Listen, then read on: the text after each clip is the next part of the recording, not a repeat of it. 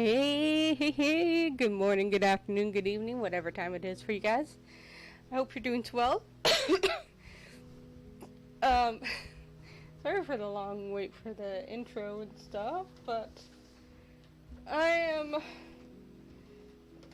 It's been a while. It's been a while since I streamed, and I'm just like, what the fuck do I have to set up? And I wanted to make sure to get a trigger warning on this game because there are some scenes that can be hard for people. And yeah, and now I'm like, oh fuck, I have to set up my controller, because when we were doing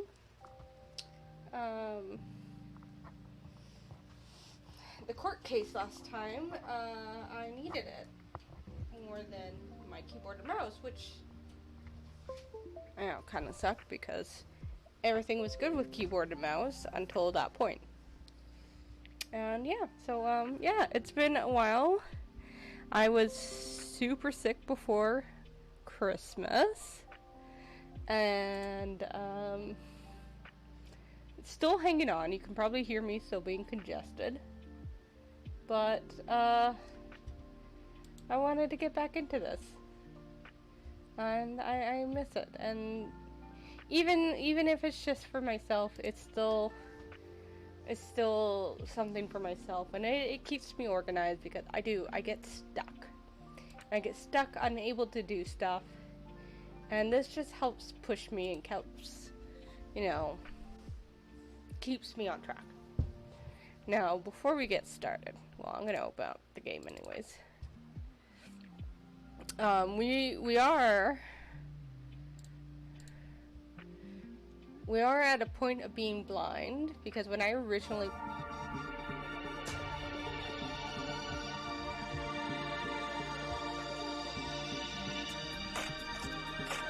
just a second.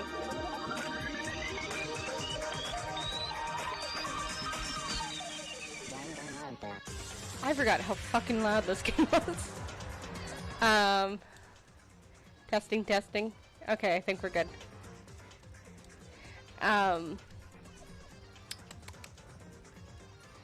When I last played, we were at the point where I had gotten at my first time playing this.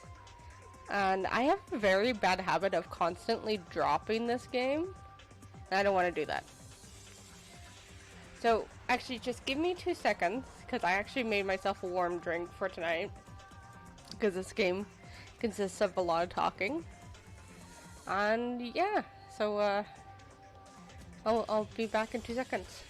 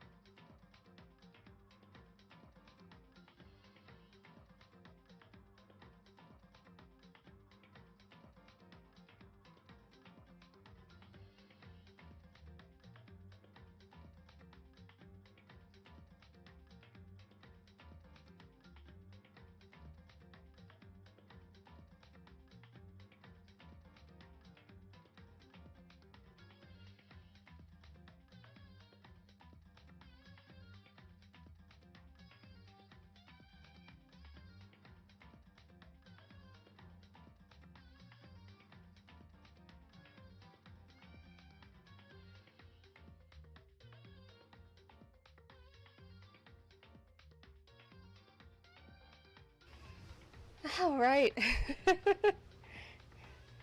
Got my coffee. I got marshmallows on top because I'm adult. And let's get back into this game. So we just... Yeah, I'm pretty sure this is where I want to go.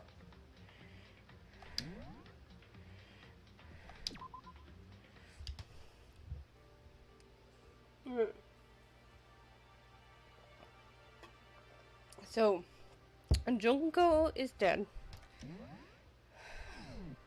Yeah, I gotta learn keypads again.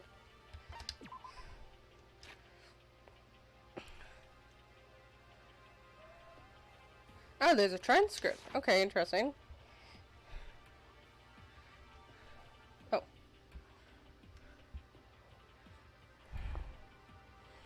What the hell is that button supposed to be?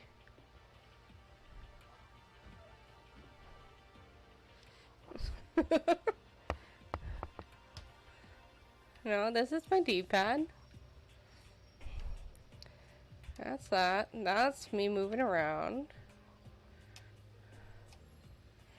I just want to know how to get into the menu. So why is that? Oh, I thought I did press X. Okay. Ooh, we got a bunch of coins. Okay. So, he's dead. He died horribly. She's dead. She died pretty horribly too. And she's dead because she kept trying to fight the bear guy.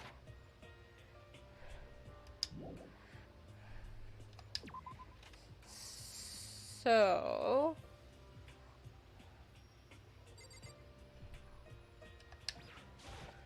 What the heck? Hey, Makoto, do you see what's inside the display case? Bad. This is super bad, man. What are you talking about? I didn't notice anything that weird in there. Sure. To an untrained eye, it's nothing. But this is awful. A bad, awful, terrible trap. Serious? That stuff you see lined up in there? Any god could come by and use it to send a message. What? I've been stuck with knowledge. It's an ill omen, totally devastation and ruin. Let me out of here. Let me out. I have no idea what he's talking about, so maybe I'll just leave him alone. So, okay, he didn't believe this was really going on until, like, now. Everything looks normal. I'm assuming he's talking about these.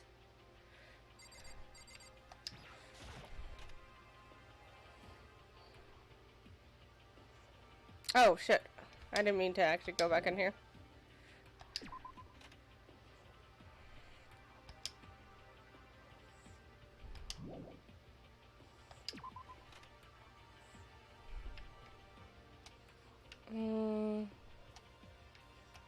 Oh, yeah, and this is unlocked now. The gate that was blocking the stair has been opened. That's what Monokuma meant by a new world? If so, what's up there? This is the second floor of the school. Maybe there's some kind of clue here. Yeah, I'm sure of it. There's gotta be something here. Okay. That goes back down. So yeah, because we've had this trial, this is open now. Alright, just a regular washroom.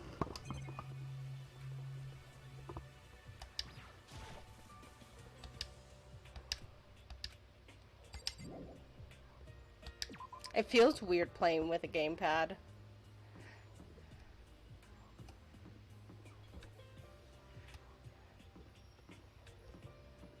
Yep, third floor is blocked off.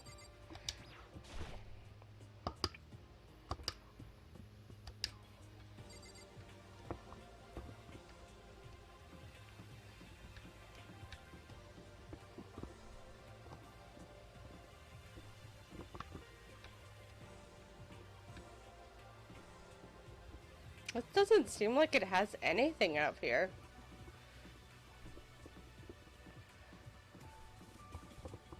Except for this.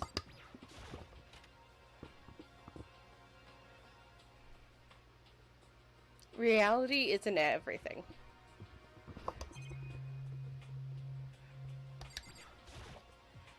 I know it's pointless, but I can't stop looking at the clock.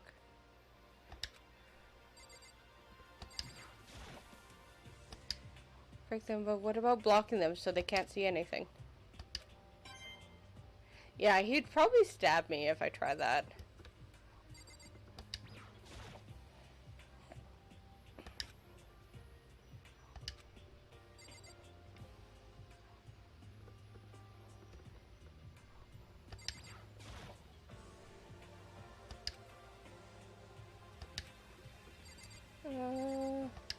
Oh wait, no, that's the same thing.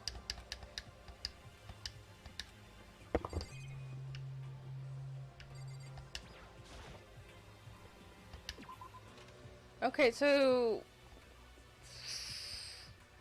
there's like nothing. Oh shit! Oh, I didn't know I could do this. Oh. Sorry, I was trying to press a button on my, Can you close? Can you go away? On my thing, and it just opened a bunch of stuff. Can't...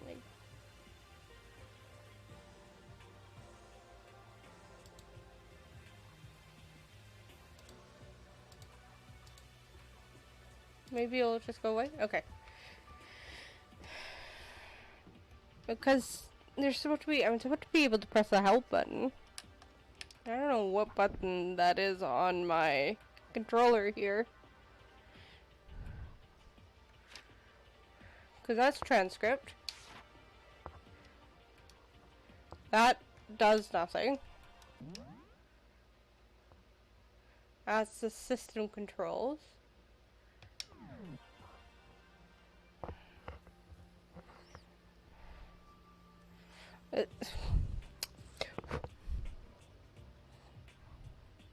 I bought an Xbox controller for my computer, and this is probably sounds so dumb, but I never play Xbox, so I'm looking at this controller like, is there something I'm missing? You?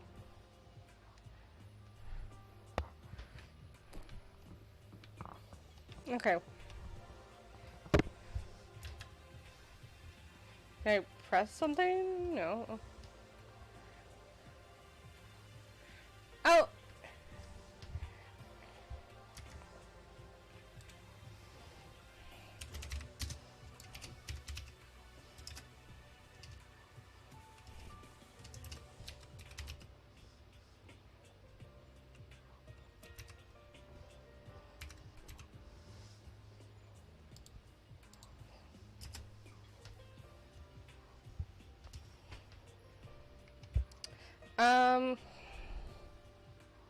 Yeah, so as I was saying, I'm just trying to see if there's anything I can...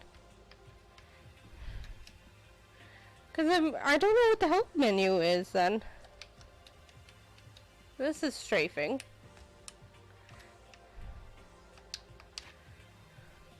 Not that I really think I need the help menu.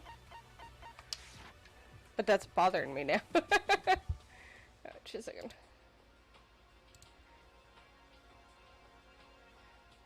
Hey, Wiz. Is it really? Oh, there's a library here. I didn't even notice that. This is one of those series I've been meaning to get into, and I keep stopping it.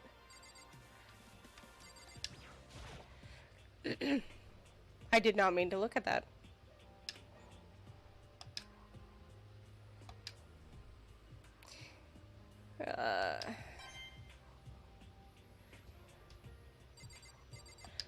Alright, let's talk to this bitch.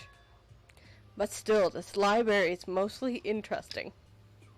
Huh? What's interesting about it? Stop talking. Nothing, I was just thinking out loud. I'm a bitch. You must be pretty happy to have all those books around, huh, Toko? Not particularly. Nothing really caught my attention so far.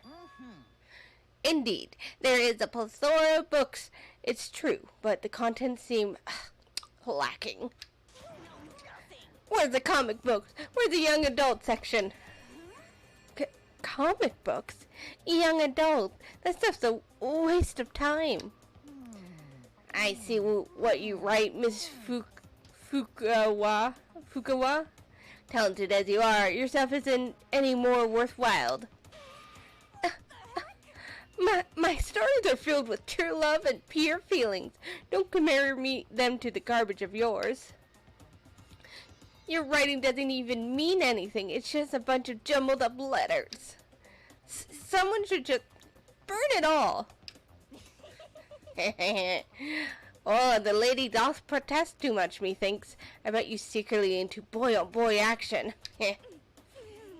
Boy on boy. I don't care if it's anime or comics or fanfic or whatever.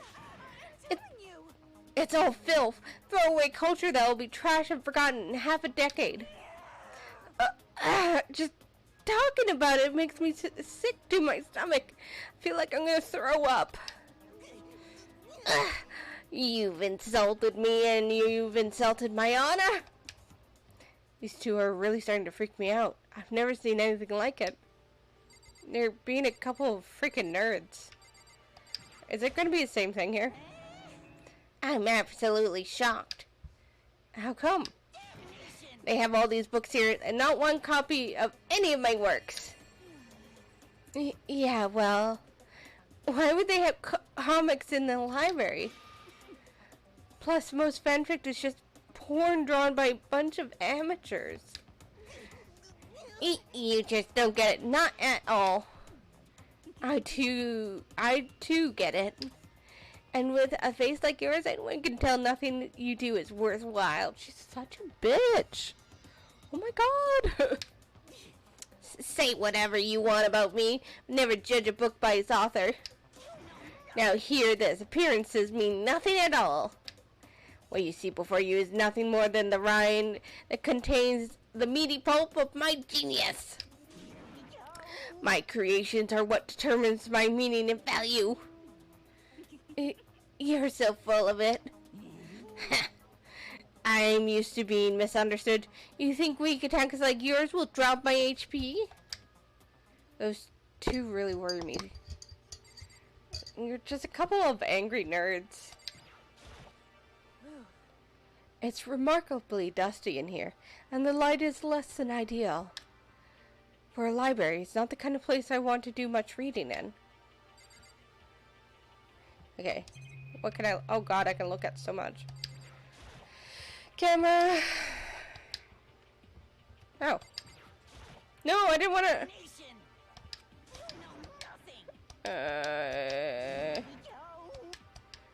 Yeah, that's not what I want to look at. Yeah, there's... Thank you. The shelf is covered in dust, but on the shelf is a letter. What's this? Hope Peak Academy? Indeed. It was buried underneath a thick layer of dust. Must have been sitting there for quite a while. Well, shall we see what's inside? But we shouldn't read other people's mail without their permission. Fuck off, Makoto. Do you know the shit you're in right now? Honor about mail? Fuck off. Is that right? What we shouldn't do is leave this here without finding out what's inside. Okay. Broke the seal on the dusty envelope and pulled out a single sheet of paper I found inside. I unfolded the paper and read what was written there. From Hope's a Peak Academy oh my god, office.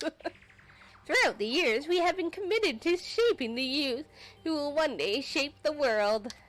We have long, proud history as an institution of higher learning with full governmental support. Our graduates enter society ready to take on action. on active leader roles in every major job field.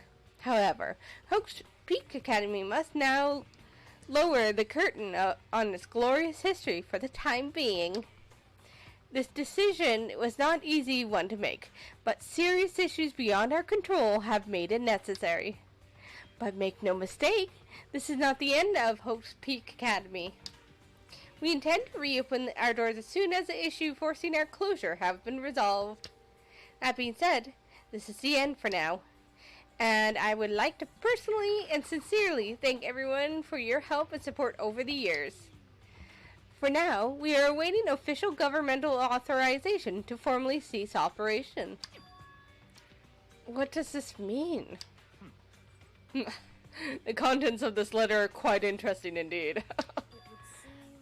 It would seem Hope Peak Academy had stopped functioning as a school, and judging by the amount of dust on the letter had collected, it doesn't seem to have happened recently.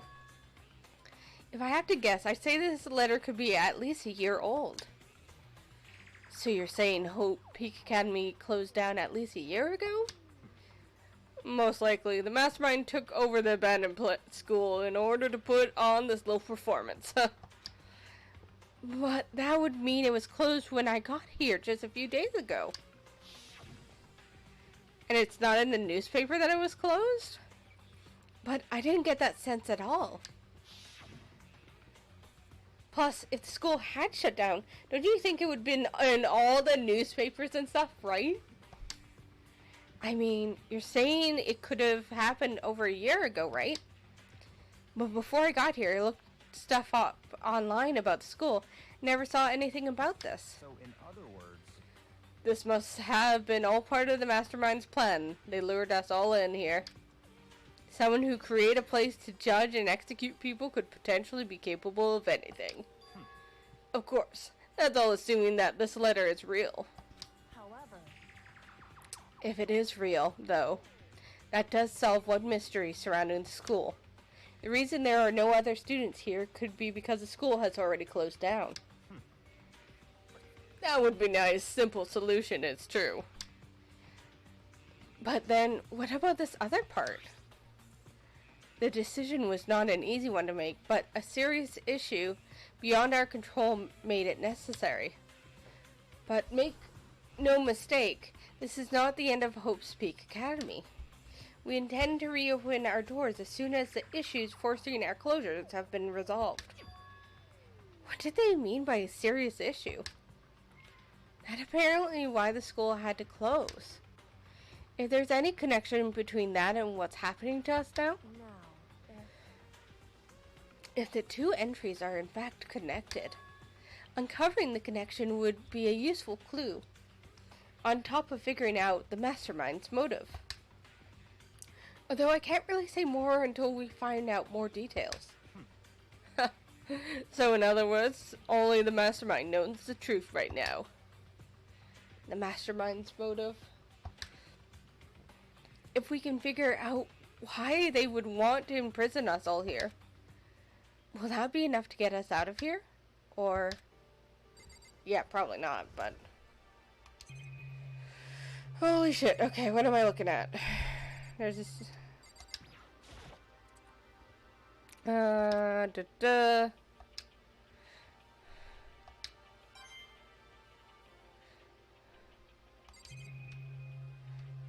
More stuff about the books.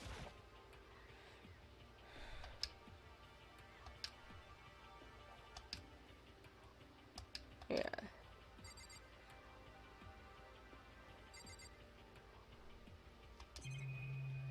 I feel like I'm... Oh wait, no, there's a computer. Looks like a laptop. Laptop looks pretty old and it's covered in dust.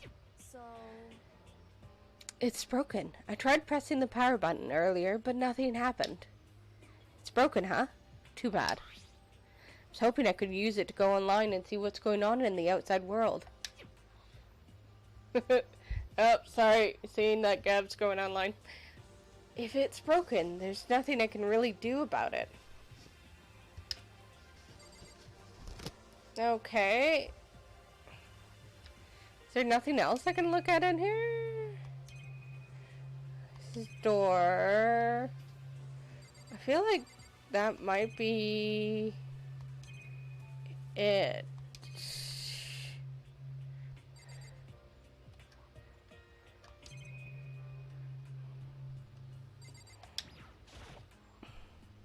What? Oh! I thought that was the front door. It's some kind of archive. All I saw in there was stacks of old books and files.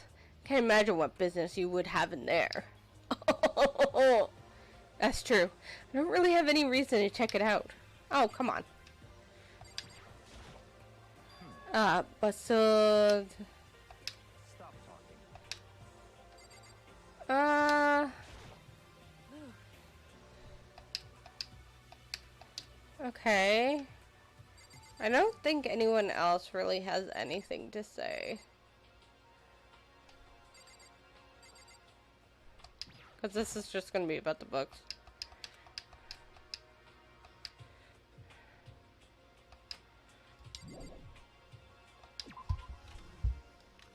I guess I just need to go talk with people. I wish I could figure out what this help button is supposed to be on my controller.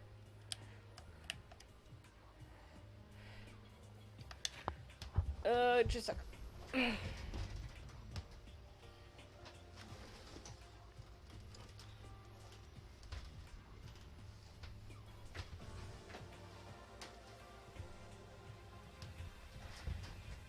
Oh, what am I trying to figure out? So, I've plugged in my Xbox controller, Richard, and on the bottom, oh, you guys can't even see it. Here, let me,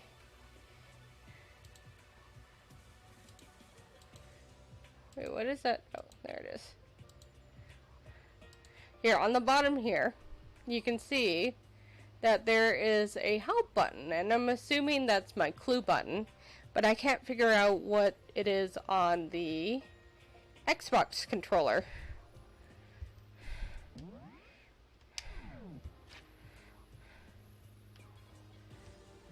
This is my transcripts. I didn't even know I had a transcript. That's my map.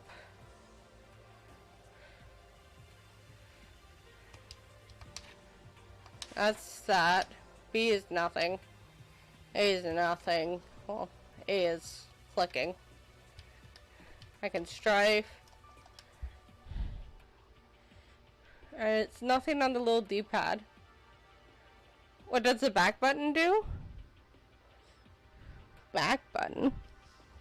Like on my keyboard?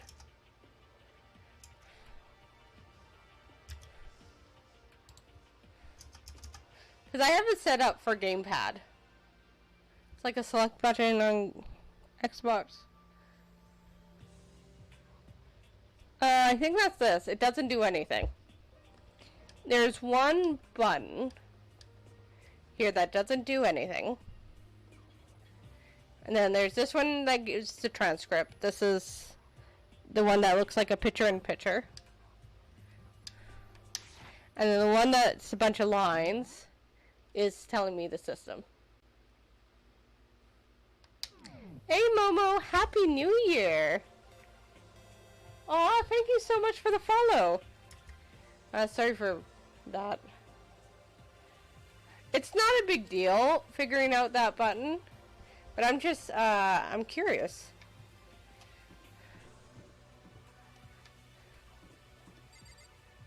Oh, I didn't even notice this here. I think that last screen was the help.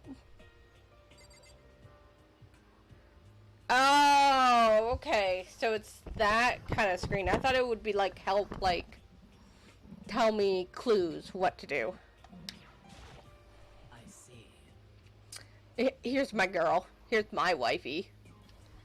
This must be what he meant by a new world. I should probably take a really close look around. The baby's sleeping. Please be quiet. Oh my god.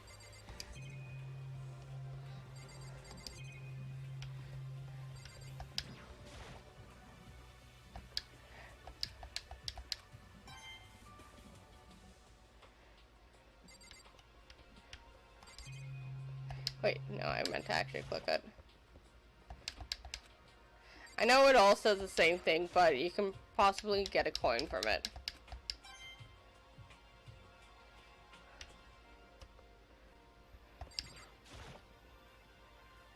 What are my favorite characters so far? So far, I really love Sakura. This lady. Yeah. I know Sakura is like a common person everybody really likes. But, I really like Sakura. The main character is kind of meh.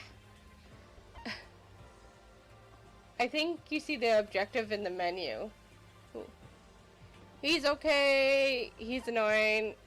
I do like Mondo. I like because he just talks straightforward. I do like Kyoko. And Io, or Ashina, Kina, I think she prefers to go by. Is nice, but yeah. That's pretty much it. Mondo is hilarious. I like Mondo.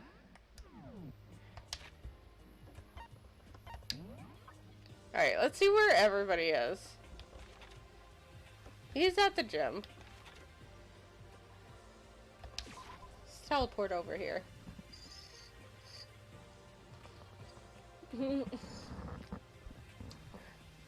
You're a Byakuya stan? I know you are. You've been constantly telling me how much you love him.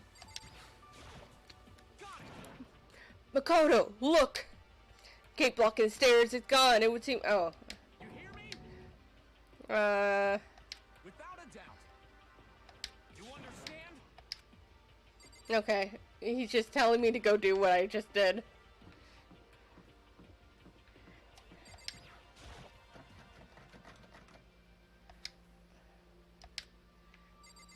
It's weird. I like being talked down by him. I see we have a type. Let's see the other area. Yo. The metal hatch in the main hall. Just to be sure, but just like I figured, it hasn't moved an inch. Yeah, I'd be surprised if he made things that easy for us. Hey, damn it. What? Don't make that face. You look like a pussy. You want me to put some fighting spirit in ya? Well, do ya? No, thanks. I think I've got enough for now. Yo. Well, okay. I'm gonna go look for another way out then. Live, laugh, love, and Celeste. Celeste is pretty cool. I'm interested to see where Celeste. Oh, I'm not allowed to. I already looked.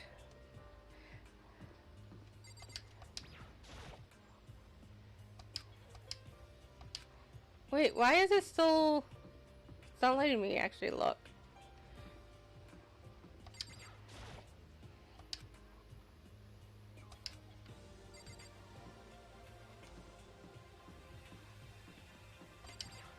I'm gonna say the same thing. Yes, it is. Okay.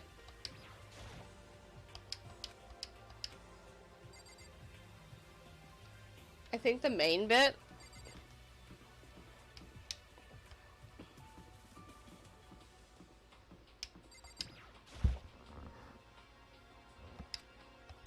Okay, he won't let me go in there. I might also just need to go talk with everybody, and I might be missing somebody. So, like, where the dorms are. Okay. Oh, no, he won't let me go there.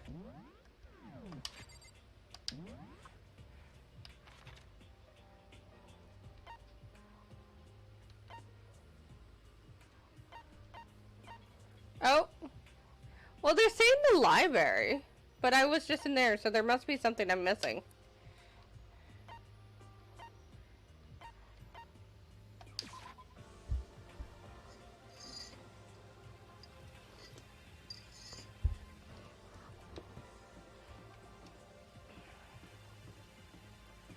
Yes, we already saw about that. Let's do the third floor. Saw the there. That's where Sakura is.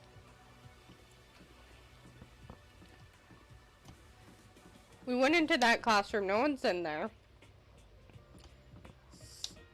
The archive. Oh, okay, okay. But I looked at the archive and he's like, I don't need to go in there. Maybe we can anyways. That's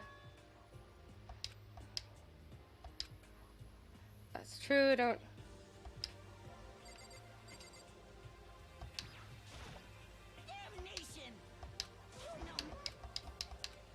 Okay, you're yelling about the same thing. There...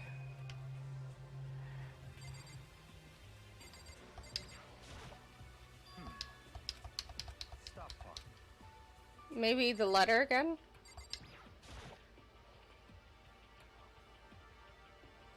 It would seem. Judging by the matter. At least a year old. However,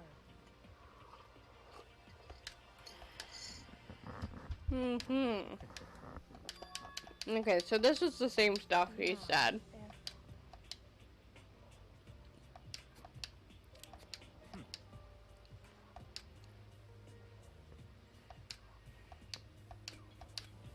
Okay.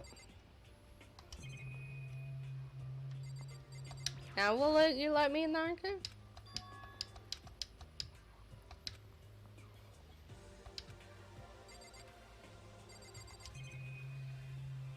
Okay, archive, letter, camera, books. Already looked at that.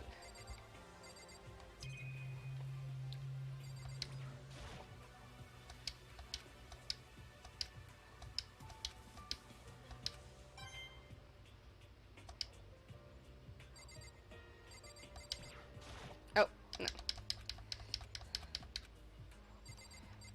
The desk is talking about the dust. Okay, well... Stop being a little dick, Bakugo. No, his name's not Bakugo. Byakuya. The laptop's dead. so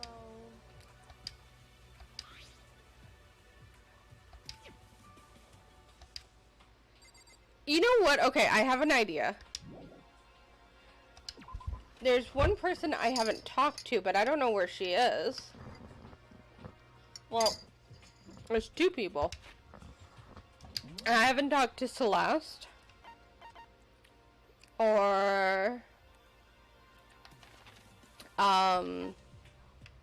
the computer genius girl.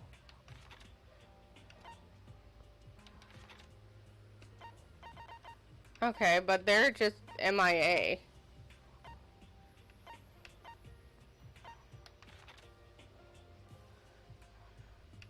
This is Sakura. This is everybody here.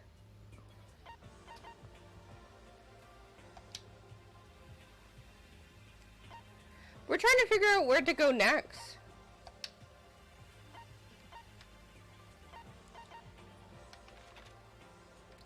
And I was thinking, I had to go talk to the computer genius or Celeste, but I'm not allowed to go to the dorms.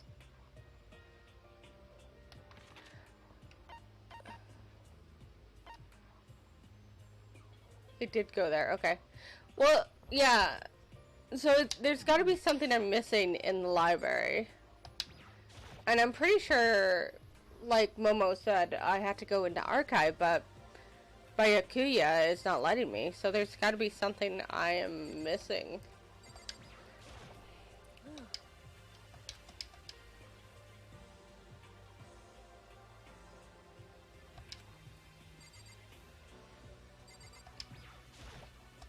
No. Didn't mean to talk to you twice. What about... Stop talking. I'm gonna try something. Me. I don't have a real reason to check it out, but we're gonna talk to you. No, you say the same thing. Stop talking. It Letter. would seem.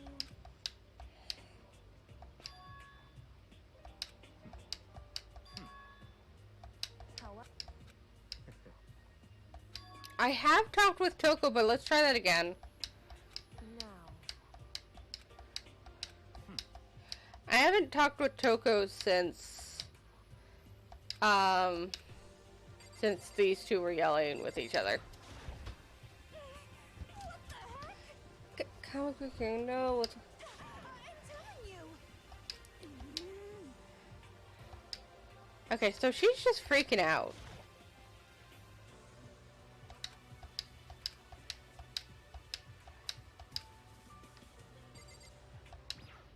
Okay, that's...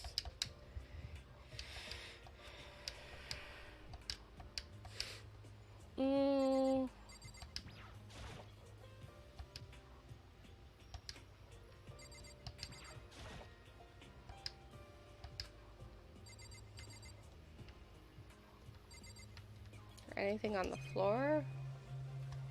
That's a letter. That's the desk. That's a camera.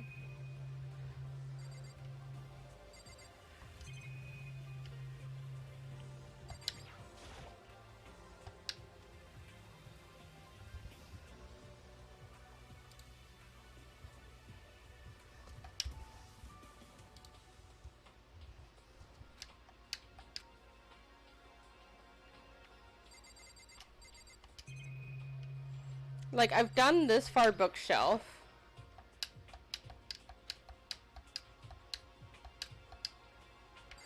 I thought maybe, like, it would be something like this, but that just hits that bookshelf.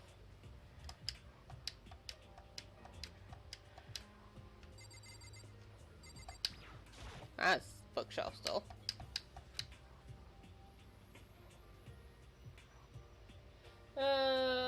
Okay, yeah, no, thank you. Thank you, bot.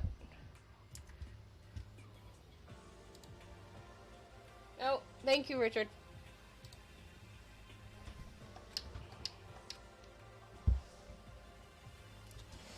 I stole the books.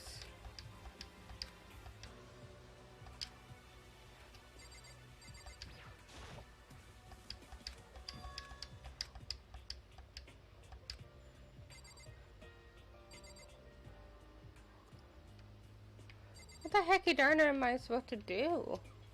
There's nothing on the ceiling.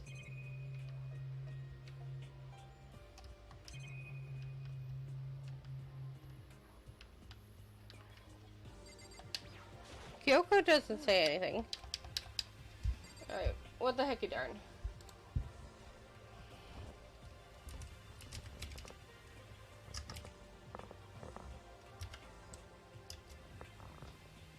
The other area is upstairs. Okay. Before I look it up, I thought I had, because, okay. So looking at the map, I've talked to Sakura in here. I went into the boys' bathroom. I mean, I haven't tried the girls' washroom.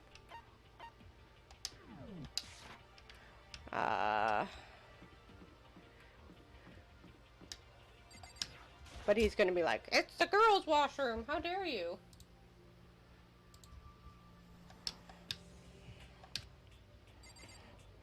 That's second floor. I didn't know this was here.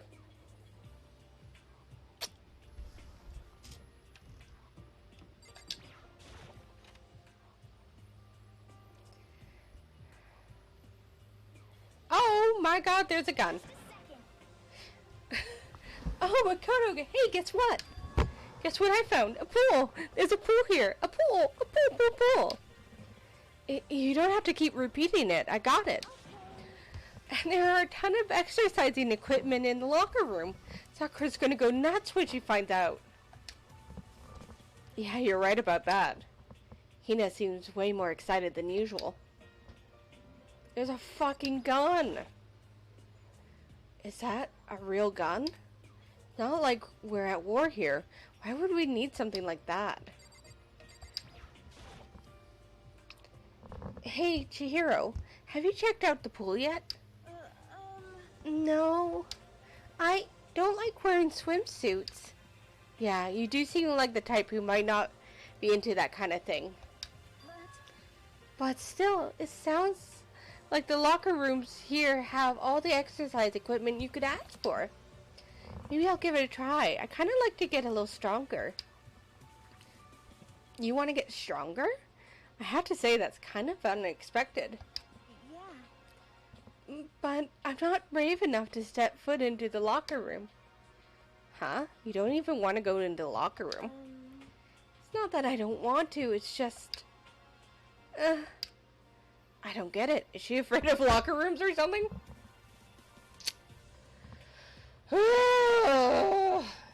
Can we throw Makoto in the pool and let him drown? It's a pretty weird phobia.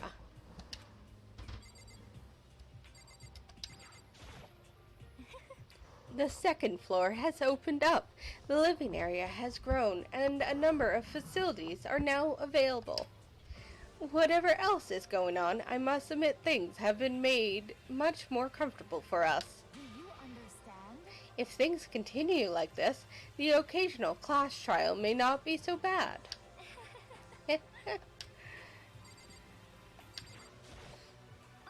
The locker rooms connect to a pool. Looks super nice and big and fantastic to swim in. I'm beyond excited right now. I can't wait to dive in. In fact, I'm getting kind of mad thinking about it. Oh, why are you getting mad? Alright. Blah, blah, blah. Even here we're being watched. There are a bunch of different pool-related items.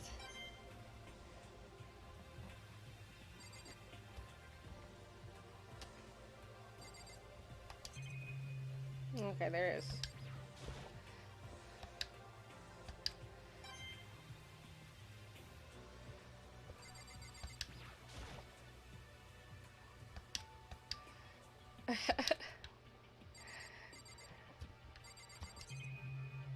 I'm just double checking. There's something behind her that I can click. Oh. This is the girls' locker room. This is fine.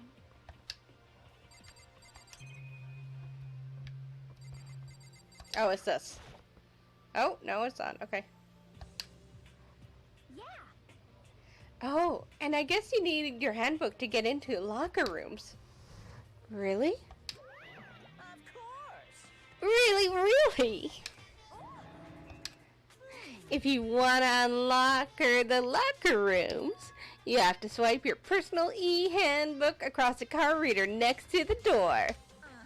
However, to ensure maximum security within each locker room, only a boy's handbook can open the boys' locker room, and the same goes for the girls. and that's the bottom line.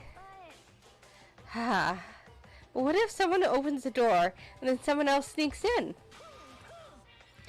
Anyone who commits such indecency will be punished without mercy for their scandalous sexual depravity. See that Gatling gun mounted on the ceiling, right? It'll all be like dooka dooka dooka dooka. I bet it really hurt if I got shot by that thing. Yeah. No fucking shit. No. I think it'd be a little worse than that. But what happens if someone loans their handbook to someone else? A boy could borrow a girl's handbook, and that would get them into the girls' locker room, would it not? Ah, that never occurred to me. I think someone could be so low, so cowardly, so devilish. Okay, then how's this sound? Time for a new rule. As for this moment, loaning your e-handbook to another student is strictly prohibited. There, now nobody can give their handbooks to anyone else, right? You like that? I'm kind of a genius, right? It's because my brain is 100% cotton. I do not imagine anyone would have lent their handbook out in the first place. After all, they would likely be held responsible for anything that person might do using the handbook. So, But you know, you seem awfully concerned with all this locker room security stuff. of course. It's 'cause all you teenagers are sex-crazed maniacs. You're at the age you try to humping a plastic bottle. Really? Like, oh. So, to try to keep anything unseemly from happening, I have to go maintain a rigorous watch. Then, in that case, I would ask you to keep the same close eye on our dorms. If some man and some woman decide to share a room, there would be nothing to stop them. All I care about is protecting the holy image of the school itself. I don't care what happens in your private dorms. By force or by cunning, do whatever you want. I hate you so much. See ya later. Okay, so the new regulation is now in place. See ya! Man, that stupid bear totally ruined my mood. Maybe I'll go take a dip to cheer myself up. You got it. Celeste, Chihiro, you want to come with me? As for me, There's nothing I hate more than getting water on my face. I'm sorry. Sorry, I'll pass this time. How come? When you're in a funk, there's nothing better than a good swim to pull you out of it. I'm pretty sure that only applies to you. Anyways, now I have a pretty good idea what's going on the second floor. But I didn't see anything that might lead to any kind of exit or anything. All I can do for now is hope someone else found something worthwhile. Anyways, I better head back to the dining hall as soon as possible. But I want to actually see the locker room.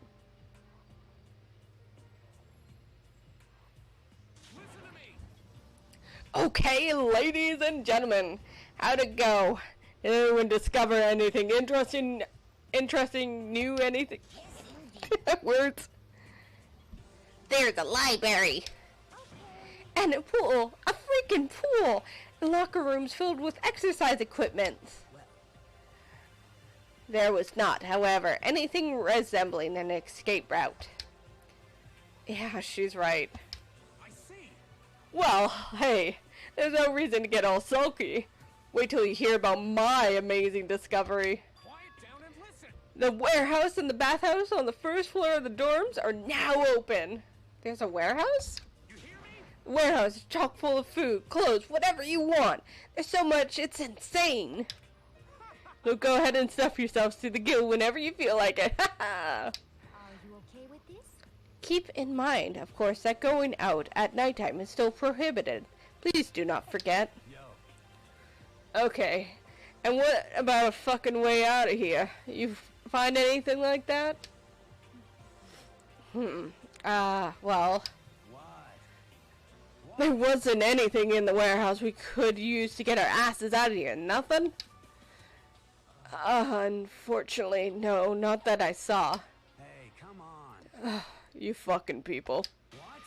Gives a shit if we have a goddamn pool now, or warehouse, or whatever the fuck. Stop fucking around. We're still trapped in this piece of shit school. We need to find a goddamn way out. Now, there is no point in taking your anger out on us. Adaptation is the key, yes. For now, we must each find a way to enjoy our current situation. You piece of... Whatever you say, you fucking loon. Well, now, let's just continue our investigation and let everyone know if you should discover anything. So then, So, are we done for today? Yeah. Yeah, I guess so. Oh, he got like knocked down a peg. The hair seems to suddenly grow heavy again. Was this the mastermind's plan? To give us hope? Just to turn around and betray that hope? Probably. Oh, I want to look around.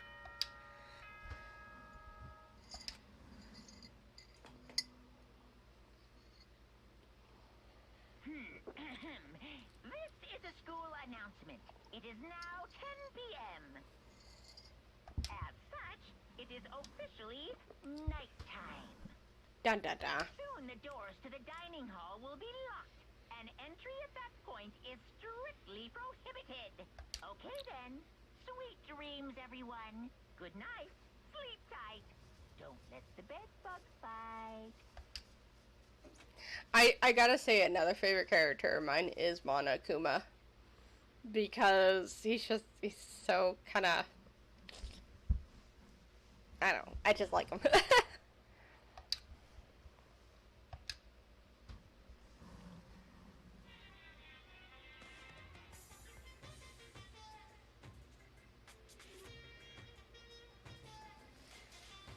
Just a second.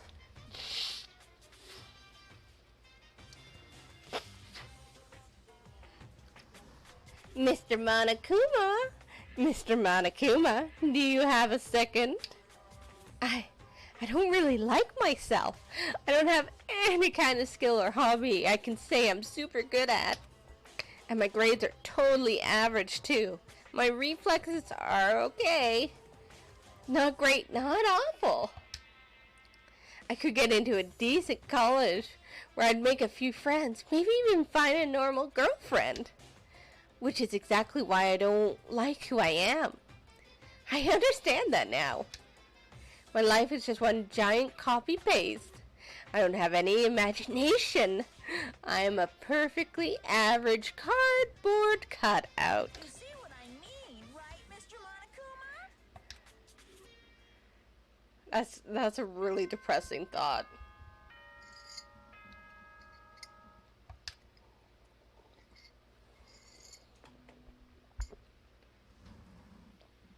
Good morning, everyone. It is now 7 a.m. and nighttime is officially over. Time to rise and shine. Get ready to greet another beautiful day. Oh, that's right. I wanted to let you know that your e-handbooks have been updated. Ooh. New regulations have been added, so please take a look and enjoy your school life more than ever before. Dun dun dun. I'm assuming the rule, yeah, loaning your e-handbook to another student is strictly prohibited. But right now, I need to hurry up and head to breakfast.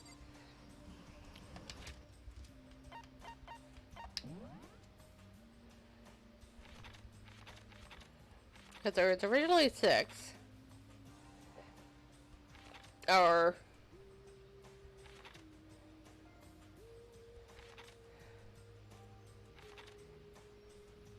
okay.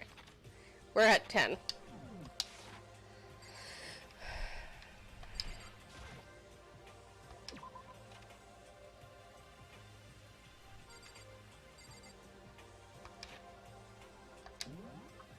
Anyone loitering?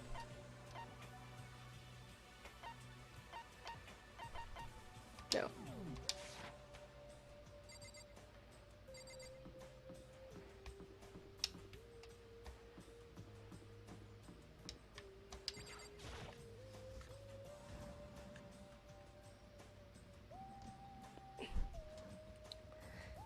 Hey, Makoto.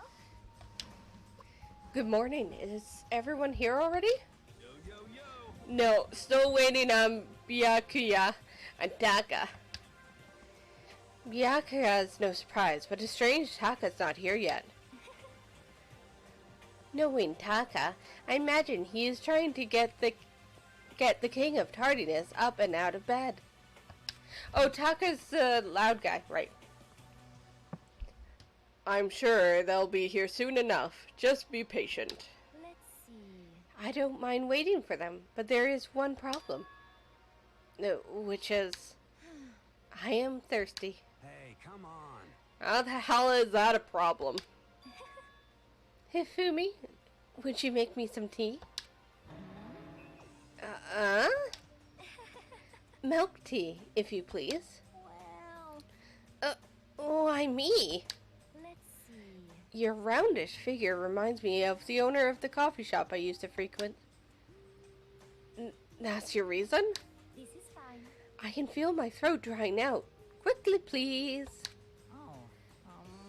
Oh, okay. That was random. Apparently unable to refuse Celeste's order, Fumi sulked his way into the kitchen. A few minutes later. Thank you for waiting. Fumi reappeared with a tray in his hand, a gentle aroma growing strong as he approached. Finally. You could have made some for the rest of us, you know. There's no way to think about this in a common sense kind of way. I empathically decline. You're not my type at all. It's all a law about casualty, basic instincts, and act and react. Well then, if you don't mind. A small smile played across her lips as she held the teacup delicately in her hand. Oh, Wait. She cocked her head to the side and threw the cup as hard as she could at the wall. The fuck? what? Hey, what are you doing, my little white rabbit? I hate this kind of tea. I don't understand either. Indeed. Imagine we are at a coffee shop. Just any normal everyday cafe. I sit down, I order some tea. Then they ask me, would you like lemon or milk? Now, further imagine that I reply, yes, I would like milk tea, please. In this case, along with my tea, they may bring me a small container of milk, yes?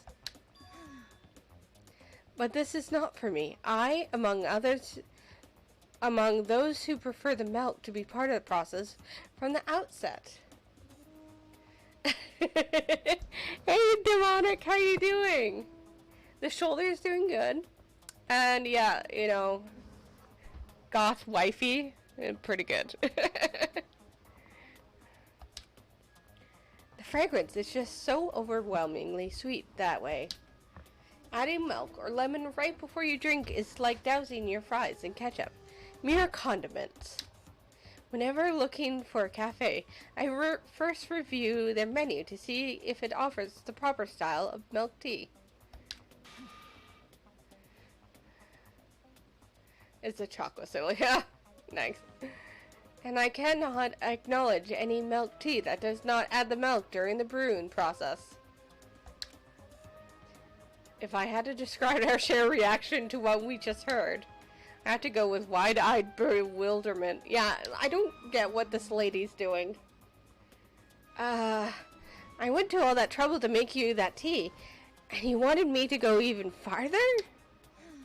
Yes, I realize it can be a bit of a hassle.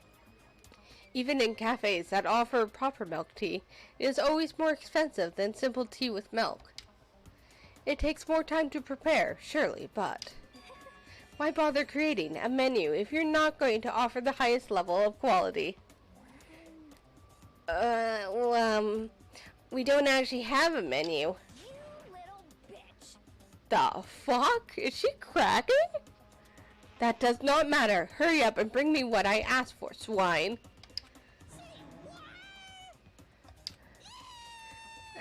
Okay, sure, little piggy, we'll bring it right out. I do so love coercion. You were like a totally different person just now. Yeah, shit. You really went psycho there. I knew there was more to her when I first met her. I'd hate to have her as my enemy. Seriously, man, she's one scary chick. The tiny hall doors flew open, and one of the late arrivals came storming in. But bad news, everyone. There's a mystery afoot. Huh? What happened?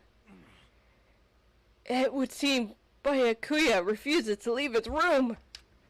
I stood there pressing his doorbell over and over, but he never showed himself.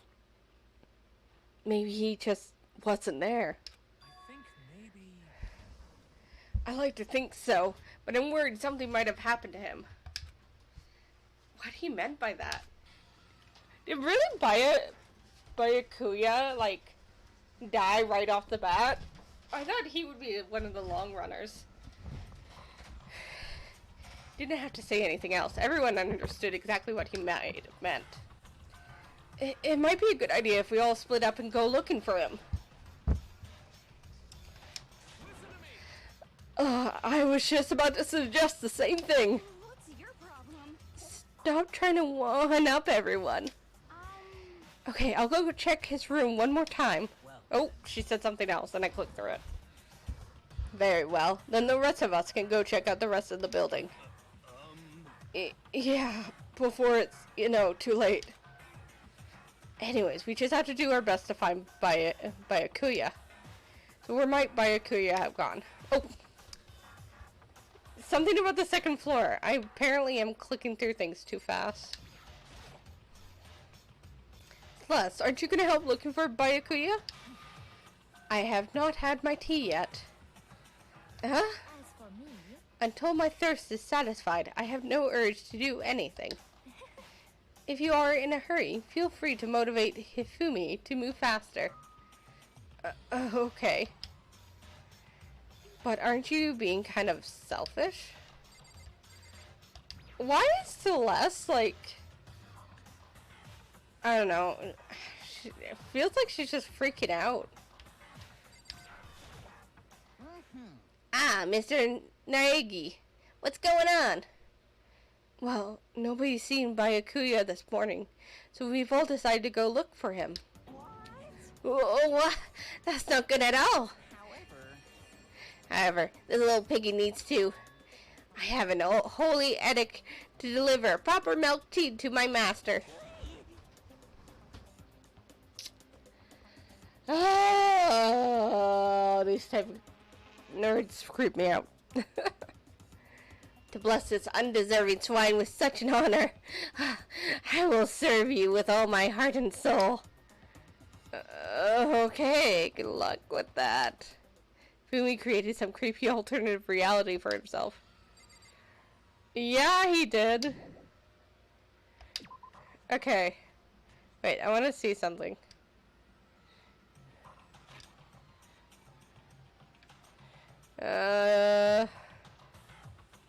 Aren't you being kind of hell? No, maybe he went to go check out on the second floor. Yeah, this is telling me to go to the second floor.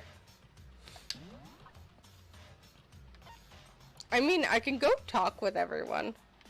Oh yeah, the warehouse is open. I kind of want to go check that out.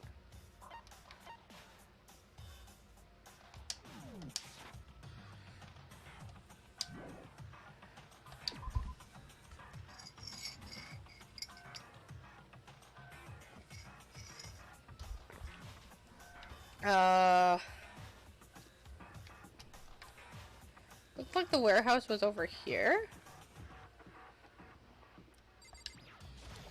Yeah, this was locked before. Oh, damn.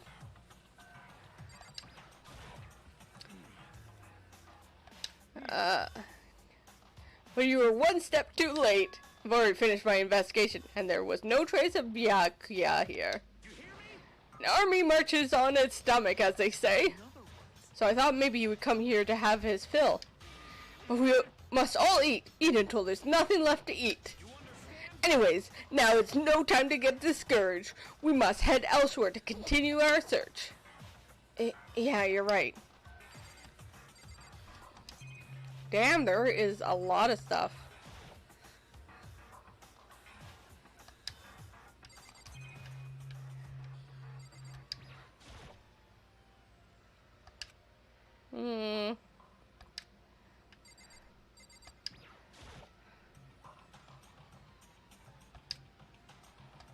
Food and drinks.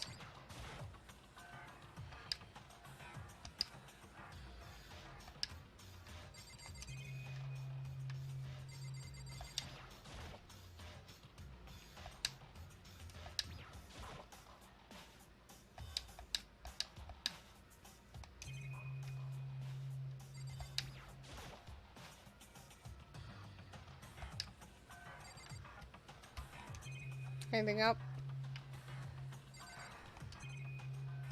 Okay.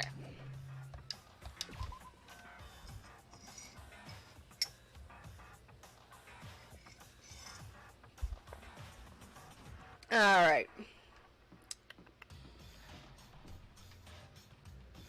What was the other place that opened? Was it... Yeah, the bathhouse finally opened. Damn. Yo. You've seen the bear from this game? He's very popular. How's it going? You find him? No. Hey, come on. Shit. Man, where the hell he go? Got his head stuck up so far up his ass, who knows what's going on with him. Figured maybe he was taking a bath or something. No way. What about you? You a morning bath kind of guy? Hell yeah. After spending all night riding your hog. Wind in your face is nothing better than a morning dip. The hot water loosens you up, and the heat of your soul gets your heart and body pumping. Sure thing. I'll have to take your word for all that. What? You don't know what I'm talking about? Fucking nerd. Hell yeah. Guys gotta expose themselves to each other, you know?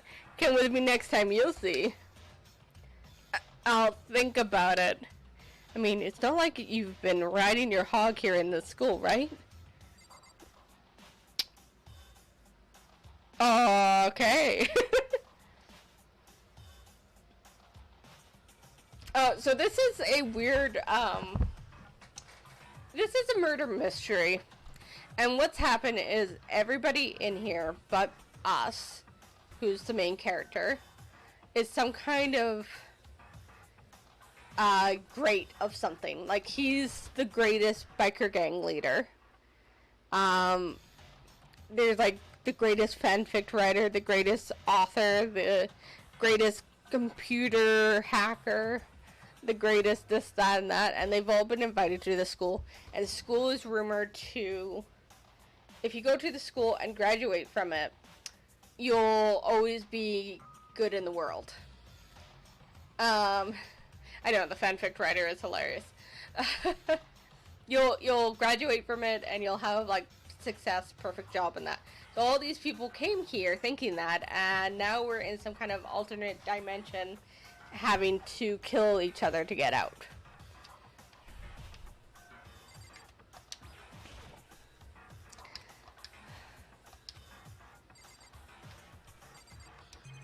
At least that's what he's led us to believe, that we have to kill our other people to get out. Can I actually go into the bath? I can. Ooh. Ooh. This is lovely.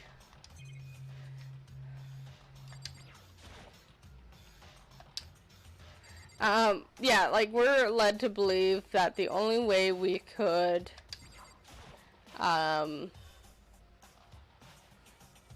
there's a sauna, nice. Only way we could leave is that only one of us survive, everyone else dies.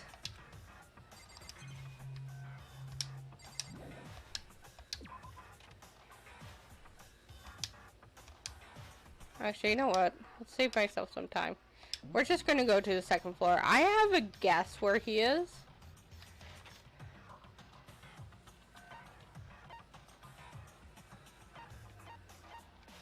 I'm thinking he's in the archives. Hey, Momo, welcome back.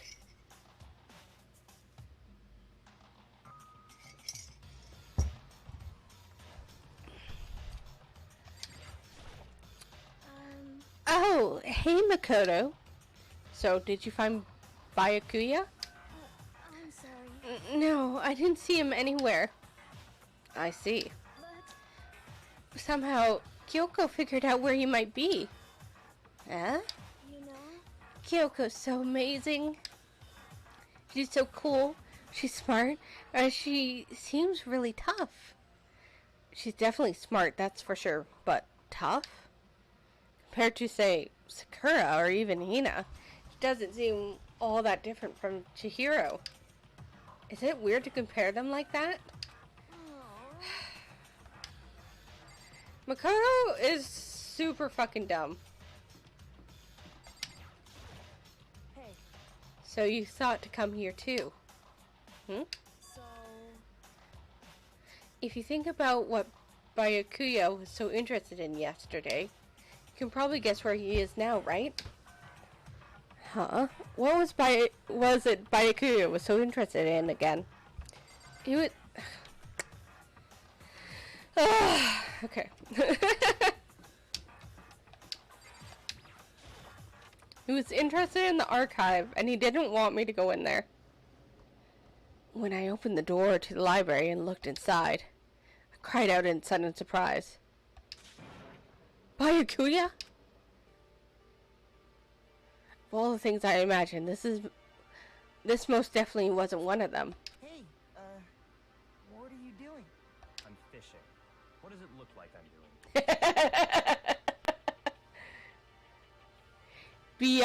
Byakuya?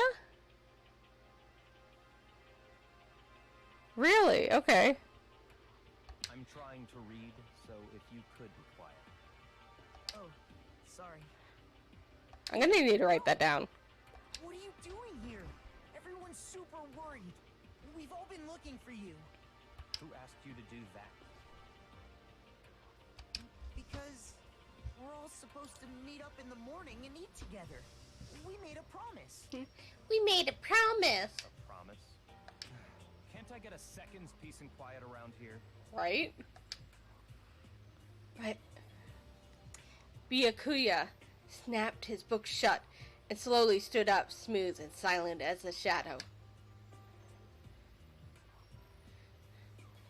Meanwhile, the others must have heard me yell and started showing up one after the other.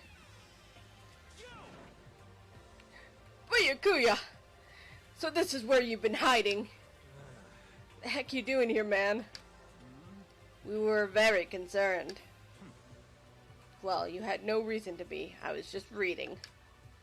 I have never read such a coarse novel before, but it might just prove useful at some point. Well, Or like, I'm going to just pronounce it, you know, the way I read it. I am very English and not good at pronouncing names. I'm sorry. I'll try. I'll definitely try. What were you reading? A mystery novel.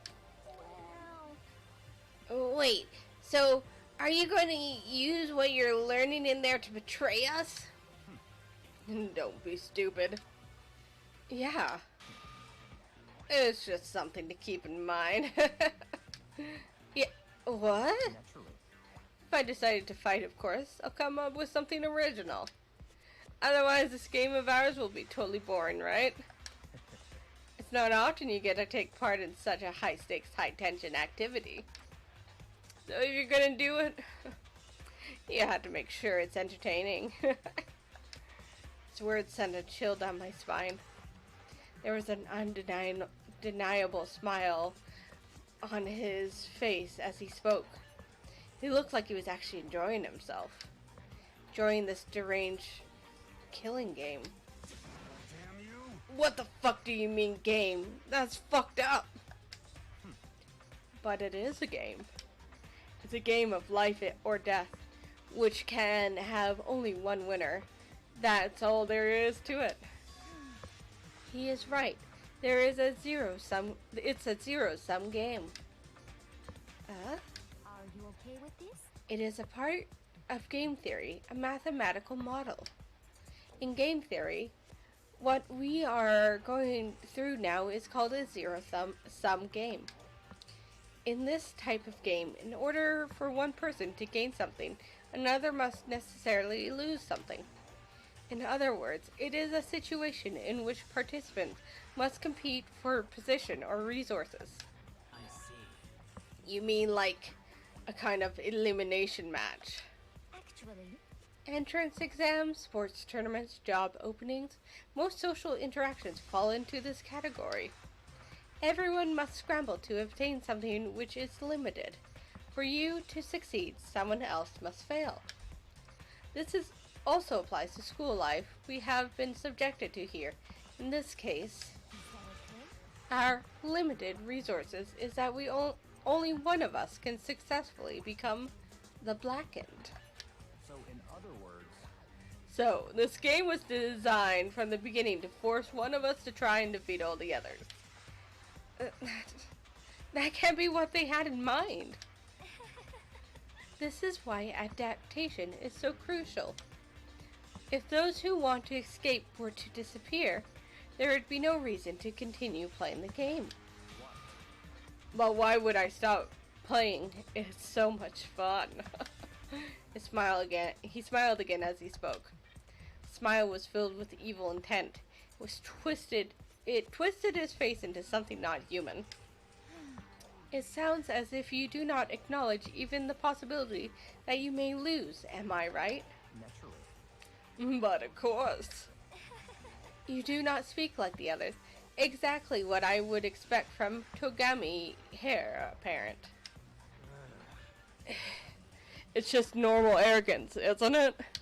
Just a second. You talk like that, but what if you end up dead? Not possible. I won't. It simply isn't possible. You son of a bitch. Who the fuck do you think you are? You know, I still just can't believe it.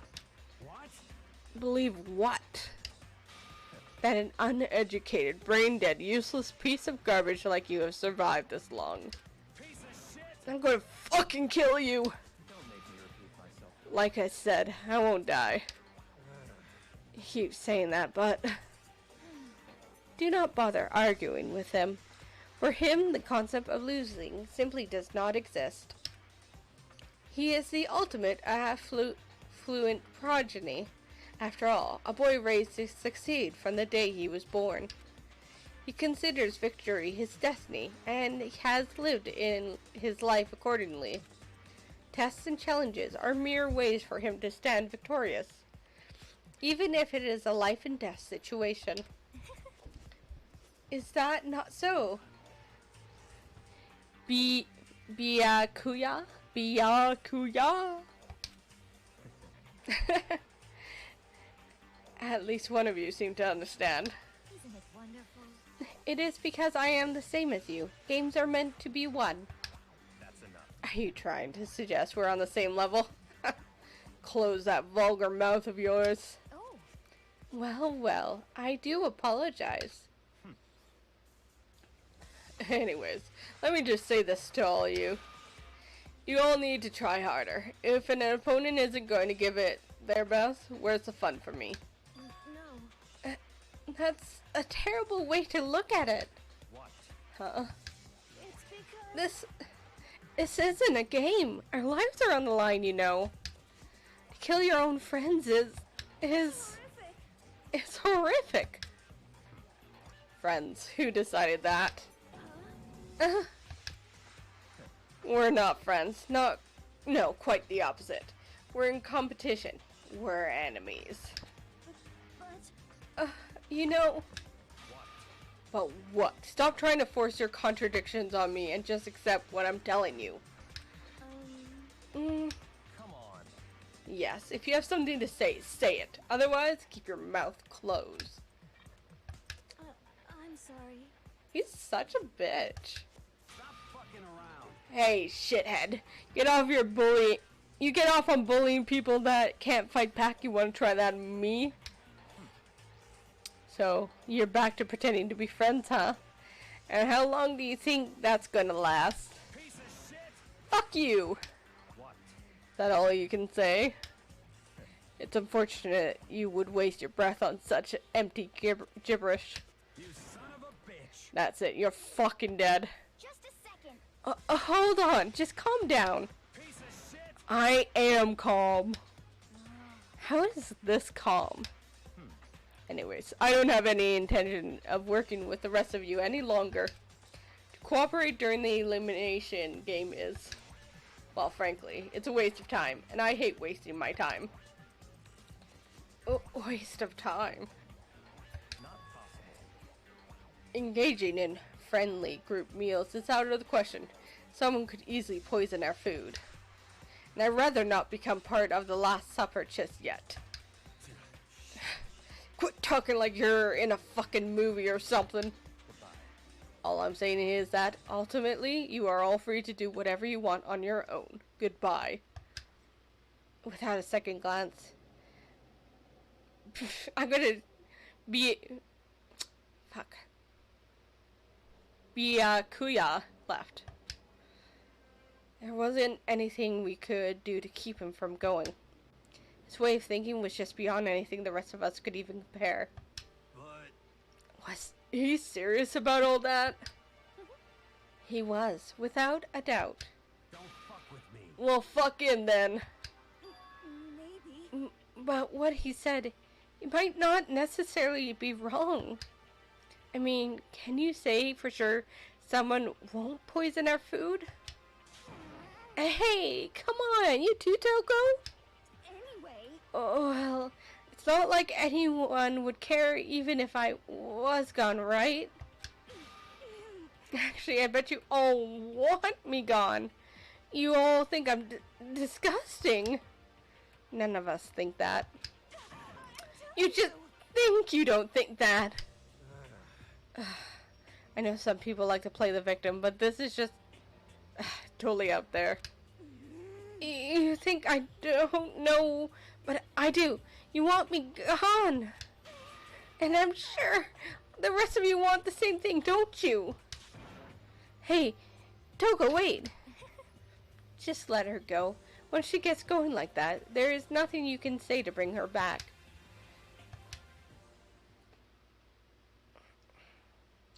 Ultimately, our breakfast meetings came to an end without answering any questions. Everyone headed back to their rooms. Jeez, I'm tired already. Okay, just about that scene. Kuya is not completely wrong. Like, they're all being forced to deal with a situation that easily anyone can turn shitty and, you know, poison you or stab you in the back. Someone you think you trust. So for him being cautious like that is like, okay, I get it. But he's also being a total bitch. And just like...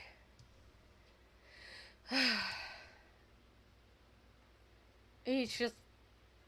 I don't know. It's like part of me agrees with him, and the other part of me is just like... You know, maybe there's a fair possibility if you all work together you could get out of this. Doesn't seem that way so far. But could be. Or you guys could live in a commune together forever. I don't know. But I don't have time to take even one day off. I need to get myself going.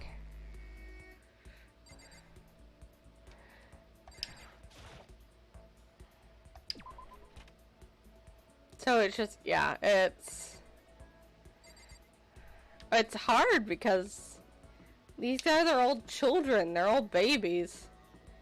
And the world's just like, oh, not the world. This place is like, fuck you. Toko.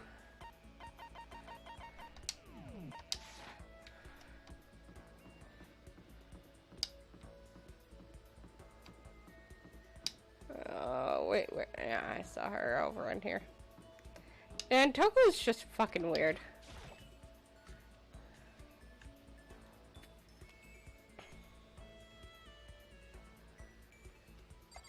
Alright, what the fuck are you doing in here? Well, if it isn't the D rank Makoto, is something the matter? No. Well, it's okay, so we're at the point where we can choose somebody to hang out with.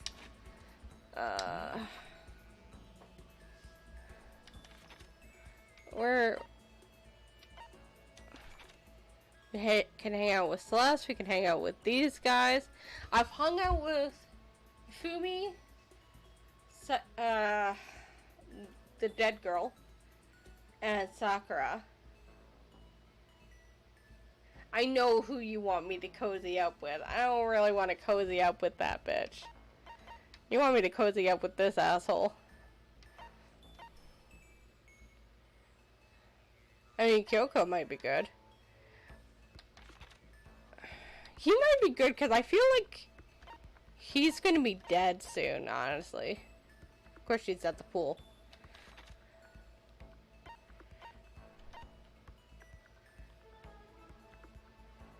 Maybe there's more to him than meets the eye. I don't know, man. Is this a school store?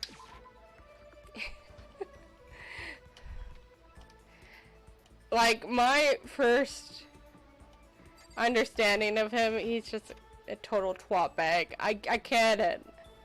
Like, he's been raised to be Mr. Perfect, but at the same time, fuck you.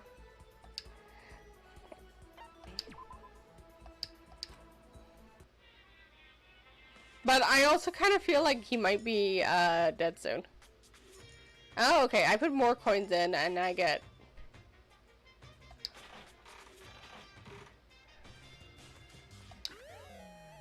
less chance of getting a double. Okay. I don't even know what I got.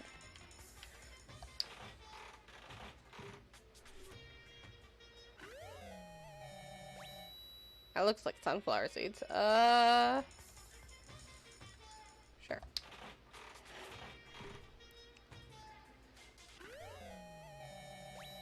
Fax machine. Maybe I will go cozy up with him, just figure out shit. Is that a burnt croissant? Oh, I got a free item. I already have one of those.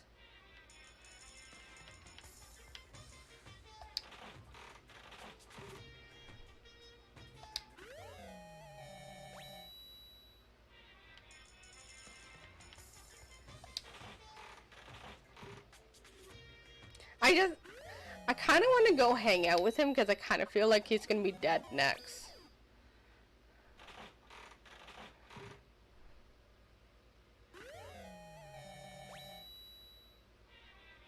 That looks like a comic book. Anything is possible. Is that a gun?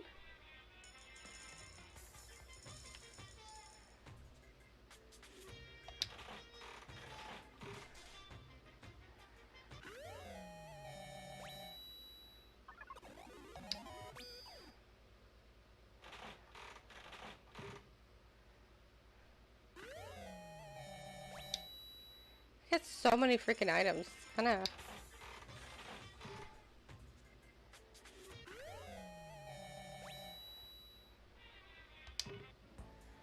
Okay. I just want to see the items I got.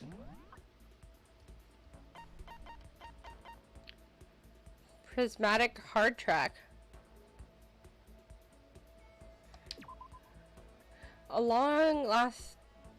A tough, long-lasting cracker used mainly as an emergency ration. Each piece contains a full 7 different flavors. That's really neat.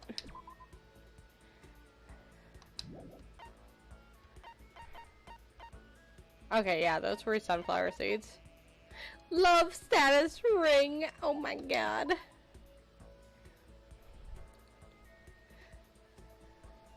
On both will.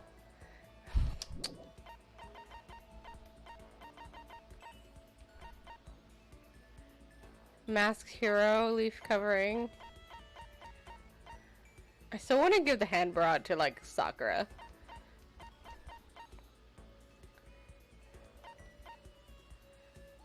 Adorable reactions collection.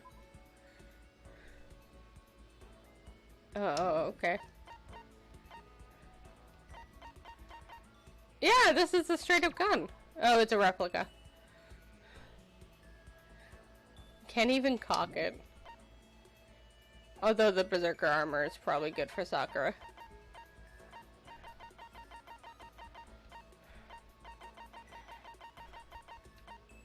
Voice changing bow tie.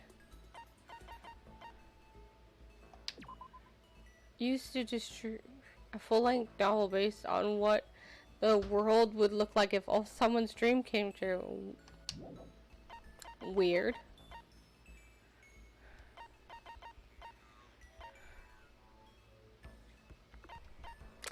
Okay, that's kind of depressing that we got a bat. Because that's the guy who died.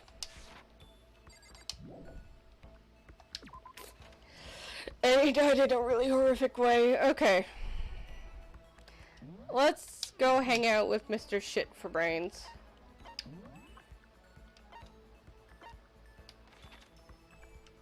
Where is he?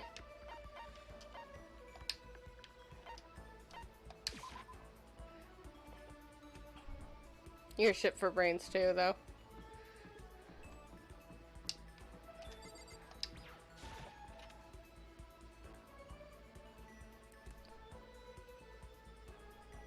Oh, he's plugged in the thing.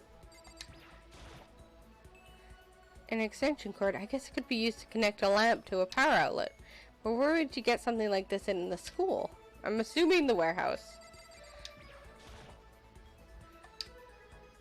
Seems to be really focused on that book. No, that was not a good time to talk with him. Oh, see, I can't even hang out with him. Can I go in here? Hey, you. Oh.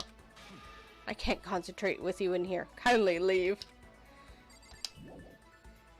Sorry. Sorry, Richard. I can't hang out with your boy toy.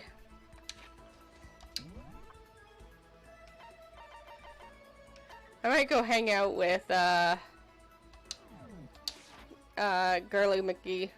I don't know why her name's Girly McGee, but it is now.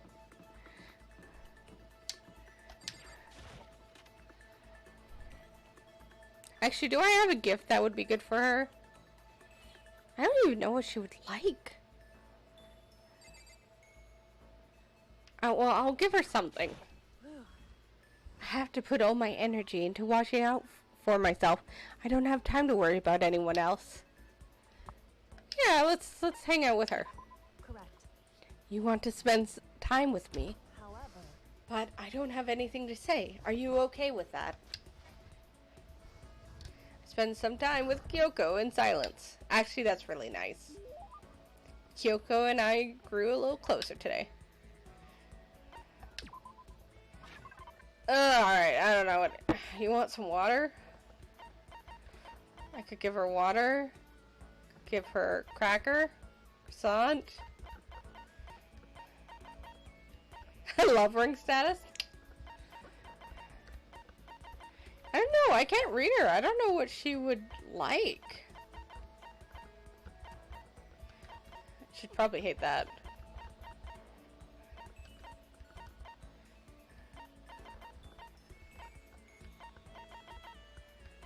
She doesn't seem like a flower girl. Hey, what is this again? No. Changing.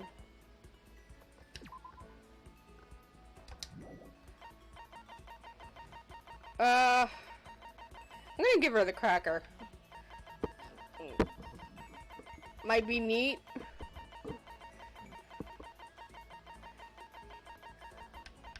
Here, have this. correct. Are you sure about this? That sounds like a positive noise. Sorry. Does that mean she liked it? Are you scared, Makoto? Huh? Hey, Being trapped in a place like this. Who wouldn't be? Of course I'm scared. Being trapped in this insane school? correct. That's good. That's good. So, Fear is proof that your imagination is functioning. Frankly, I feel bad for anyone who can't feel fear.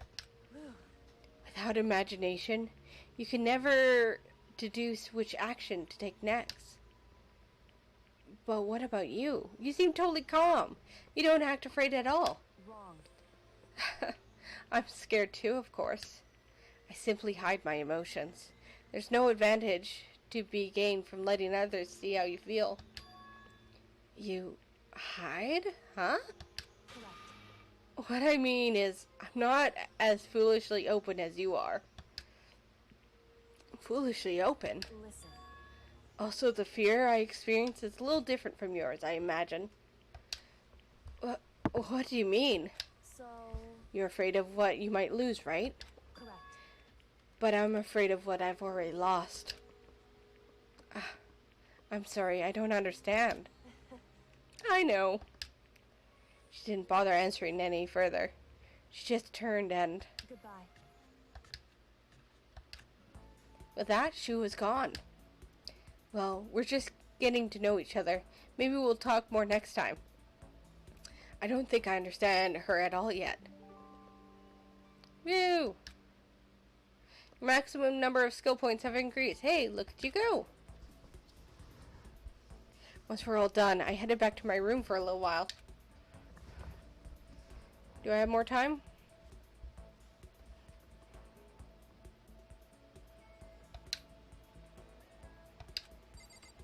I want to go hang out with Mondo. Maybe. Let's see where everyone is. Celeste is tempting because, again, I feel like she would be one that probably dies soon.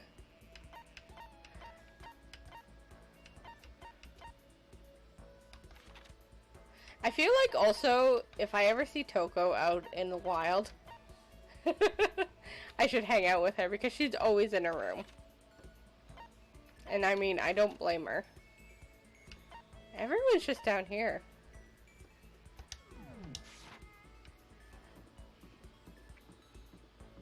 Maybe I could try to play Akuya now? Let's try. We'll give him a try because it's just a teleportation. Or teleporting upstairs. But I have a feeling he's gonna be like, fuck off.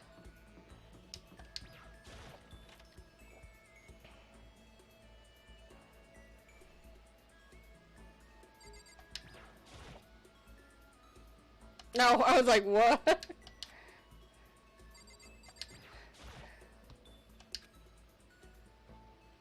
Yeah, he doesn't want to talk to me.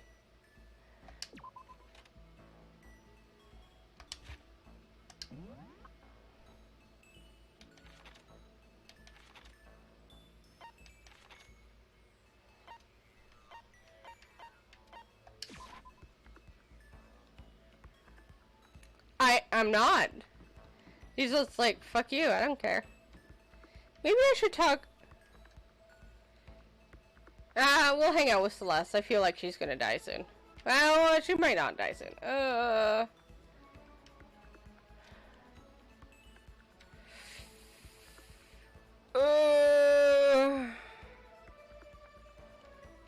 Okay, we'll hang out with Celeste. She's right here. Yeah, but I want to hang out with all of them. That's the thing. I want to try them all.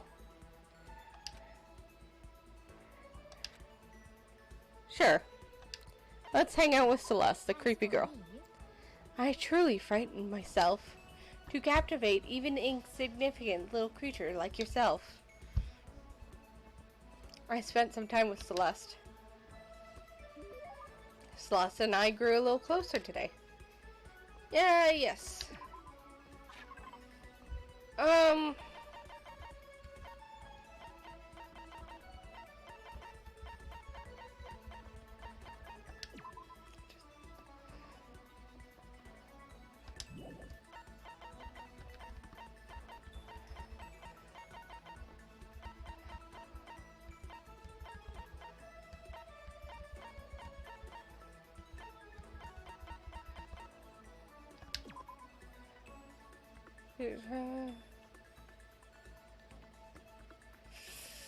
Sure, it looks like her.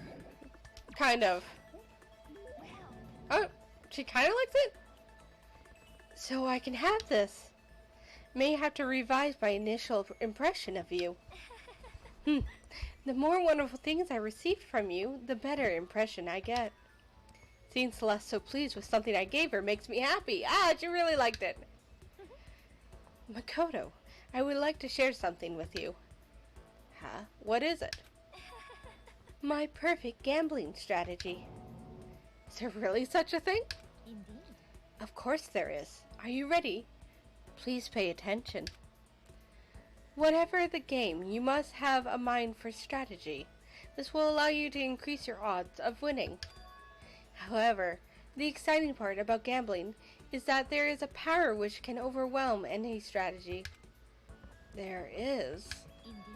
That power is luck. Luck. Actually, There are only two types of luck, good and bad. There is no in-between. And that luck is built into every human at the moment of conception, like a computer program. is that okay? Some call it fate. The bottom line is luck is life. Well, Do you see what I'm saying? You mean that's your perfect strategy? Correct. You see, I was programmed to have good luck when it comes to gambling. That is why I have never lost. So that's all there is to it? You are the ultimate lucky student, yes? Does this perhaps exceed my own luck? One day I hope to put that to the test. I hope you are well. Well then, have a nice day. Without another word, Celeste quietly disappeared. I say my life's been more bad luck than good lately. Gambling's probably not a great idea for me. Wait, could I spend skill points into stuff? I don't remember. Or was that when it came down to the actual...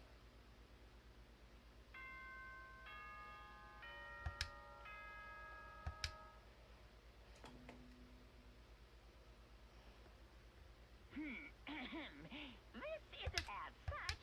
Soon the doors. Okay then. Sweet dream. Every time he says that, I'm like, what if you're in the dining hall and the doors lock and you get stuck in there? Are you just stuck in there or you get murdered? Another day gone. But even though today is over, this game definitely isn't. How long is this going to keep going? All the stress and anxiety kept me from falling asleep until late in the night.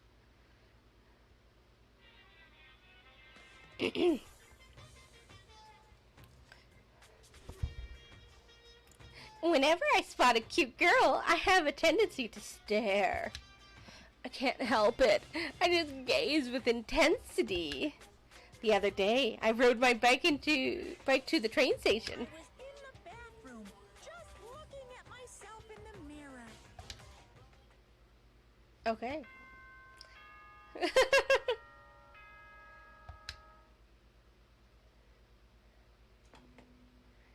Da da da. Good morning, everyone. It is now 7. Get ready. Another beautiful day. Well, I guess I better head to the dining hall before anything else. Okay. Before we continue, I just need to take a little break here. Yeah, I guess we'll let the music keep going because it's chill vibes.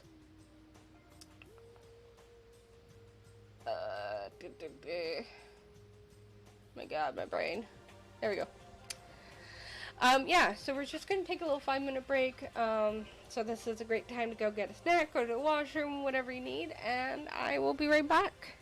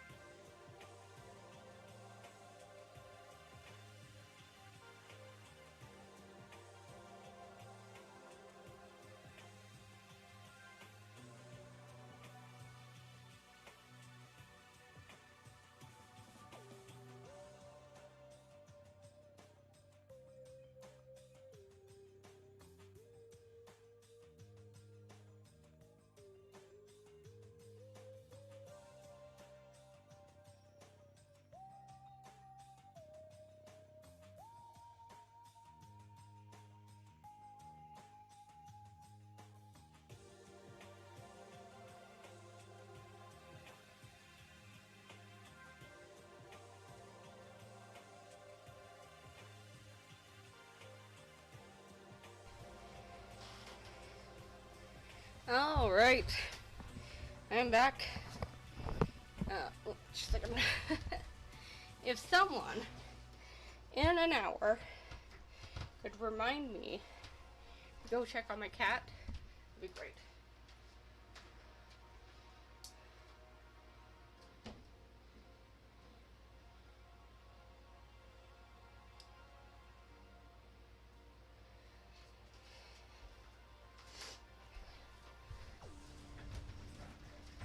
I gotta open the window. Fortunately, my house is very hot.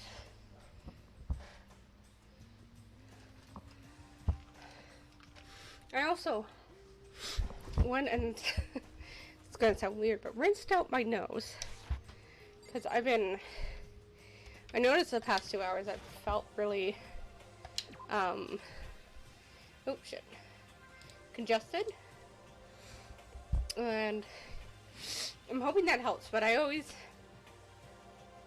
feel sniffly afterwards.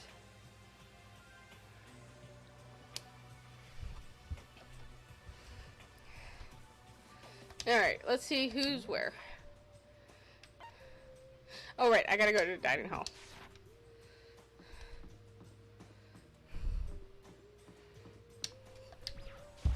But I always have like really shitty sinuses, so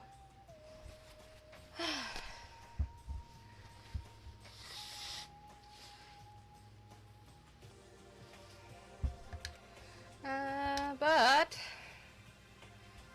yeah, it's just everyone feels a little small. Byakuya and Toko had stormed off yesterday, and it wasn't too surprising they hadn't come today. Wait, who's Toko? What? Even the table looks bigger somehow. Why can I think who Toko is? Toko, they're not, when they say Toko, they're not talking about Mondo, are they? I assume that is because 3 people are dead and 2 are abstaining. Oh wait, Toko's the nerdy writer that thinks everybody hates her. Yeah, with 5 people missing, I guess it would feel kind of empty. Still, I know Byakuya's whatever, but shouldn't we go check on Toko? You're serious? Oh, is Toko gonna be dead? I vote no. She's super annoying. How can you be so cold? You are like a piece of rock candy. You hear me? What? No, rock candy isn't cold, it's sweet. Anyways, Byakuya is the real problem. If we don't keep an eye on him, he might really kill someone. You can see it in his eyes. We got no choice. Get some rope, we're gonna have to keep him bound and gagged. I think that's going a little overboard. He's right. In this situation, there is nothing scarier than when an ally turns a loose cannon. Just like when we were kids and somehow would go crazy at sports day or whatever. What the fuck are you talking about? You gonna use the rope to do tug of war or something, idiot? I'm not an idiot. You're the idiot. It's like the meme. I'm not cringe, you're cringe. Who are you calling stupid? Huh? What's wrong, Chihiro? You don't look so great. Oh, I'm just going through a little self-loathing. Self-loathing? Well, after what Byakuya said to me yesterday, I just got so nervous I locked up. I couldn't say anything. Mondo ended up having to help me out, and even he said I was someone who can't fight back. I hate how weak I am. I see. So Mondo made you depressed? No, not Mondo. What? How is it my fault? I was trying to be mean. Besides, girls are just naturally weak anyways, right? Mondo, you're losing points. You're losing a ton of shitty fucking points. Are you crying? It's because you were screaming like a lunatic. Hey, come on. Hey, come on. Don't cry. It's my fault, okay? I won't yell at you anymore. Really? Not sure I can believe that. Huh? Just shut up. Why? I got it. I'll make you a promise as a man. Promise as a man? Yeah, that's right. Maybe I mentioned this before, but ever since I was a kid, there was only one thing my brother told me over and over again. He said no matter what, a real man always keeps his promises. That's what he left me. Oh, left you? Oh, yeah. My brother's dead. Oh, I see. That's true. Anyways, I don't want to talk about it. I don't want to make you guys all cry. Yo. Anyways, so you can trust me when I make a promise. So you don't gotta cry anymore. Okay. Thank you. Thank you, Mondo. Oh, look at him brush! Oh, sure. But I don't like how I am right now. I have to get stronger. If I'm so weak, anything can make me cry. That's not good. Still, don't stress out too much about having to get stronger. No, I want to get stronger. Pardon me. Maybe I should start working out. In that case, I would be happy to help you out anytime. But if Miss Fujisaki would get smashed into a billion pieces. Shut up, you. You know? Oh, finally cracked a smile, huh? I see. Yeah. Thank you. Hi, everyone, thank you. Looks like Chihiro's gotten some life back. Yeah, man, if we keep helping each other out like this, we're bound to get out of this crappy place sooner or later. I mean, someday, I'm sure. Still, our biggest concern right now is the other two who never showed up to breakfast. What can I do to try and understand those two better? Let's go hang out with them today. Let's see if I can even go hang out with them.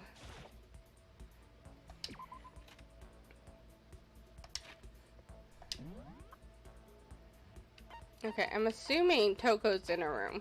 Yes. Toko's in her room. Celeste, I hung out with you yesterday, so you can heck off. You guys are upstairs. I can try him again.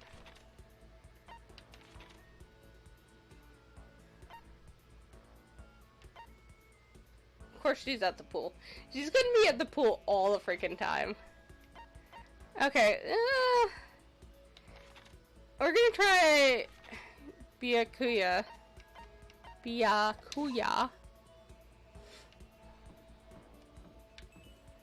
And see if we can actually talk with him. If not, we're gonna try Toko. If not, maybe Mondo. I like Mondo.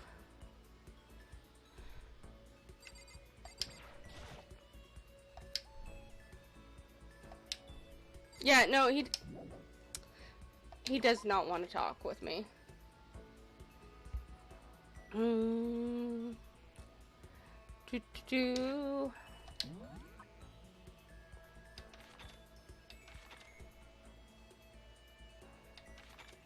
Could also just hang out with Sakura like a bazillion times.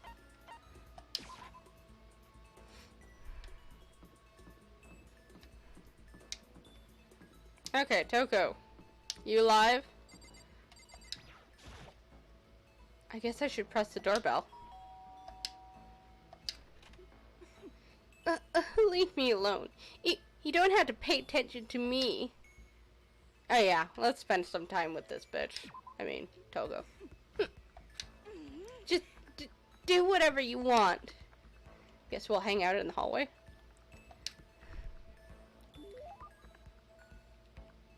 Oh, she looks so creepy. Yes. I know what I want to give her. It's probably dumb, but I'm gonna give it to her anyways. Wait, actually, that might be good for the psychic guy.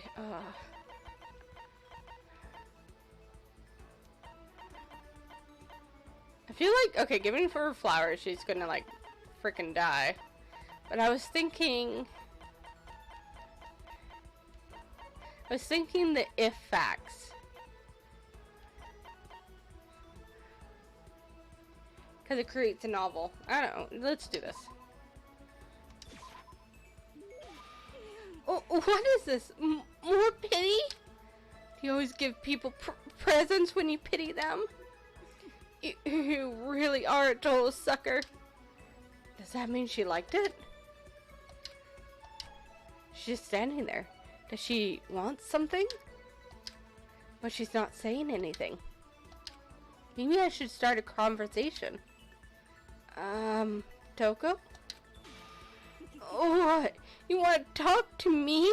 Well, I can't stop you, so talk already. Okay, sure, but what should I say?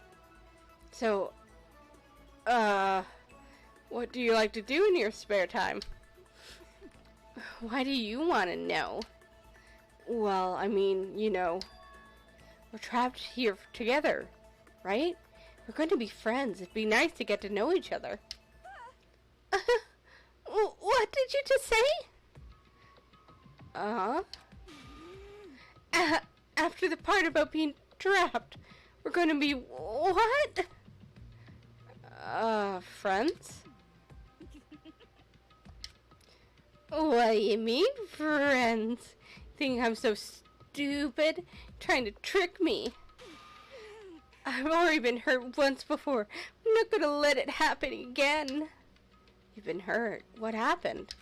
Anyway. Come on. You don't really care about me. You don't want to know about me. Even I know that. No, that's not true. Fine. Then tell me. Tell you what? You know why they call me the ultimate writing prodigy, right? Yeah, sure. You won all kind of literature prizes and stuff. Then tell me what I'm good at. Tell me what my genre speciality is. If you really want to convince me you give a crap, you should at least know that. Is she, in romance? It's romance, of course. Oh, you actually knew. Your biggest success was So Lingers the Ocean, right? Everyone says it's your masterpiece. That book was such a hit that Fishman shot to the tops of Hottest Men poll, right? How did you know all that? There's no way you care about me. I'm telling you, I do. I mean, we're friends, aren't we? I'm blind. Your straightforward nature blinded me. Ah! Toko ran off, screaming like a banshee. What the fuck? I'm not really sure. Does she hate me now? You unlock the skill vocabulary. She's so fucking weird. I'm gonna be honest, I really don't like that type of girl or guy, that type of person, where they're like, oh, you hate me, of course, like, really manipulative. Like,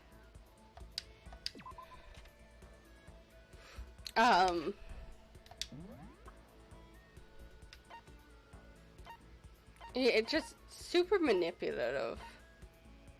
Okay, so they seem to be in the same kind of spots as yesterday in the afternoon. Like, you feel like you have to say, no, I don't hate you. Or else, you know, something bad's gonna happen. He's probably gonna tell me to fuck off.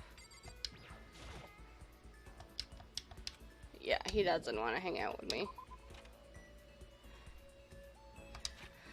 Well, that means we'll go hang out with my boy Mondo. Admittedly, Mondo is like, that's the type of guy I like. Had to put some work in. What did I miss? All you've missed is everybody cheered up Chihiro in the morning, which was really cute. Then we hung out with Toko and made her believe we wanted to be friends, even though she's kind of like a toxic person. And now we're gonna go hang out with Mondo, because Byakuya really does not give a shit about me and doesn't want to hang out with me. What?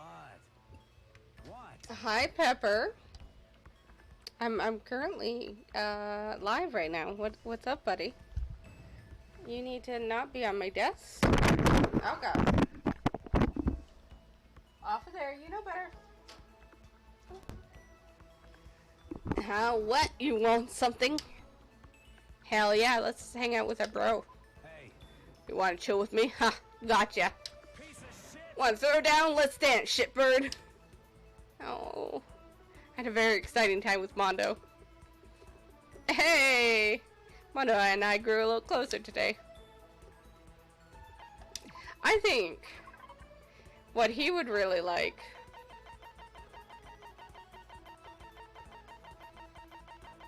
I wouldn't give him the hand, bro. No, he wouldn't like that. Oh, he might. I want to give him... I have 2 of these. I want to give him... just a second. Excuse me, Pepper. Oh, fuck. Oh my god, oh my god, oh my god. Pepper. Guys, I'll be right back. Fuck. He just jumped out of my window.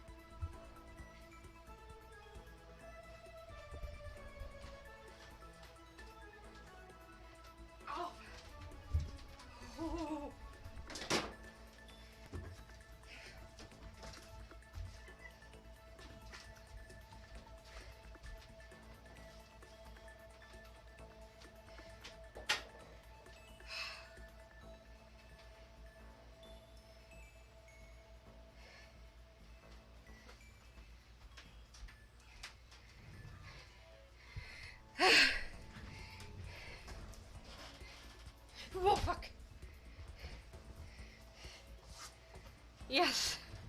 Hi, sorry. I got him. I had to run around the entire building.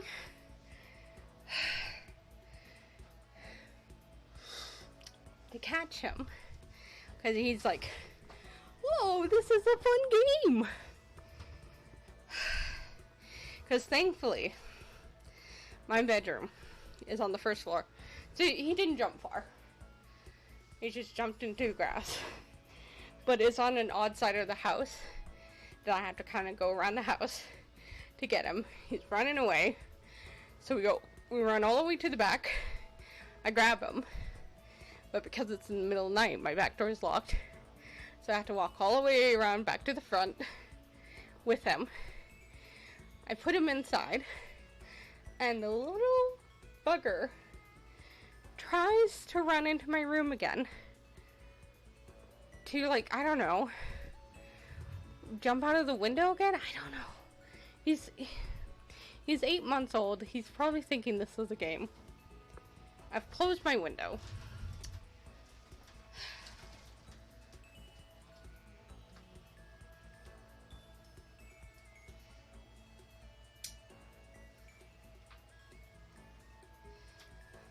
Like, this is why I have to have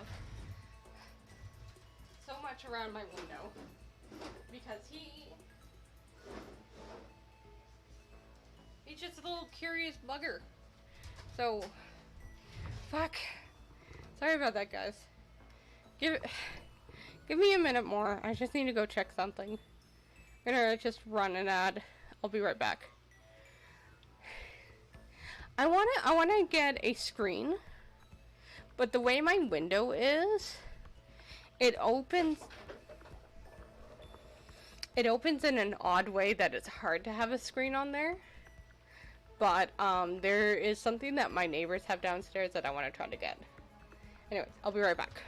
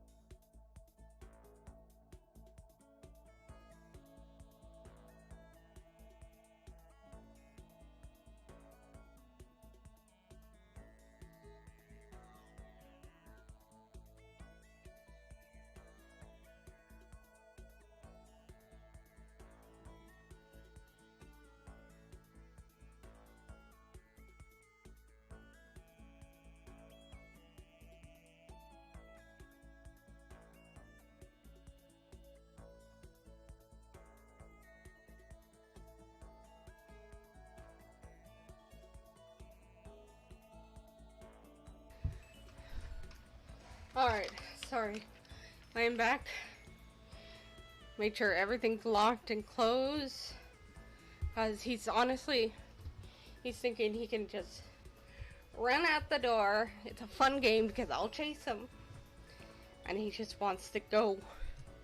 But yeah, the screen I'm talking about, like, usually screens are, like, around a frame, really tight and stuff.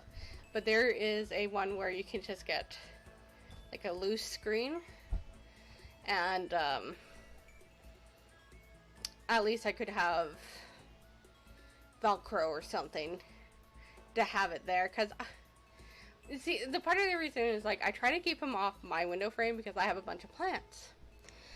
And if he goes on there, he likes to sit in one particular plant and dig in it and just knock it over. He's woken me up in the middle of the night doing it. He's a baby. And he has so much energy. And it's just like, I need to, honestly, I need to work better. Me and my roommate need to work better at getting him to use his energy. Yo. But, I personally don't want him on my, windowsill.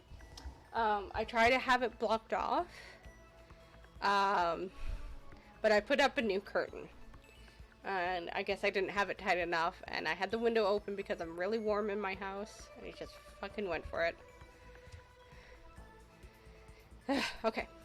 Hey, Makoto, what's your ride? Huh? My ride? Why? Yeah, man, your hog, your chopper, your motorcycle. Oh, I don't ride anything. Oh, what? You're not a little kid anymore, right? And you still don't have a hog? Jesus Christ. God, you're such a fucking dweeb. Sorry? Yo. Alright, man, I'm gonna educate you. Real man rides Kawasaki, okay? That's what I ride. Hell yeah. You gotta see it, man. The V twins got that monster power. It's like you're dancing. Of course, it ain't just anyone. You gotta have the skill to handle it. Must really love your motorcycle. Stop fucking around. Hell yeah, I do. I'm a goddamn biker, ain't I? We're crazy as hell. Yeah, you're the leader of the biggest biker gang in Japan, right? Hell yeah. Damn straight. The invincible crazy diamond gang. You wanna come on a ride with us? Those monster sounds coming out of that straight pipe? Hot damn. Straight pipe? What? Come on. You gotta know what a straight pipe is, right? It's like when something's missing, right? That's why it makes a monster sound. It's when it has no muffler. Come on, Makoto. It's when your motorcycle doesn't have a muffler, right? Hell yeah. So you did know. Good. Then that's that. Next time we ride, you ride with us. That's true. Man, that makes me think back to when I first started riding. Yo. My big bro used to ride too, you know. His name's Dea. Dea and Mondo. Together, we were the Diamond Brothers. Everyone up and down the country knew us. Why? Of course, I was always a cool one. Diamond Brothers? That sounds kind of incredible. By the way. The first time I went out, I ended up at the back of the pack. Eventually, the cops got on us. They surrounded me. I was in some tough shit, man.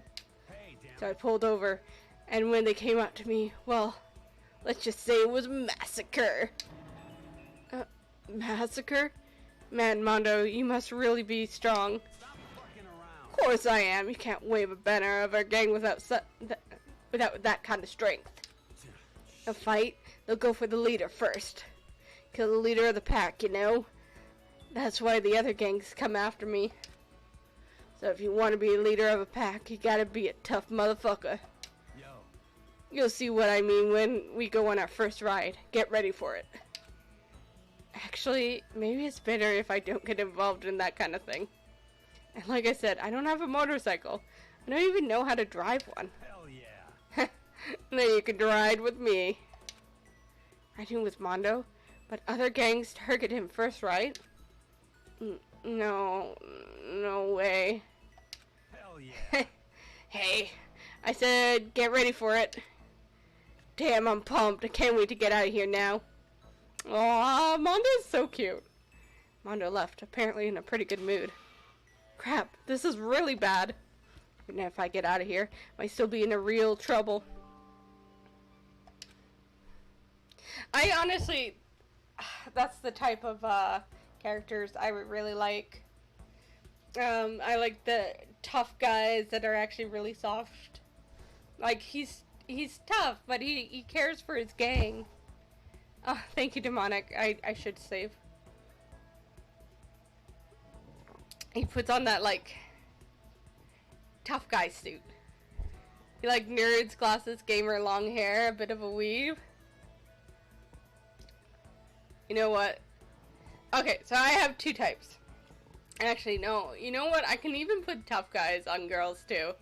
Having a tough girl that just, like, I don't know, takes the wheel.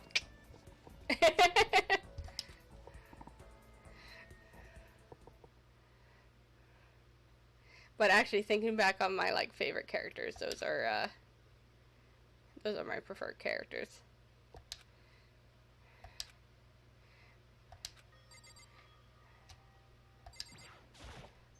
Someone to step on me? Hell yeah. I always think of the meme, mommy, sorry, mommy, sorry, mommy, sorry. I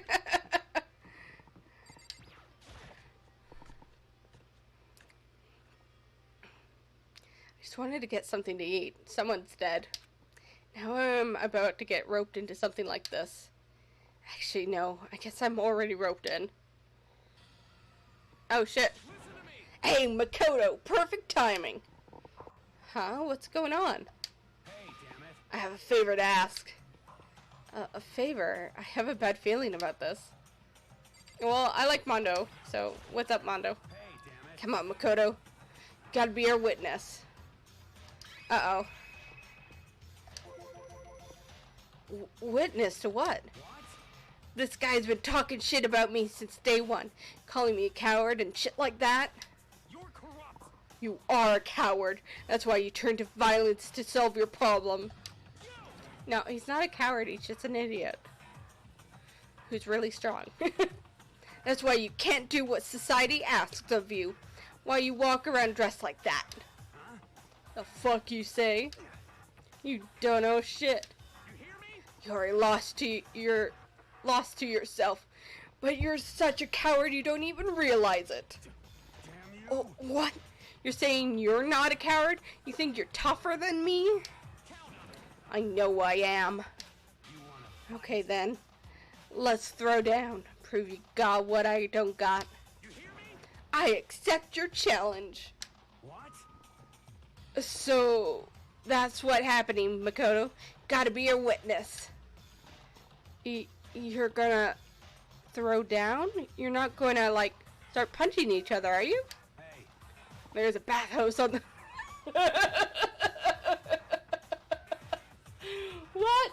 Wait, there's a bathhouse on the first floor of the dorm, right? With the sauna inside. Oh my god. I see. I see. A simple endurance contest, is it? Got it. We're going to see who can stay in the sauna the longest. Am I right? Piece of shit. Goddamn straight. Oh my fucking god.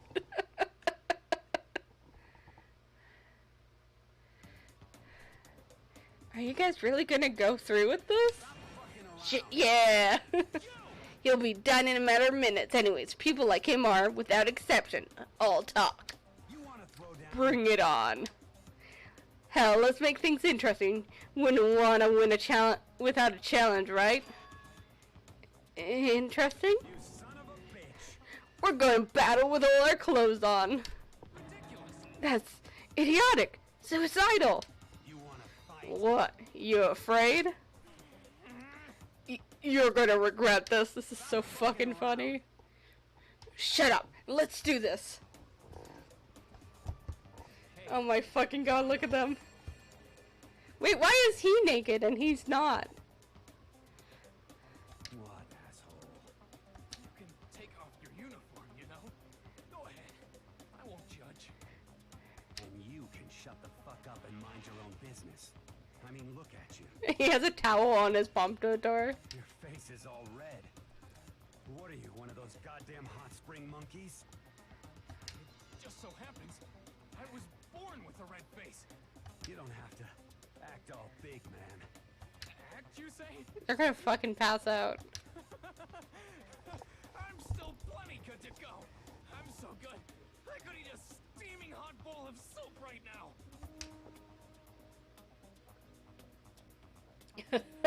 Are they? Okay. I try to push my concern aside. A few minutes pass, and a few dozen minutes, then an hour. Don't you think it's about time you gave up?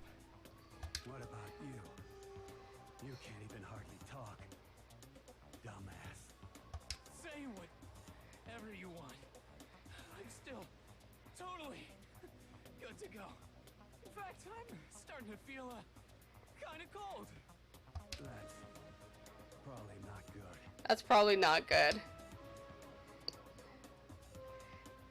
Hey, guys. I know you both want to prove how big of a badasses you are, but don't you think you've done enough?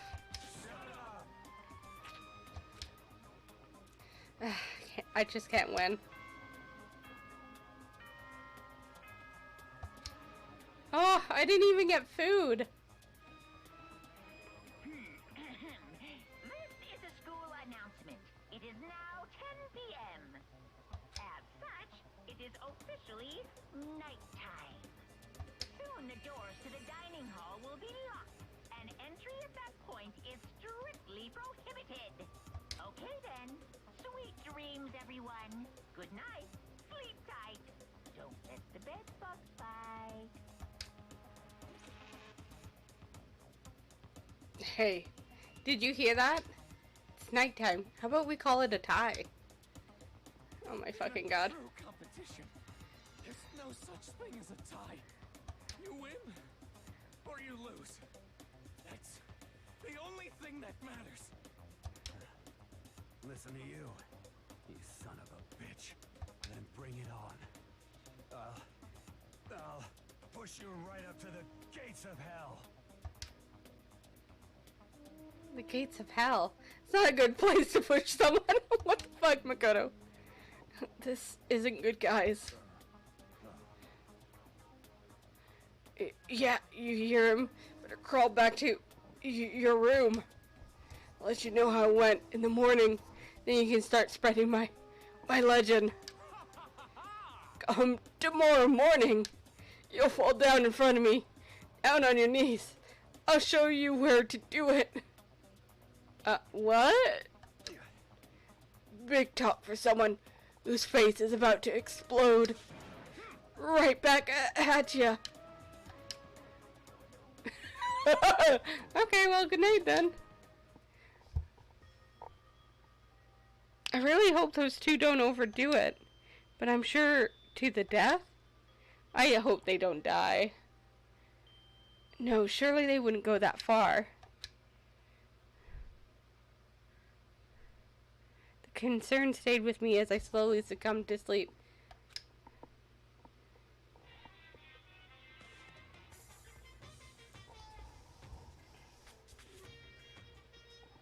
If fate does exist, doesn't that mean your future is decided the moment you're born? If all your yesterdays pile up to create your tomorrow, is your future as final as your past? I just don't know. That's why I'm still alive, because I don't know.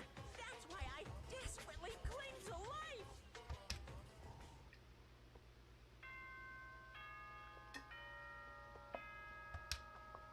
I would rush to the bathroom. Good morning, everyone. Get ready to... Morning, huh? I hope Mondo and Taka survived. Worried about the two of them, I hurried to the dining hall more quickly than usually. And when I entered... Oh, they survived! What are you talking about, bro? What are you talking about, bro? What the... Yo. Hey, Makoto! Thank you so much for acting as our witness yesterday. Uh-huh. Are they friends now? They've been like this all morning. They were all buddy-buddy as soon as they walked in. It feels gross. What? Feels gross. Hell no. Feels great, more like it.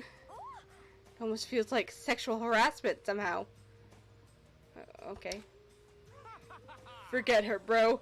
Girl like her just doesn't get our manly bond. They almost fucking died, didn't they?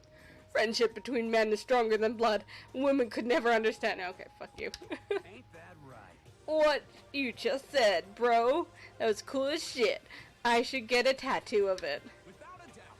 No, bro. You mustn't. Your body is a temple given to you by your loving parents. So, who won the contest? Piece of shit. They both passed out. Who gives a shit? Yeah, don't ask stupid questions. No matter what matter is, we both took part in it together. That's completely different from what you were saying last night. I see. Friendship between men seemed very simplistic. Nothing like what I'm used to with girls. Yeah, for real. All throughout breakfast that morning, the room was dominated by Mondo and Taka's overpowering brotherhood. All in all, it was pretty unfortunate experience. That was cute. I like that. Who could that be? When you had come to visit, I opened the door and someone forced their way in. What the fuck do you want? Toko, what's the matter? What's your problem? Why are you so surprised? Am I really that annoying? Well, I already know I'm annoying. Came here knowing that, so that makes it okay. No, you're not annoying. I just wondered what's going on. I have a favor to ask you. I want you to go somewhere with me. And where is it you want to go? Well, Oh, well, the library. Huh? Are you looking for a book or something? Why don't you just ask Byakuya? Okay, I will never say his name right. I'm so sorry. Maybe I need to hear or listen to Google or something.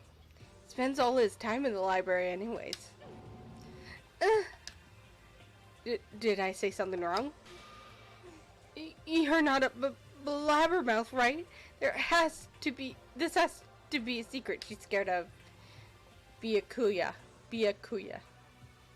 I honestly have no idea what you're talking about, but if you want me to be quiet, I'll be quiet. Then let's go to the library. Okay, I got it. The library.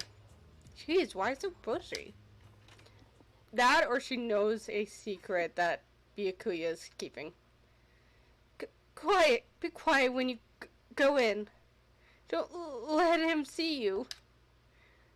She actually was starting to get annoying, but I did what she said and gently creeped into the library. Unsurprisingly, Byakuya was there by himself, absorbed in a book. he's here. He's really here. Okay, Makoto, go talk to him. The fuck? What? Stop being so loud. Just hurry up and go talk to him. You go talk to him if you want to so bad. I can't. I don't want to interrupt him. That's kind of crazy.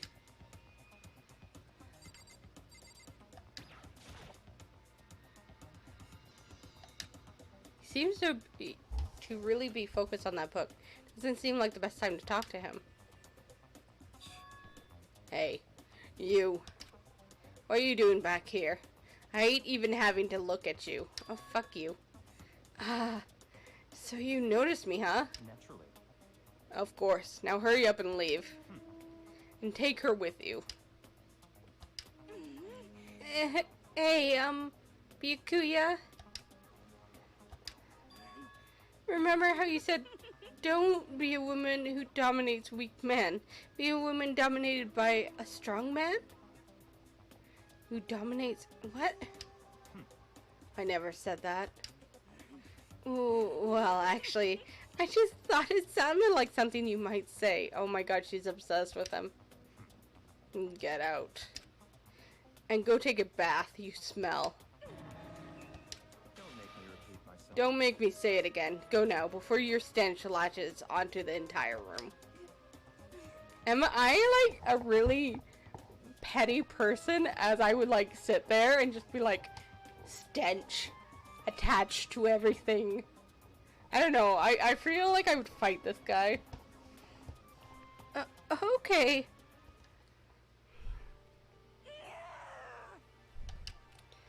He really dug into us there. Maybe he's in a bad mood.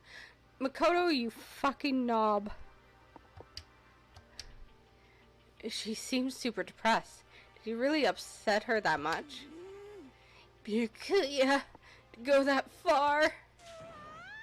You must be really concerned about me.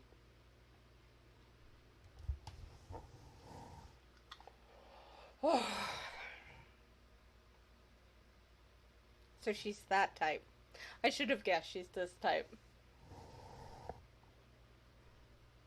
He is a tsundere?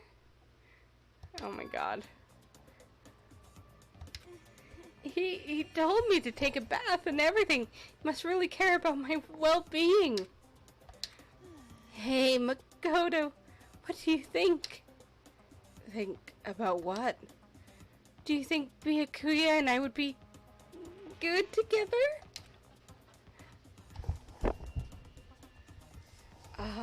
Well now, I don't really know. That's true. There's really no way to know. But the distance between us doesn't change our love. Because as soon as you realize your feelings, love is born.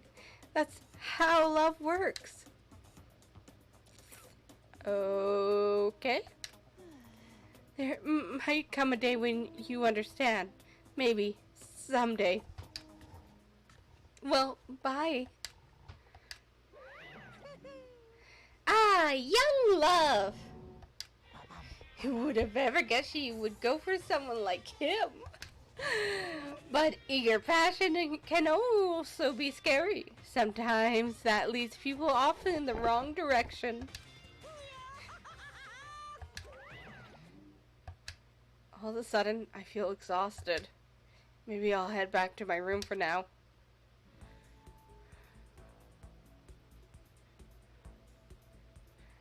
Okay.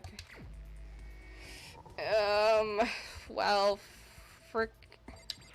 that was a ride. I feel, okay, I'm just gonna say this though now. I have this on the record. I think Byakuya is guarding something, and that's why he's constantly in the library.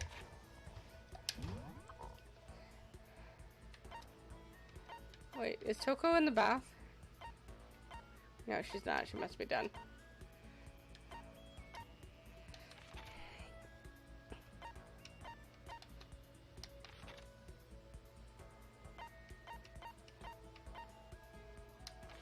Maybe I can talk with him now.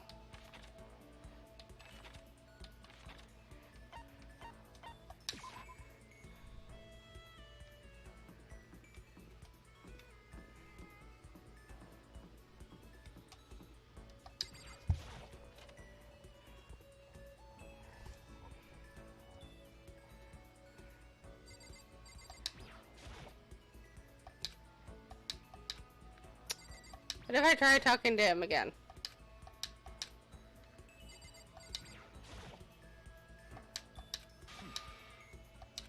Ah, you're such a bitch.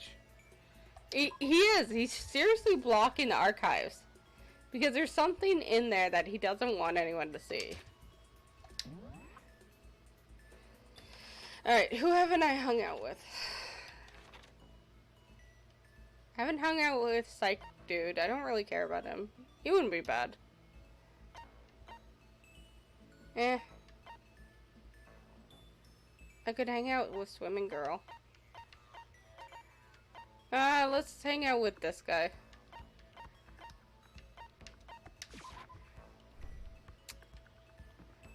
I mean, I'm not super interested in Swimming Girl. Hang out with these guys.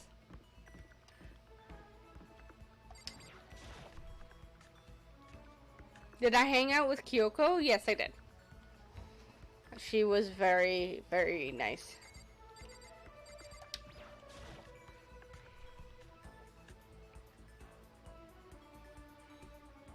She asked me if I was scared, and I said yes, and she's like, good. In other words, What I really like to do? I like to be found and subsequently led to official moral committee here in the school. My mission is to secure everyone's moral fortitude, create an environment conducive to study. Conducive. After announcing my candidacy, next comes the election. I hope I can count on your vote. Yeah, let's hang out with Taka. Well, I suppose we should take a break once in a while. Let's partake in some of my delicious tea. She's a cool cat. She is.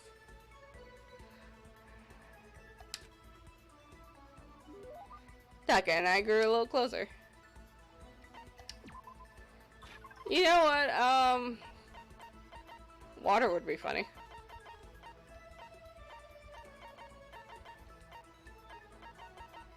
I love status ring. I don't know.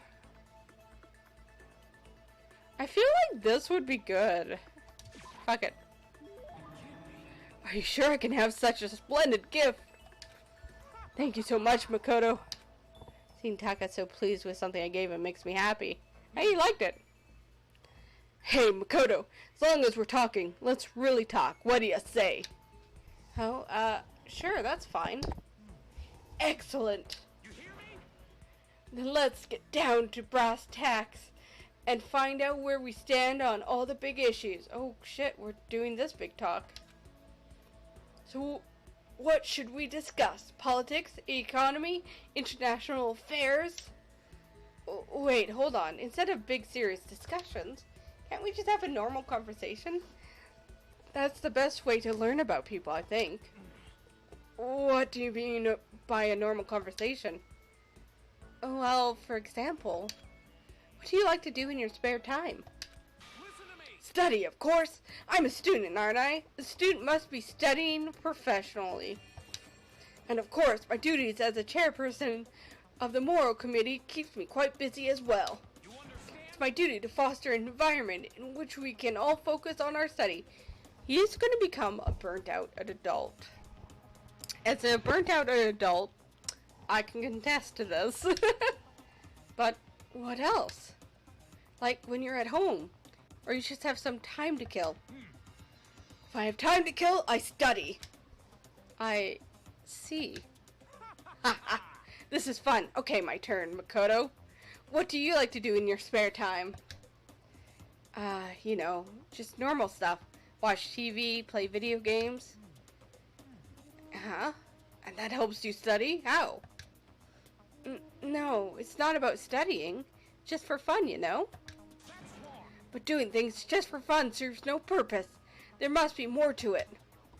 You wouldn't spend your valuable time doing something useless, would you? He can insist all he wants, but in the end... But maybe there is a good reason, like getting into something and talking to people about it. So maybe... it is studying seriously just for fun, relating to your friends. I mean, you can argue it is studying, because, you know, technically you're working on your reflexes with video games, and it's good for the long run to, like, actually have some time for yourself to relax.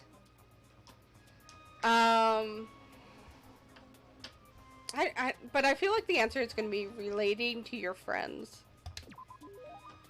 Yeah, it is. You know how it's useful? It helps giving you something to talk about with other people. Something to talk about? Like when you see something awesome on TV or some awesome game and you want to share it with someone, you find other people who feel the same way. And that's how you make friends, see?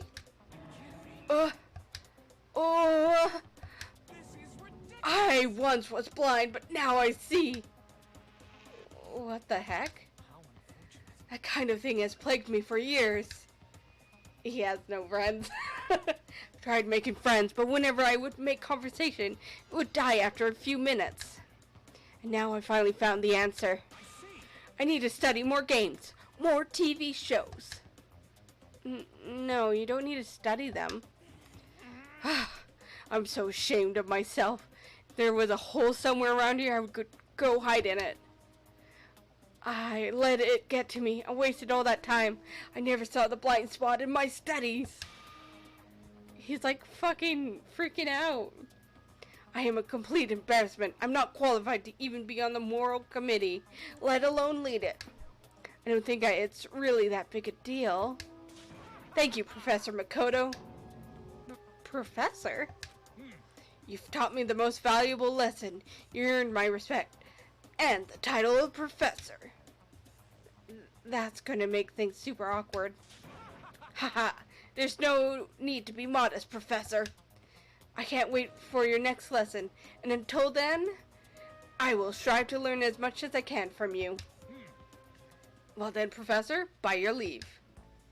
Without waiting for a reply, Taka ran off. Professor? Although thinking about it, I didn't totally hate it. Professor Makoto. The skill attentive influence. Oh.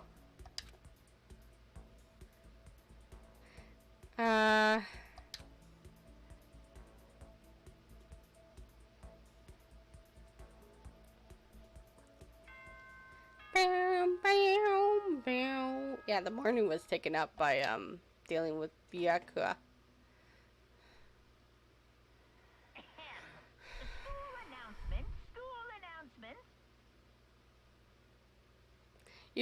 You like Makoto? Nighttime is quickly approaching, but before it arrives, all students, please gather in the gym immediately. Emergency! Emergency! He's the normal one, but he can be really naive and dumb about a lot of things. I really don't like the sound of this. I have a terrible feeling. Okay, who's dead? Alright, taking bets. Who's dead now? It's not Kyoko.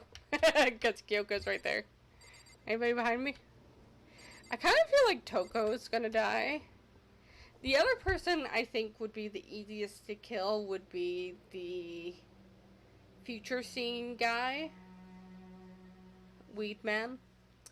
Who else? Chihiro could get killed easily too. Also Hina, the swimming pool girl, I could see her getting drowned.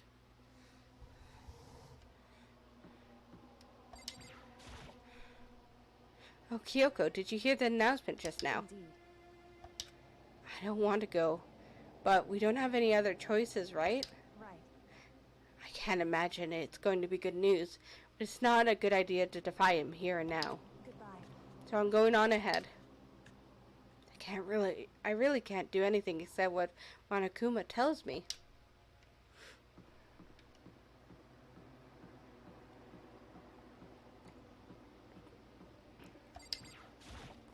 Okay, well, Mondo is still alive, so that's good. I like Mondo. Hey, man, you about to head in? Yeah, has everybody already gone on ahead? Looks that way.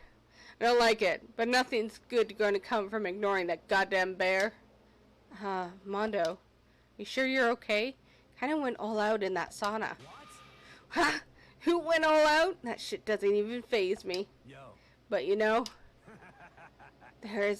there at the edge of hell, a promise between men was waiting for me. Never saw it coming. Yo. Anyways, let's get our asses into the gym.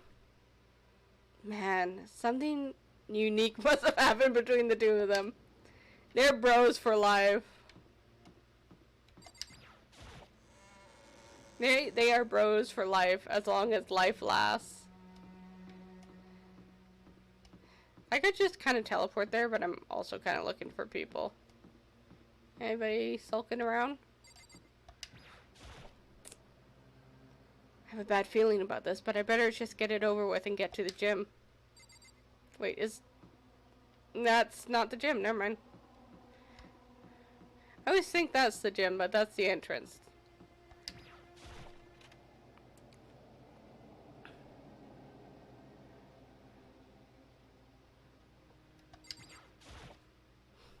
Hey, Hifumi, how come you haven't got in yet?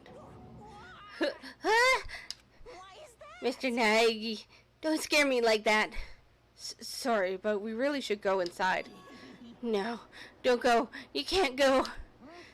That's what my ghost friend is telling me.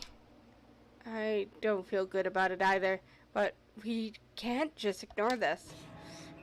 Damn, that's true too. I guess we have no choice. I have to go too. Okay, so we know Mondo, Hifumi, and Kyoko are okay. I mean, Byakuya would be really funny if he's dead, but I doubt he's dead. Because he would be such a prime suspect. Toko, I would say, probably. Sakura better still be alive. I could see Hina, Chihiro. Yeah, because, like, Hina could be easily drowned. Chihiro's trying to train. But she would be with Sakura. Celeste probably isn't dead. She's too interesting. Somebody I'm missing. There's some people I'm missing. People I've forgotten and ignored. I don't know.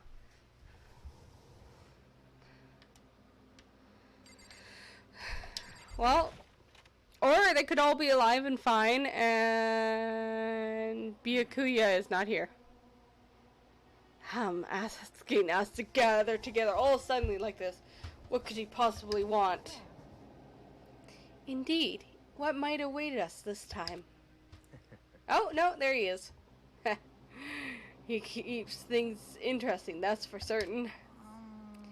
How is that funny? Can't you smile like a normal person for once?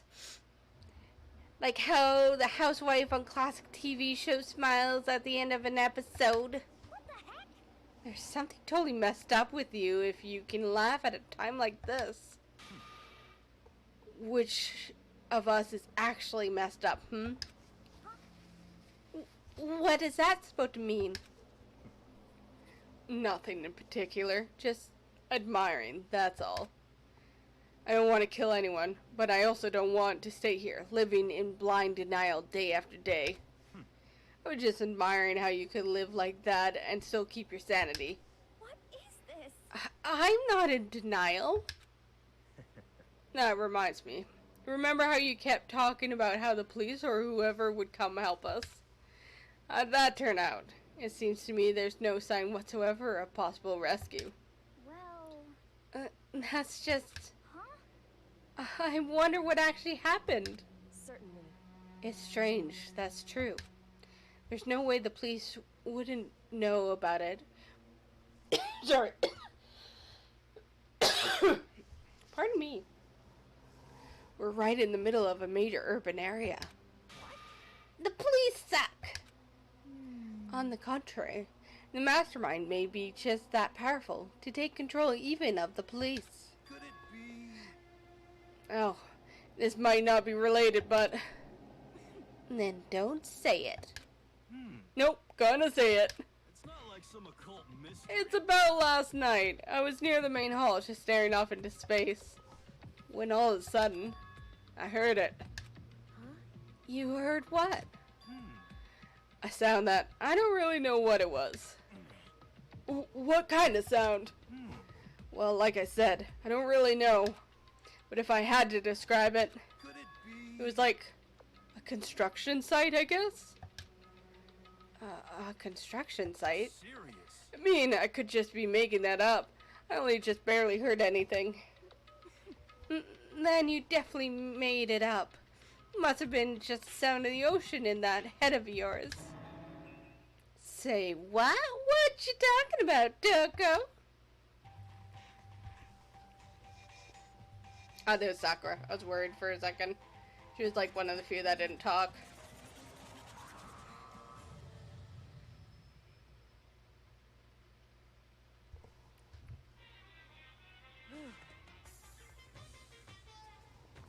He arrived. What Hiro heard wasn't the sound of construction, but it could have been an explosion. Or maybe a machine gun. That can kind of sound like construction in a way. What are you talking about? Beyond this point, my mouth is zipped. My lips are sealed. I am fully puckered. It's a secret little secret. And Fine, then let's move on to what you can tell us. What did you call us all here for? Say what? You don't beat around the old bush, do you? Ready for me to get to the point, huh? If you please. But before that, you mind if I vent a little? I'm low on energy these days. My stitching's even losing all its shine and luster. Thinking it's probably become of this ho-hum, boring old everyday life. I'm looking for something with a little more stimulation. Something rife with danger and intrigue. Listen, can I just be frank? Next blanket hasn't showed up yet, and I'm getting bored. So I decided to come up with a new way to motivate you. Motivate? Is it another set of videos or something? Are you going to show us some demented thing to try and drive us all to murder? Drive me to murder? What a mean thing to say. Just awful. You hear me? I don't know what you got planned, but we're not going to kill each other anymore. No matter what you do, I swear to God we won't. That's very big talk. Do your very best to back it up, okay? Now then, with your permission, let me begin. So this time it's embarrassing memories and secrets. As long as you're alive, it's a given that there's things you don't want other people to know about you. So I did a little investigation of my own and I dug up some of your darkest secrets. And those embarrassing memories and secrets are all contained in the envelopes I have right here. I'm going to hand them out now, so take a second to take a peek. As Monokuma spoke, he tossed the envelopes at our feet.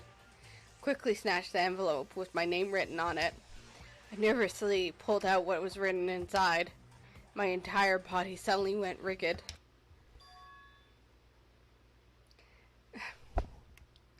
Makoto wet the bed until he was in 5th grade.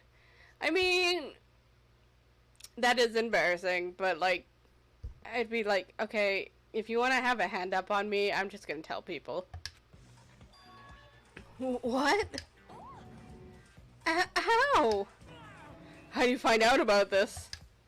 Everyone started talking at once. You have 24 hours. Someone doesn't become the blackened by then.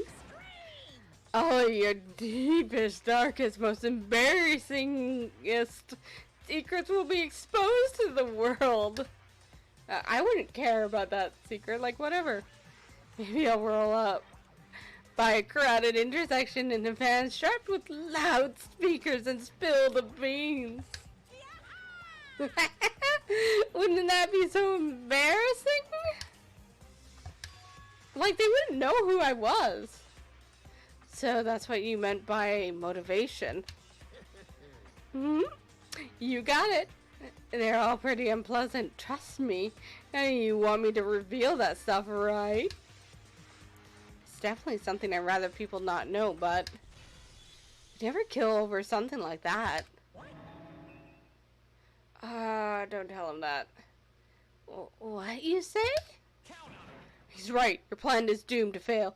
No one's gonna murder someone for this kind of thing. This is kind of depressing. Oh no. Is it because, for better or worse, your memory is still a way to connect to the outside world? I have stuff I wouldn't want anyone to know no matter what, so I assume you'd all be the same. Which is why I put so much effort into preparing this next motive. Man, you're saying you really wouldn't kill each other over this stuff? That just sucks. Well, what can you do? Okay, then in 24 hours, I'll expose all your secrets just to make myself feel a little better. Okay. So sad, so depressed. We're not well. With an almost convincing look of depressed dejection on his face, Monokuma receded into the gym steps. So, I didn't know what to expect at first, but maybe we dodged a bullet on this one. I mean, yeah, having those secrets revealed is going to be totally embarrassing. But that's seriously not enough to give someone a reason to kill, right? Listen to me. Good news, everyone. I have a brilliant idea. Hear me? Why don't we just all confess the secrets in those envelopes right here and right now? Without a doubt. If we do that, any and all motive for murder will vanish. That's pretty smart, right? Quiet down and Okay, so my embarrassing thing is... I don't want to hear your stupid story. What? Besides, I don't want to talk about it. I don't care what anyone says. I don't want to talk about mine. as for me, Neither do I. Not because it is unpleasant, but because it is impossible. Oh? Well, it's just human nature to want to hear it when you say it's impossible. Come on, it'll be good for ya. Absolutely not. Come on. It's okay, just a little bit. Come on, come on, come on. honestly. As I said. Here we go. Oh my god. I said I don't want to talk about it, you human bag of lard. I agree with them. There's no need to discuss it. What do you think, Chihiro? I'm sorry. Sorry. I don't really want to talk about it right now. But But I also don't want to leave things the way they are. So maybe I can talk about it later? After I try my best to become strong, then I can tell everyone. so, If you don't want to talk, you don't have to. I'm not super excited to talk about it either. That's true. And if everyone's that much against it, even if my bro's the one that suggested it, I gotta say no. Well, that's okay then. Either way, if it's just a few secrets, I'm sure no one's about to kill anyone over it. I hope you're right. Secret so bad you kill someone to keep it? No one's got something like that, right? We haven't looked at Sakura.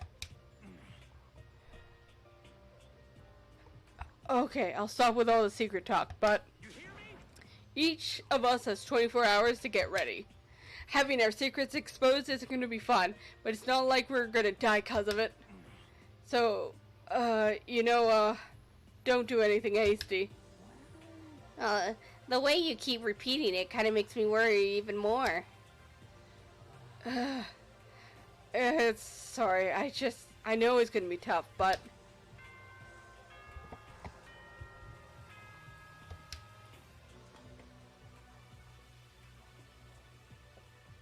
This is a school. As such, it's soon the doors to the dining hall. Okay then. Sweet dreams, everyone. Good night. Sleep tight. Nighttime already, huh? Well, okay. So I'll call it a day. Of course. Good idea. We need to prepare for tomorrow. I was left with an anxiety I just couldn't shake, but we left things as they were and left things as they lay. One by one, we headed back to our rooms.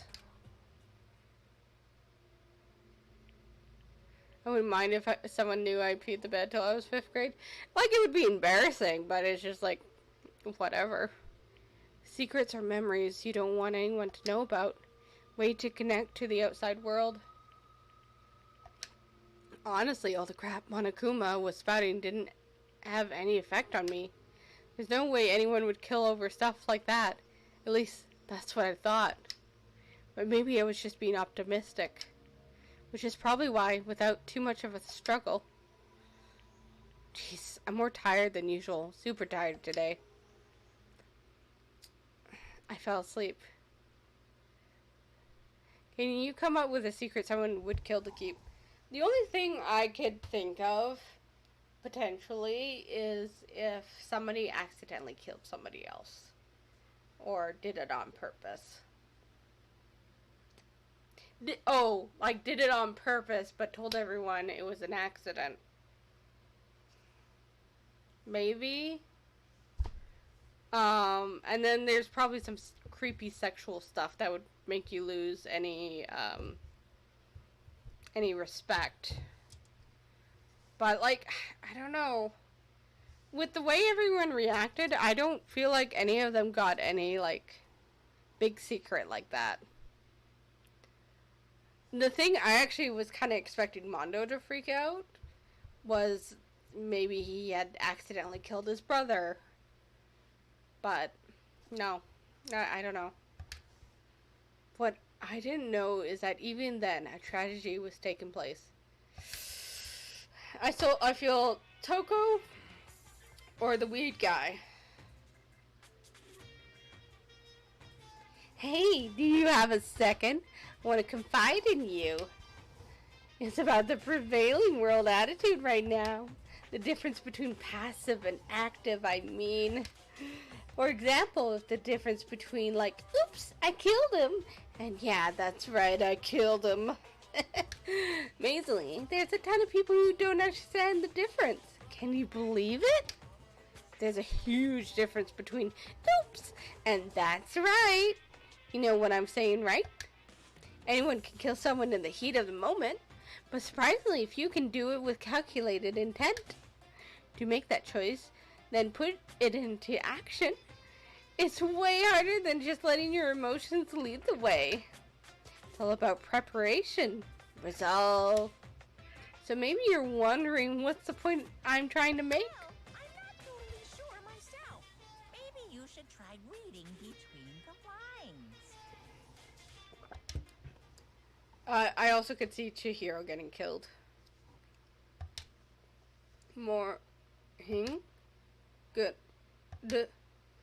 Good morning. Oh fuck.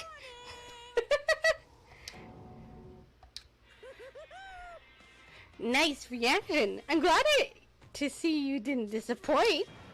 What are you even doing here? Yep. I wanted to spice things up, so instead of a school announcement, I decided to wake you up in person.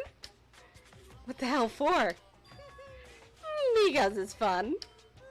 As long as I'm here, I figured I'd let you hear it right from the bear's mouth. Hear what? Are you sure you should be acting this laid back?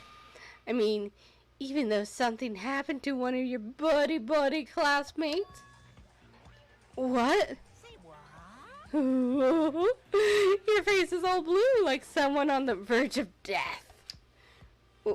What happened? What are you talking about? That's for me to know and you to find out. Good luck! Something happened to someone. Was it? No, it can't be. There's no way someone would. But what if? No, what ifs are pointless, especially now when... The dining hall. I need to get to the dining hall. Okay, who are we missing? Ooh, I don't like the people we're missing. Makoto! Are you okay? Hey. Did Monokuma talk to you too? Okay, Sakura's okay. Hiro, Hina, Sakura, and Byakuya. Okay, Byakuya is okay. I see them as a murderer, but they're actually at breakfast, so it's kind of weird. You're the only ones here. Where's everyone else? Either they're already off trying to verify what Monokuma said, or they've fallen victim to the something that Monokuma mentioned. The something. Perhaps. Can't be. Has it happened again? Murder? After hearing what Monokuma had to say, the worst possibility forced its way into my mind. Took everything I had to drive that thought away. So, if something really did happen, does that mean someone did it because of what happened yesterday? Huh?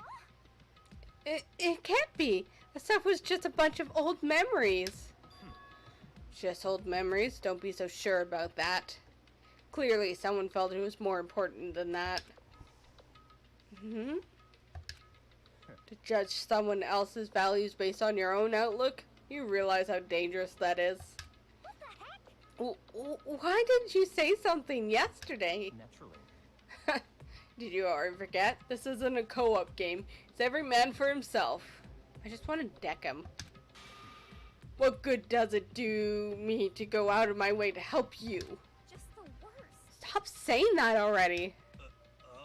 There's something wrong with him, for serious. Did he get brainwashed or something? Wait. That's not important. What matters right now is that we find out what happened. That's fine. She's right. Let's all split up and begin looking. Ha! The game is afoot. Okay. I don't like this, and I'm scared, and I don't want to know who's dead, but...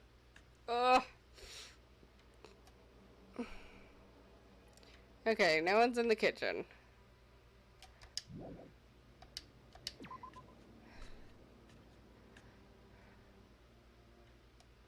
Okay, no one stayed in here. Everybody went. Okay. I feel like the map is not gonna actually... Oh, it did tell me. Okay, we know... You're in the trash room. Okay, it's just... It seems to be telling me about the people I know. Everybody else is like... Could be anywhere. Okay. Well, let's start checking everywhere. Who could it be? I don't know, but, like... I don't see Kyoko. I feel like Kyoko's going to survive to the end. But I'm scared that I don't see Mondo or Taka, and I like both of them. Okay, no one's in here. Like, I've grown to like Taka. We don't see Chihiro. So Mondo, Taka, Chihiro. Wait, let's get back in the hallway. Let's look at our report card for a second. So we don't see Taka. We don't see Mondo. You're dead. We didn't see Hifumi. I mean, I wouldn't be so sad about that. Saw him. You're dead. We haven't seen Kyoko, but I feel like she's gonna stay till the end. We saw you. We haven't seen Toko. I can see Toko being killed. We saw Sakura. Celeste, I feel like she wouldn't be killed early. And we haven't seen Chihiro.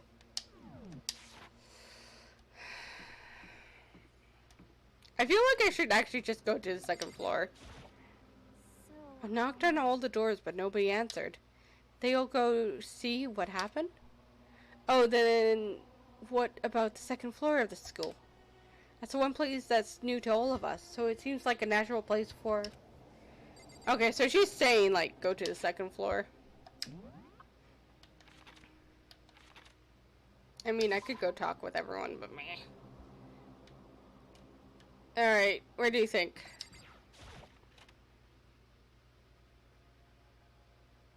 Anyone dead in here? Huh? The door's open, but but aren't these supposed to be locked? Did I actually figure out the right room? For this investigation, I have unlocked the doors. Please look around to your heart's content. Oh, okay. Investigation? It's all clear now. Just as I thought. Oh, it might be in the girls' room. I see. Judging from what he just said, there can be no doubt a murder really has taken place. Come on! And the locker rooms. They're suspicious. Very suspicious, indeed. Wouldn't you agree? Suspicious. Seems nobody searched the lockers room, so let's start with the girls' locker room. He was muttering, as if only talking to himself. Without waiting for a reply, he pressed his hands against the girls' locker room door. Oh, okay, it's one of the girls. I'm guessing Chihiro.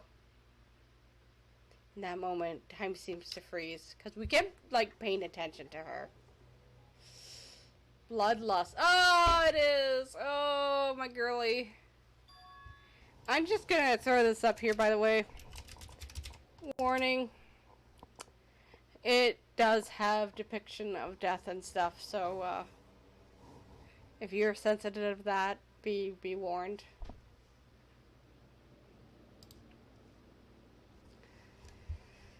What? I don't know how long it took me to fully comprehend the reality of what I was looking at.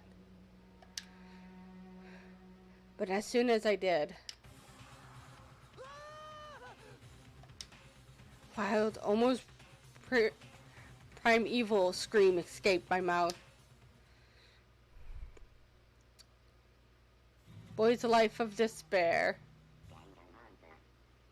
Chapter 2. I tried to suppress my screaming, but it was useless. It surged out of me, like water from a spring gushing out of the ground. Byakuya, on the other hand. Very strange. Most unusual, don't you think? He was totally calm, almost like he was watching this all unfold in front of a TV. I see. Looks like Chihiro's corpse has been suspended somehow. And something's been written on the wall in blood. Bloodlust?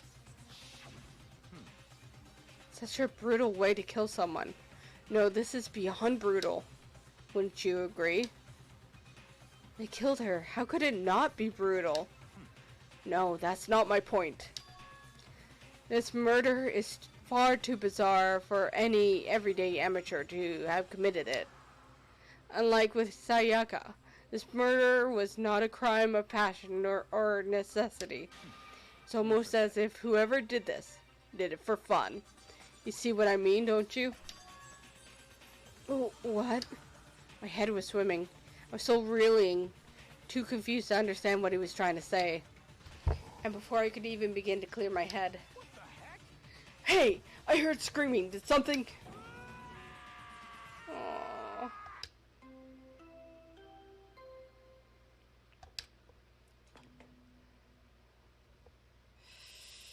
A body has been discovered. After a certain amount of time, which you may use however you like, the class trial will begin. What the hell was that? Ah, that's right. You were unconscious during Sayaka's, so you don't know about it. What you just heard was the body discovery announcement. Apparently, when 3 or more people discover a body, an announcement plays to let everyone know. I imagine it's so that the search for the culprit can proceed fairly for everyone involved.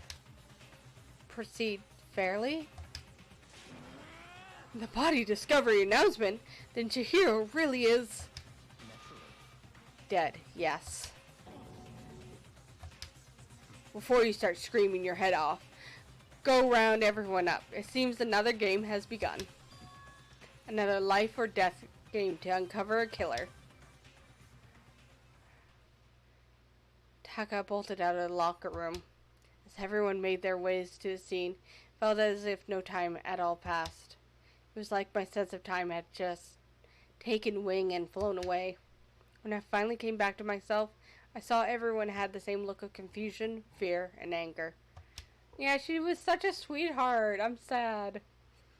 We all just stood there, gathered around Chihiro's body. Damn, I couldn't keep her safe. So there's another victim. Which means we are now in the same position once again. Fuck, man. What the fuck is this? Is this a dream? This is a dream. It's all just a dream. In fact, I haven't even been born yet. I don't have a memory of ever being alive. Shut up. Alright, okay. I know that it's not going to be anything, but...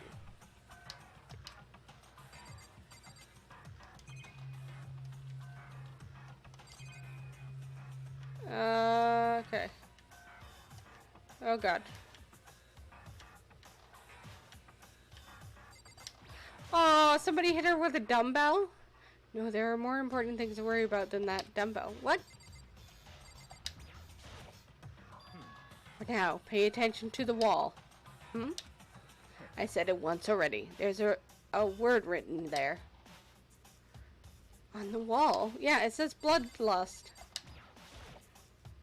The word bloodlust is written on the wall in blood. So, I don't think it's any kind of dying message. It's just too strange. But you know, that thing about writing bloodlust in blood, doesn't it sound kind of familiar?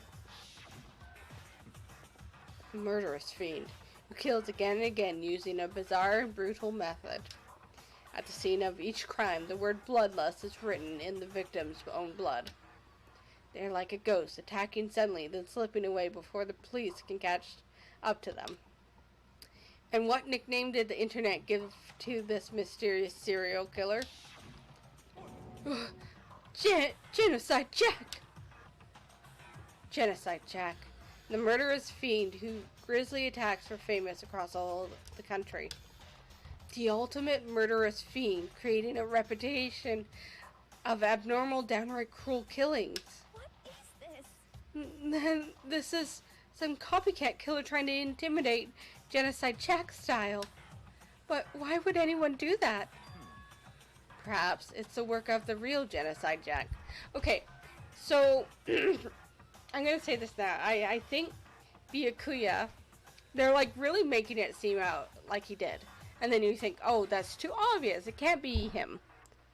I still think it's him. I think it's so obvious that people will think it's not him, but then turn out to be him. The real... Wait, are you saying Genocide Jack is here in the school? No way! There's no way!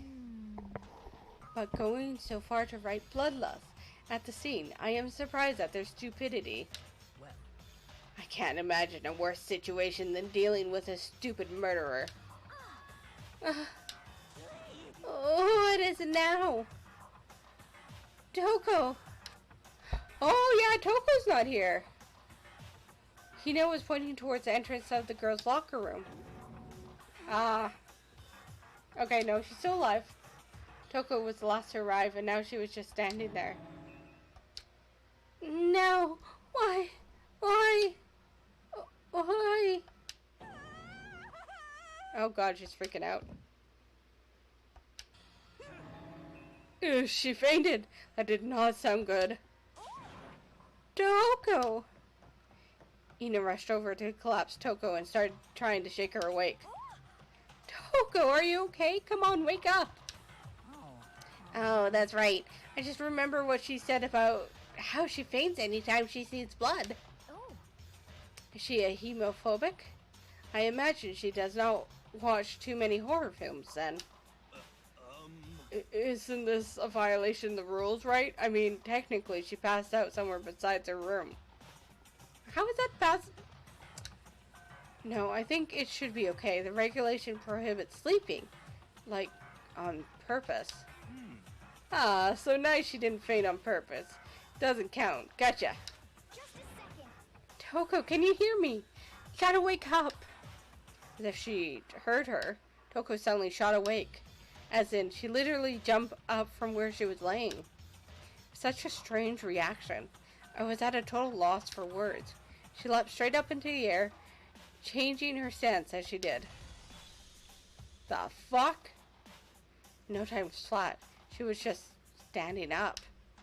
Ignoring the physical contortions she had to go through, her motions were totally haphazard. What?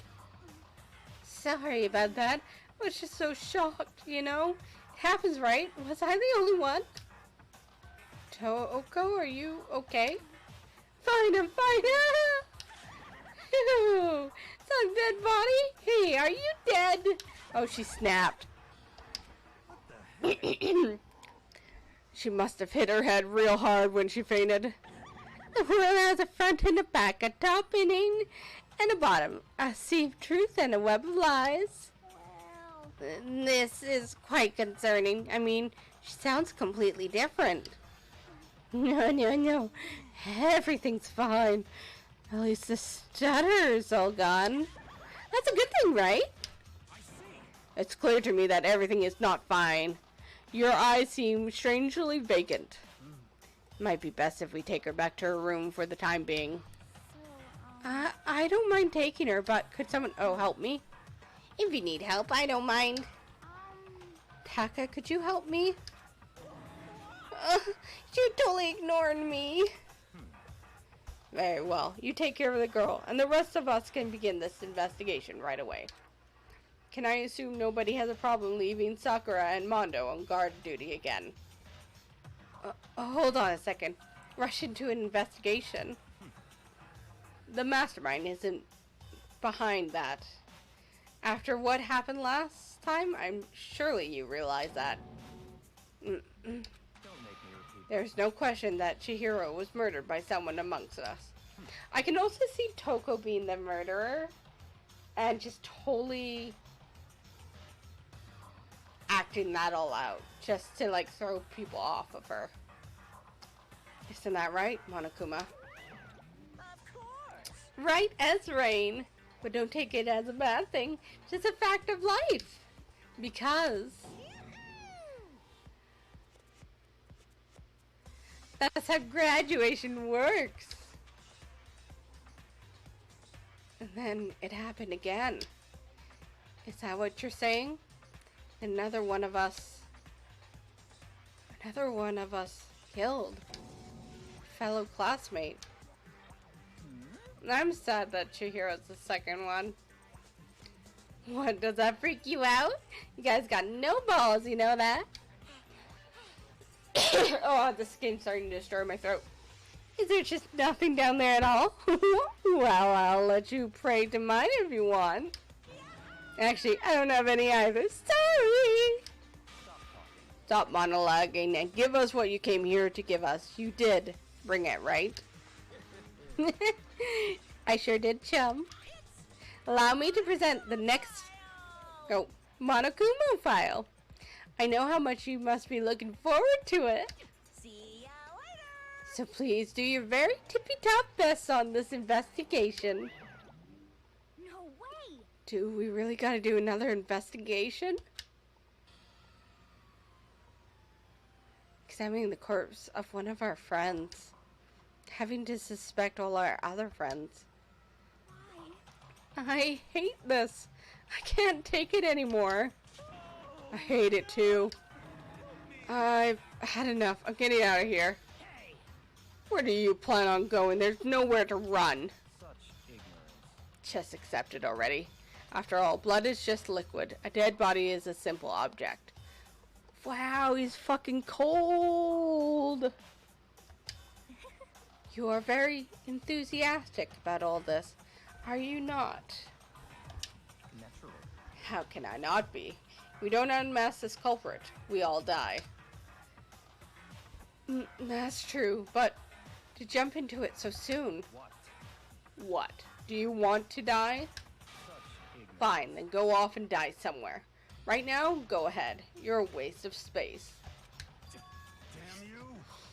I just want to punch him. I want to punch him so bad. A dead body is an object? Piece of shit! Chihiro was an object. Show a little respect, or I'll beat some into ya. Calm down. Everyone, stop bickering. Listen, there's some truth in what Byakuya said. Kyoko, Because if we don't solve the mystery and find the killer, our own lives are forfeit. And if Byakuya is right, that Genocide Jack is somehow the one who killed Chihiro, that's right. then unless we do something, more victims could start piling up. Forget more victims. If we mess this up, we're all dead meat. Hey, Hold on. That's what your worry. If that's your worry, you don't gotta worry any longer.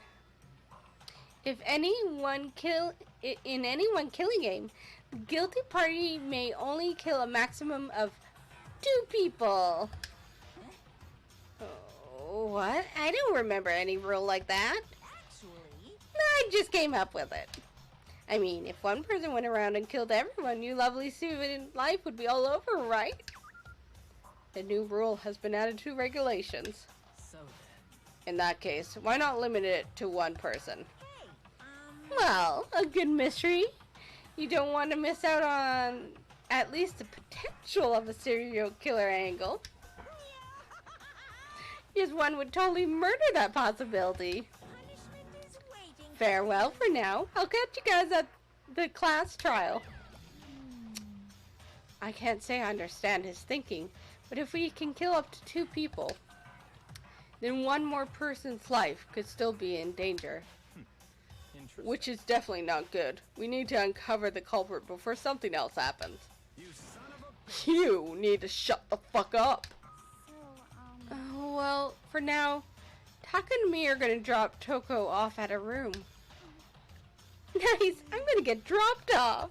there is nothing to be done. We have no time to stand around here. We must begin our investigation. Toot sweet. If we do not solve the mystery of who killed Shihiro, Is that okay? then we will quickly follow her into the afterlife. That's true. I hate this, but if I want to survive, me and everyone else, we have to do it. We don't have any other choice. Okay, now I can finally look at stuff. First of all, I better check the Monokuma file to see exactly what's going on. The victim was Chihiro Fujisaki. The time of death is estimated to be around 2 a.m. The body was discovered in the girls' locker room on the 2nd floor of the school. Cause of death was a blow to the head with a blunt object, which we can see down there. She was killed instantly. That's all it says. Well, it's not like there's any point in complaining about it. No matter what, I gotta do what I gotta do. Hey, Makoto, do you have a second? Huh? Did you need something from me? Naturally. Of course. Life without purpose is quite dull, you know. So, what did you need? I'm gonna let you cooperate with me during my investigation. Huh? What? I'm purchasing your talent. The same talent which allowed you to solve Sayaka's case. Solve? No, I just... Stop talking. You seem to have some limited use, which is why I've chosen you. You have the honor of contributing to my investigation. So, you're inviting me to come with you. You're doing it in the most arrogant way possible, though. Let's go. Now then, shall we get started? But we need to get moving. There's no time to be standing around. I don't really know what just happened. But it looks like I'll be working with Byakuya on this one. Okay, can I start actually looking at stuff? There's a dumbbell on the floor, and this is a blood stain. There's a blood stain on the dumbbell. Monokuma file said a blow to the head with a blunt object is what killed her. Does this mean the dumbbell was actually the murder weapon? Okay, so seeing the dumbbell like this, it points to Sakura. Because she would easily be able to kill somebody, but that, no, it can't be my girl. That's right. I don't imagine it could have been anything else.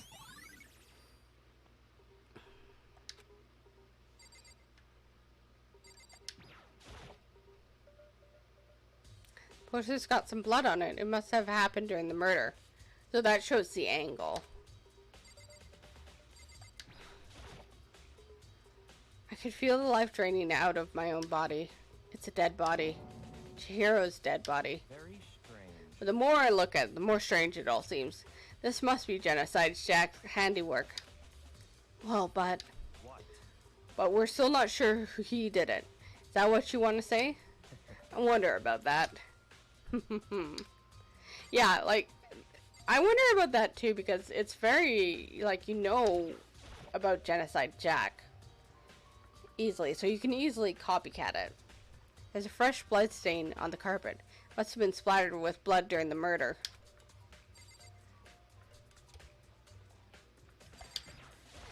The word bloodlust is written on the wall in blood. That's meaning behind it. It's bloodlust.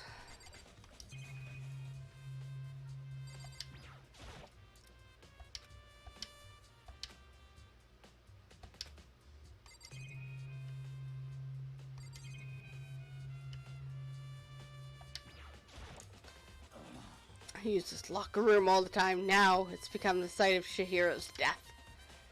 But why was she killed in the locker room? Actually, if you think about it, she could have been killed somewhere else, then carried here. She was very light, that's true. It wouldn't be hard for someone to carry her, but still. I still think she came here on her own, by choice. What makes you say that? She's been talking a lot lately how about she wants to get stronger. Are you saying she came here to exercise? But according to the Monokuma file, apparently she was killed around 2 in the morning. Would she really have been exercising that late? Perhaps. Hina or myself usually in the locker room during the day, so she was probably avoiding it then. Ah, yes, because she's shy. Avoiding it? Although we invited her to join us more than once, she never showed up. So I can only assume she was trying to avoid us. And instead she came to exercise in the middle of the night. However, Perhaps, but it is difficult for me to imagine she would have come alone. She did want to start exercising, but she specifically mentioned she couldn't do it by herself. She needed support from others. So you're saying she could have come here in the middle of the night to train in secret. So, okay. Ooh, it has to be a girl because it's in the female locker room. And he stated that you can't trade out e-handbooks. And they were also talking about how people can't sneak in with them. But did he say they would die if they try to sneak in with? But that she also would have come with someone else. It's a possibility, I think. Sakura's account has been added to truth bullet section in your handbook. Dude had a real complex about being weak. You heard Chihiro talking about it, right? Oh, I need to get stronger. Yeah, I do remember she said that more than once. Sure did, which I guess explains the trip down here. But did she really need to get stronger that badly? I already mentioned it, but she was a girl after. Fuck you, Makoto. Most girls aren't all that strong. Oh my god. I don't know, man. Haven't really thought about that stuff. The cause of Chihiro's complex. Can't help but wonder what it might be. Mondo's account has been added to, yeah. Now I believe it's about time for us to move on. Huh? Already? What? New clues won't magically appear by standing around here. We need to check every aspect of this case. That's true, but Let's go. if you're satisfied, let's hurry up and proceed. So pushy. I got caught up with the wrong person this time.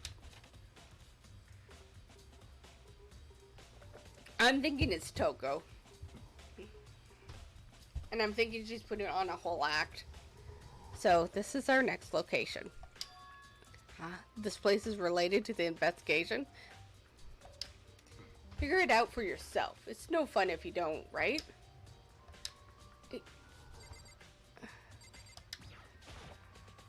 Maybe this gun was used to... No, impossible.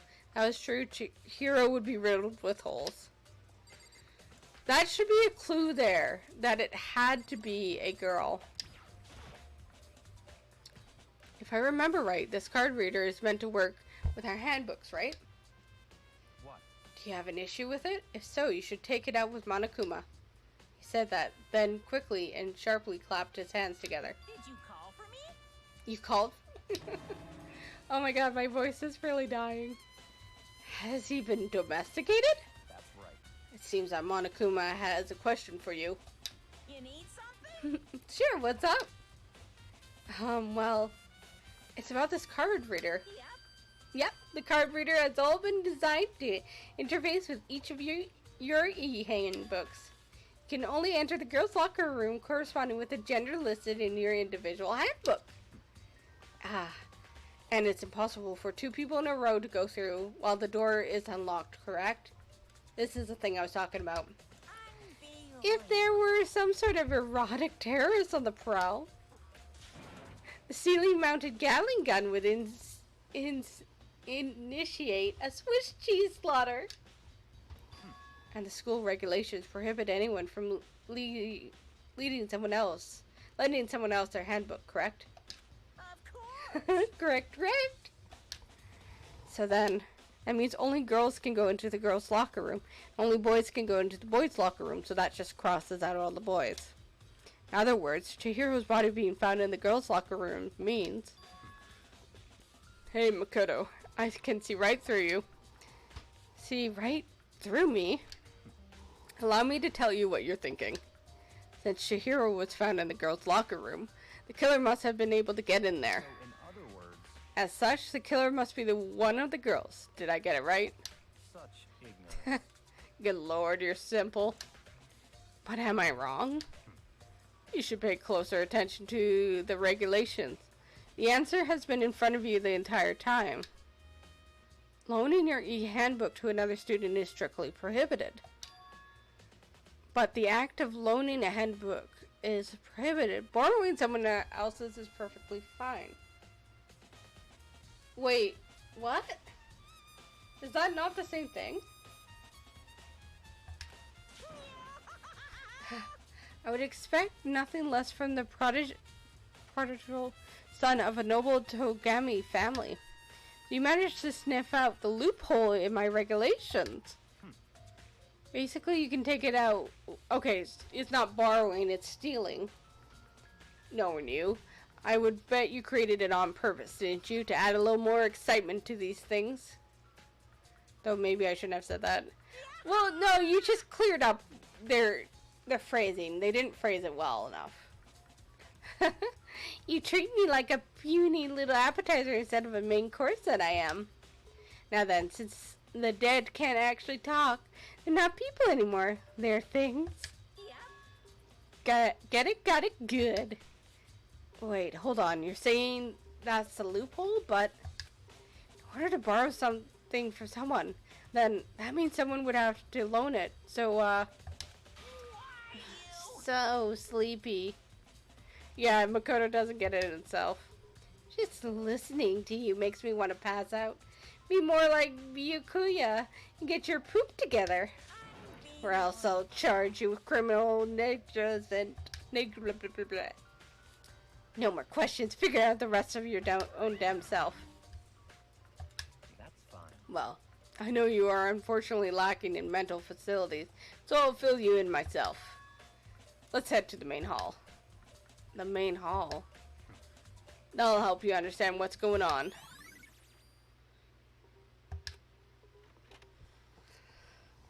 Yeah, somebody just has to steal it. We came to the main hall. So what are we looking for here? Does that mean I have to figure it out for myself? How come metal blocking the entrance seems like some kind of machine?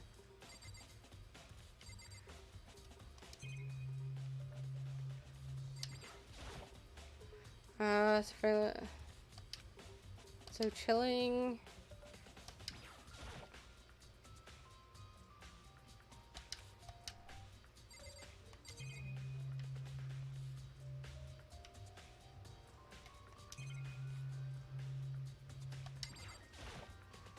There's a mailbox here. Could there be something inside? There is. It's an e-handbook. Wait, there's 3 of them. But what are they doing here? So you finally found them. Wait, who checked here? It was the weed guy kept checking here, didn't he? Huh? Did you know these were here, Byakuya? I happened to find them by chance myself the other day. Seems there's a system in place where the handbooks of dead students get delivered to this mailbox. Ah, Girly Goo, the first one who died, could be in here. And then there's Junko's. So then these three handbooks belong to Junko, Leon's, and Sayaka. That's her name. You can go ahead and confirm it yourself. Immediately turned on one of the handbooks, and when I did, yeah, you're right, this is Sayaka's handbook. Now do you understand? This is the key to the loophole that I revealed earlier. Yeah, I feel like I'm starting to get it. So it's not, it is stealing, but it's more borrowing. It's like borrowing a dead person thing. So is that stealing? I mean, I guess so. Should pay. Borrowing someone else's is perfectly fine. I see. Yeah, now I understand. Main hall. Yeah. What? Huh. Hold on a second. What's wrong? Very strange. That's strange. One of the handbooks won't turn on. Is it broken? Whose is it?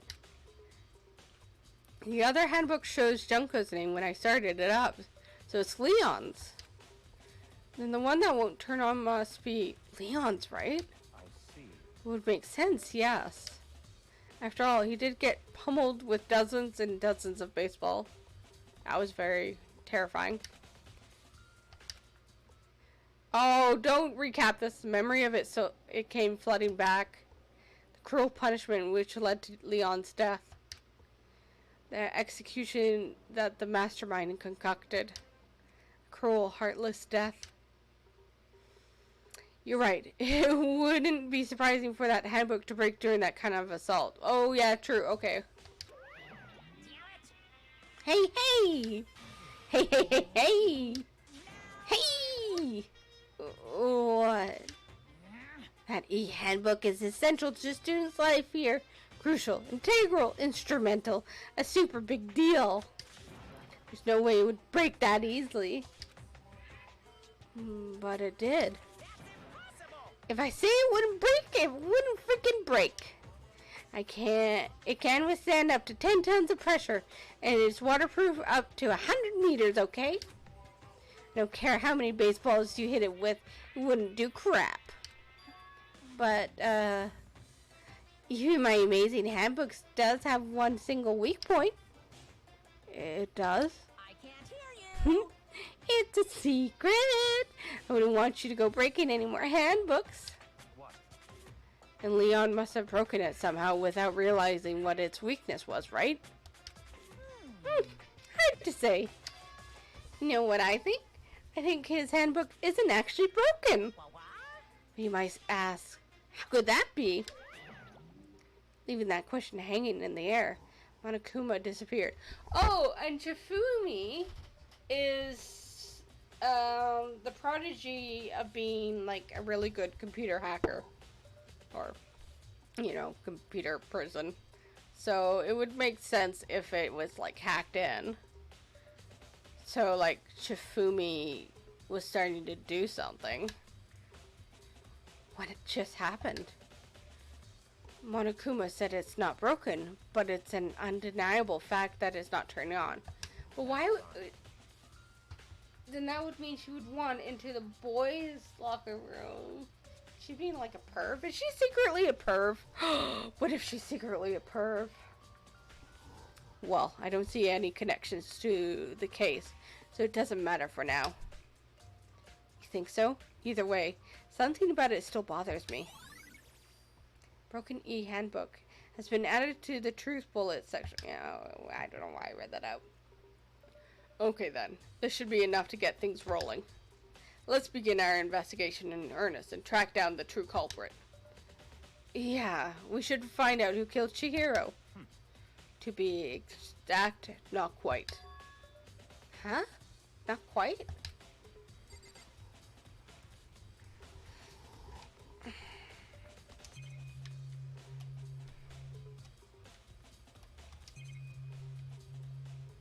this is just gonna be about that.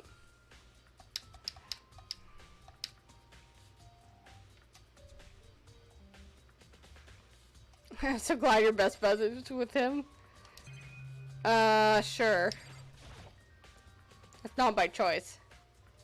What do you mean by that, Byakuya? To be exact, not quite. Certainly, I want to reveal Chihiro's killer, but more precisely, I want to discover the true identity of Genocide Jack. And you really truly believe Genocide Jack is the one that killed Chihiro? Don't make me repeat Absolutely.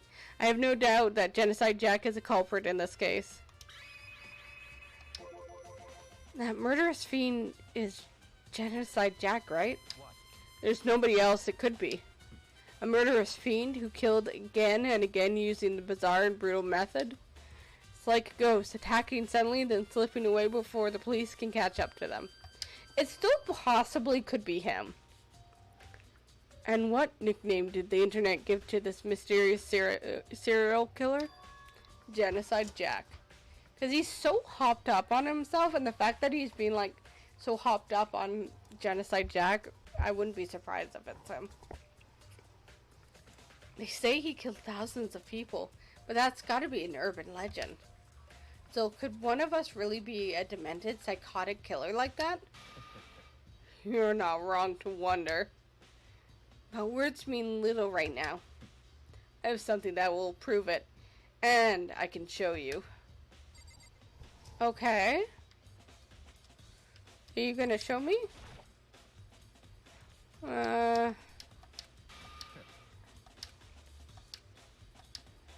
Don't make me repeat myself. And I have the basis to believe that. I assure you Genocide Jack is one of us, okay? Is there really proof? Somewhere I like to take you. This will provide all the evidence you need. It's all clear now. Evidence that Genocide Jack is the one that killed Chihiro. Evidence? Does that mean something like that really? Haha! Hey, you two! Oh, there she is. Big trouble, I need your help. I don't have time to play. We're with you. busy. Leave us alone. I know But it's an emergency! Come on, please, you gotta help me. What's going on? This is a serious emergency. Please, you gotta help me. Just calm down, okay, Hina? I mean, But it's an emergency. Emergency? What happened? well, Something's wrong with Toko. She's acting super strange. We already knew that. I mean, she was acting pretty strange earlier, right?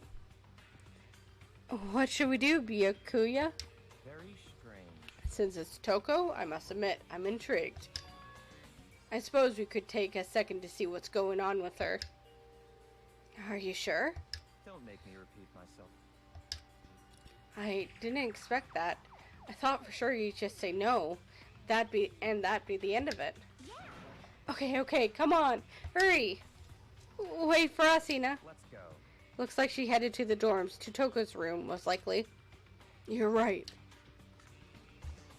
Okay, just a second.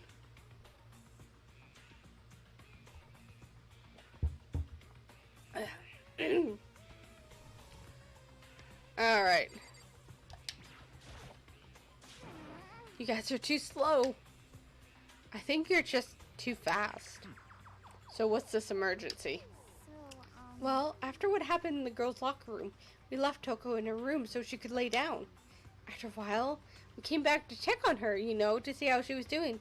But when we did, it was weird. She refused to come out. She kept saying all this weird stuff. Weird stuff? That's fine. We should try talking to her ourselves. Yeah, good idea. Alright, Toko, what the fuck's going on? I may as well give it a shot.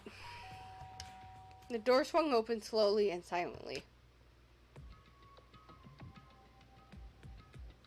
She's freaked out. Oh, holy crap. An aura of negativity flowed out from behind the door, forcing a gasp out of me. What? Oh, nothing. said Hina was really worried about you, holding yourself up in your room. Leave me alone. Yeah, sure thing. But could you open up just for a second? Won't allow it. Huh? Won't let Genocide Jack have control. Does she have multiple personalities? Just like that, she slammed the door in my face. What was that? She's been acting like that the whole time. When I rang a little while ago.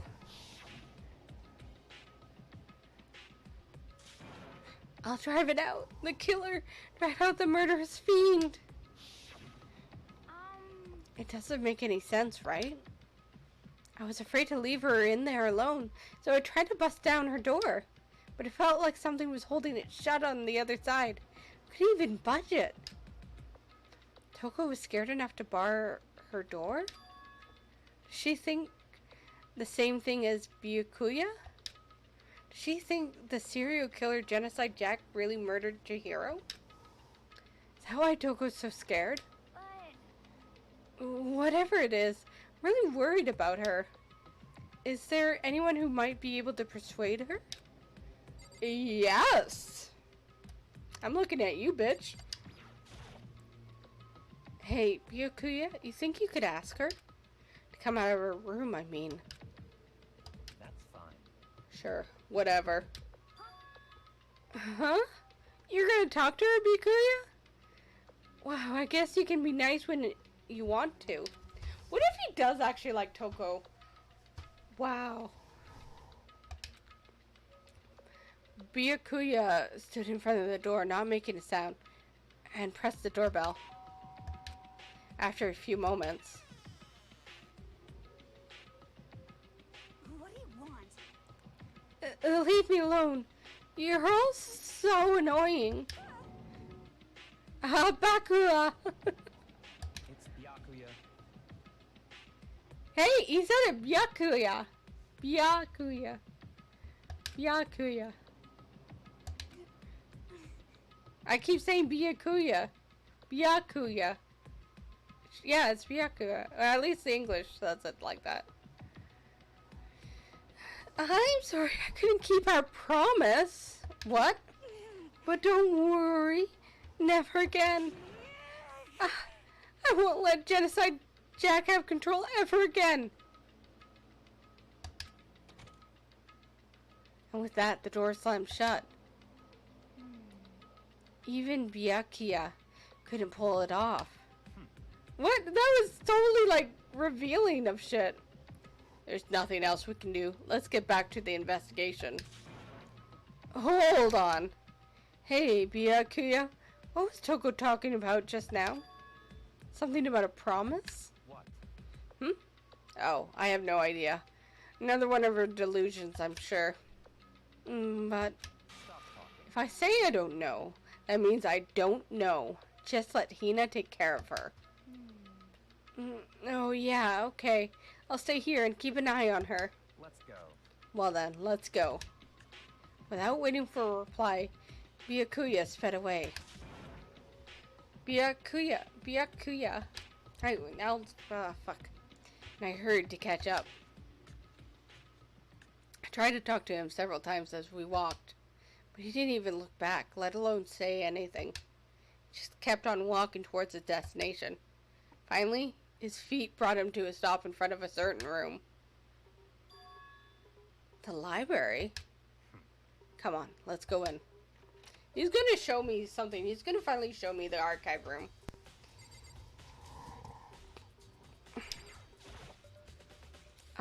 Is the evidence that proves it was Genocide Jack really in the library?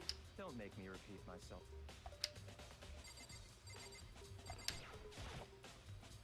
If I remember, on the other side of this door. It's the archive, right? Hurry up and go inside.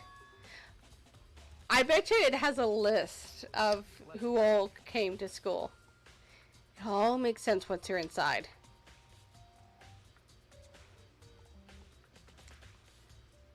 Whoa, there's so many books and files. And so much dust, too. So, in other words, I wouldn't say there's enough value in this place to endure the dust. So many files and stuff on the shelves. What's in all these things? That's enough. Those documents are dangerous. Dangerous? They detail all the people who control the world from behind the scenes. Dangerous truths for a commoner. You mean like members of the Diet or something? No, I mean the ones with real power. The secret council controlling everything from the shadows. The fuck? You're ready to be disappeared for it. Take a look. There are some very interesting people in there. You're just kidding, right? Am I? I'll just let it go for now.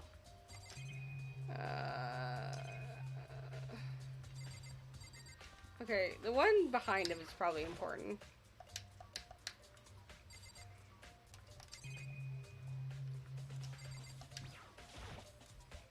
Shelf is stuffed tight with files. Without really thinking about it, I picked one at random. Ah, you have a sharp eye indeed to select that file. Eh? That's a report on the presidential assassination. The original is kept at the National Library. It would be declassified for another 30 years. It won't be declassified for another 30 years. Are you sure you want to look at it now? There's no telling whose crosshairs you might wind up in for peeking at it. Without making a sound, I returned the file to the shelf. God, I can't look at it. Oh. No, that's not the one I want to look at. Oh, it's down here. Okay. Wait, let's look over here. Oh! There's a wooden box. It's empty. Although, judging by the smudges of dust, it looks like there's something inside. I wonder what it was. It was an extension cord I plugged in there. It proved very useful while I was in the library. An extension cord, huh?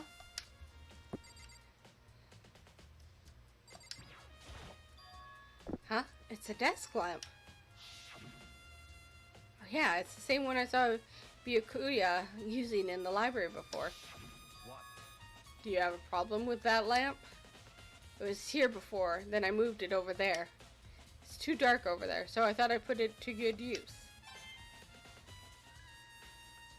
Okay. Yeah, I think all that's left is the notes behind him. There's a ton of thick files stuffed into the bookshelf. If you're thinking of looking through any of them, let me give you a little warning. Those are filled with graphic, disturbing photos of all kinds of crime scenes. It's the kind of thing any normal person wouldn't ever want to look at. Be careful. Huh? What do you mean? Well, those files there are investigation reports related to different cold cases. Those are internal documents for police eyes only. They're not the kind of thing you expect to leak. Oh? So, are you finally beginning to understand the true splendor of this library? The entire reason I was interested in the library is because of this room right here. It's home to classified government documents, police records, things no ordinary person would ever see. Isn't it magnificent? Oh my god, it's so fucked up. This can't be for real, right? Such ignorance. That's your guys' problem. Anything that doesn't fit into your preconceived reality, you labeled it a lie. Well, it's not that. It's just... Oh wait, sorry, this is not him. Well, it's not that. It's just... It's not like I totally refuse to believe it, but... I mean, there's just so much. How could anyone have put all this together? I suppose it goes to show just how much power Hope's Peak truly wields. Or perhaps the mastermind may have wanted to provide us with enough entertainment to keep us from getting bored. It's no use. I can't keep up with all this. It's just too unreal. What's wrong? You still can't believe it? Oh, what about you? How can you believe it so easily? Things like that are usually impossible. What do you mean, usually? usual, normal, ordinary, simple, those things don't exist anywhere in the real world. If you don't understand what they actually represent, you don't understand the nature of anything. You don't pull your punches, do you? Besides, what you consider usual is based on your common sense, right? Well, what makes you think your own common sense applies to me at all? These documents gathered here are genuine. I have reviewed them multiple times, there's no doubt. Oh, hold on a second. You're saying you've read all these documents more than once? But all this has to be like top secret confidential stuff, right? So why? My family has a reading room just like this at our home. Ours is bigger, of course, and not as dusty. Oh my god, he's such a cunt. Sorry. Huh? Members of the Togami family have access to any variety of government-related documents. That includes foreign powers as well as domestic. How is that possible? So, in other words... I already told you. There's a secret council that controls the world from the shadow. My family is a member of that council. And I have within me the bloodline that allows me to one day bend the world to my will. He would be terrifying to, like, be able to control the world. But to become such a ruler, I must know all level of this world backwards and forwards. So whenever I have time, I like to review whatever documents and materials that interest me. Which is why I can proclaim without a doubt that the materials gathered here are the real thing.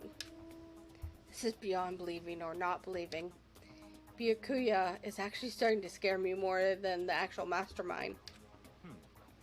And what always interests me the most were the cold cases police and investigation reports.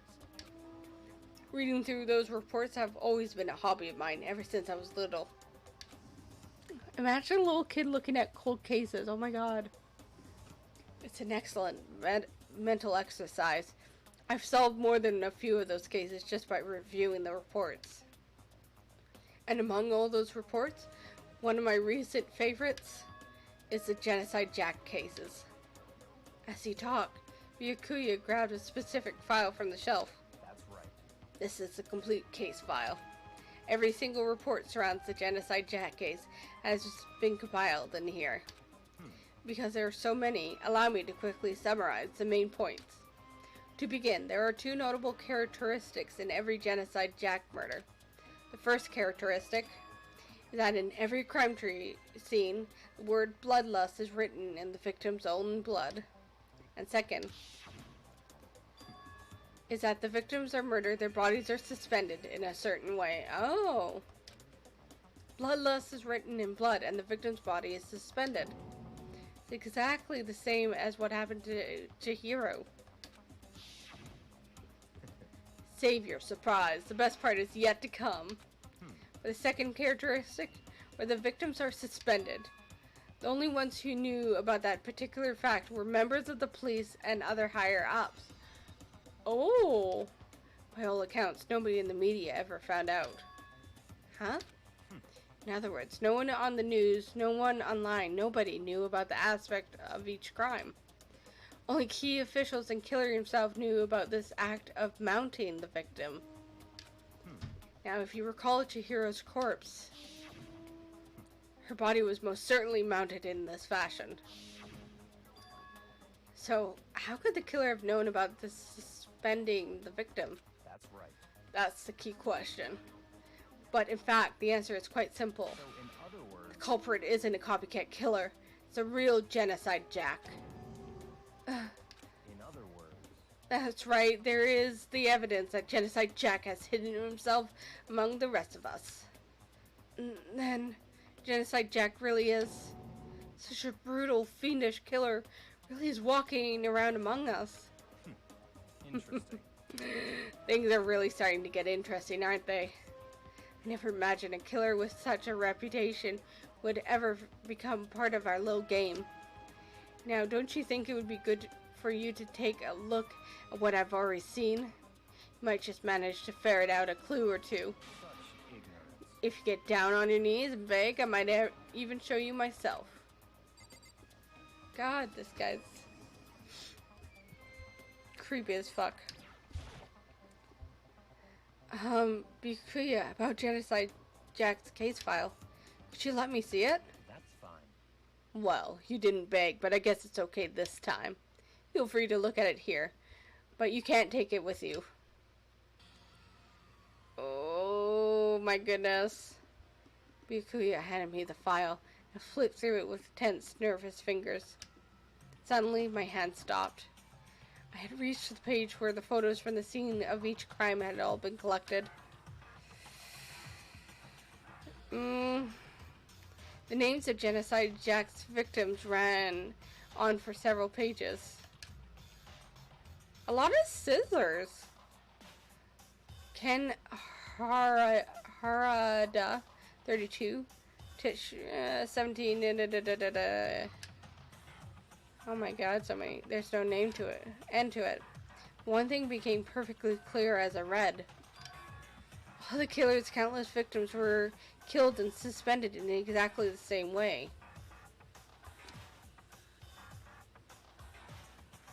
And at the scene of every murder, the word bloodlust was left in the victim's own blood. Yeah. He's the best saint here, oh god. Now take a look at the next page and you'll find another interesting tidbit. The next page. You're like traumatizing this child. Profiling results. The crimes took place either on weekdays, at night, or during holidays, either day or night. The most common time for the killings to take place was on holidays in the afternoon. Based on these facts, it could be suggested that the suspect may be a student. Evidence suggests that the suspect lingered at the scene, but when they did leave, they were in a panic. Because an eyewitness has never come forward, it's unlikely there was an external reason for this. This confused behavior suggests that the subject may potentially suffer from dissociative identity disorder. This is leaning towards Toko very heavily. So in other words... And him, because he's sus. But it's leaning towards Toko very heavily. The key point here is that the culprit may well have a split personality. A split personality? Like the kind of thing you see on TV? So, I'm a part of another totally unbelievable story. But this one is way more unbelievable than anything else up until now. Really? I mean, I guess it's... yeah, okay. Or maybe it's just really isn't. I don't know. I feel like my mind has gone numb. Genocide Jack case file has been added to the truth bullet section of your handbook. Let's go. Alright, we should get going soon. Huh? Where are we going? Anywhere but here. We finish our business here, haven't we? Oh, wait, Byakuya. Blah, blah, blah, blah, blah, blah, blah, blah. As usual, Byakuya turned and left without another word. I hurried out of the library to catch up. Well, this is where we part ways. I have some things I need to take care of before the class trial. Huh? Just all of a sudden like that? I don't have time to play with you. Come on, enough of your annoying misapprehensions. Did you really think we'd be together this whole time? Take responsibility for yourself and do something useful. Move the investigation forward on your own. Goodbye. Well, goodbye. Just like that, he was gone. Just as quickly as he asked me to join him, he cut me off. In the end, I feel like I was just kind of plaything getting tossed around. At the same time, I uncovered some really important clues thanks to him. Genocide Jack. He's the one that killed Chihiro. The murderous fiend is one of us. But who is it? I have to find that out, no matter what it takes. And to do that, there's somewhere I have to go investigate one more time. I have to go back to the crime scene of the girls' locker room. I should check out the boys' locker room too. And the others might have come up with some info I might find useful while I'm at it. I need to go find everything I can. Jesus. I'm feeling Toko. I'm feeling Toko for sure.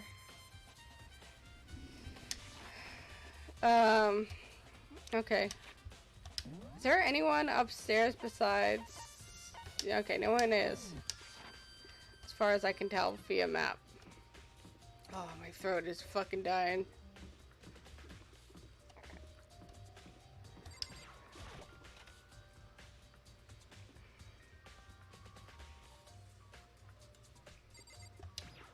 Let's see.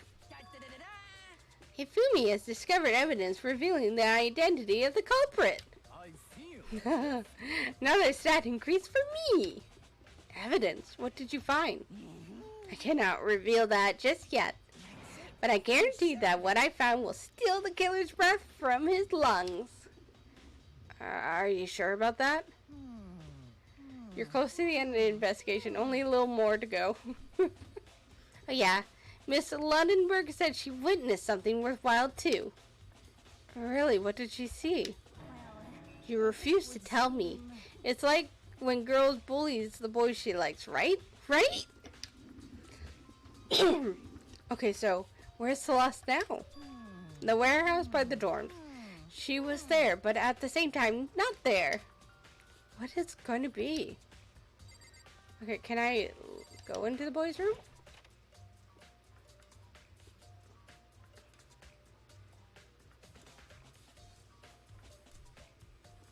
I need to go get more water. My, like, throat's fucking dead.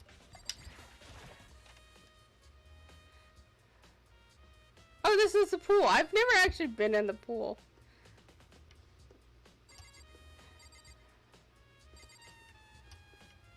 I'm assuming... Wait, what's this?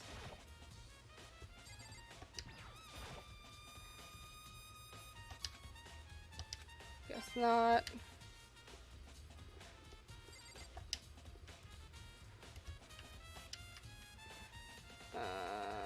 This is just like the usual stuff.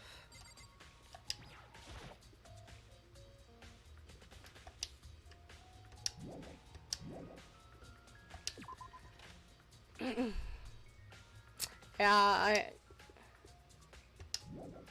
I need like... Oh, okay, he's like telling me don't leave. Wait, shit, I didn't want to go there. No!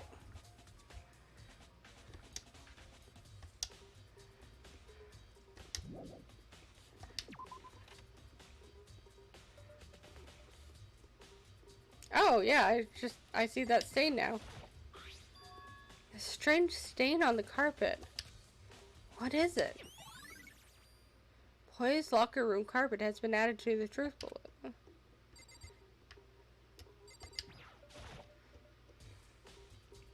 This poster. Popular boy band called Tornado. Oh! Somehow it doesn't quite seem to fit the boy locker room. Oh! I bet you the murder was done in the boys' locker room. And that, okay, this is, the murder was done in the boys' locker room, and that Chihiro had taken Leon's e-handbook to get in there, and she had hacked it, and that's why it doesn't fully work. So, that then leans towards a boy probably doing it.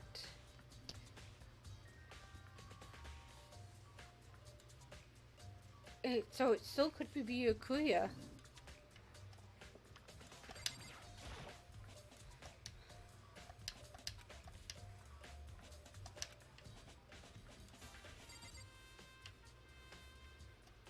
And the reason why there's a stain there is because they probably, like, I don't know, I feel like they switched out the carpet, but that would be really hard to actually freaking do.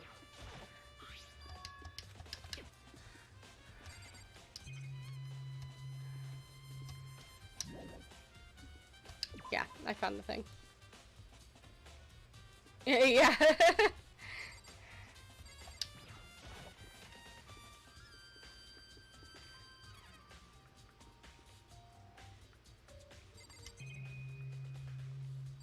Kyoko's in here now. Hey Kyoko, have you made any progress on your investigation? Generally speaking. However, But I have to get going. I have something unrelated to take care of. Something beside the investigation? What is it? well, Nothing you need to worry about. Just concentrate on the murder.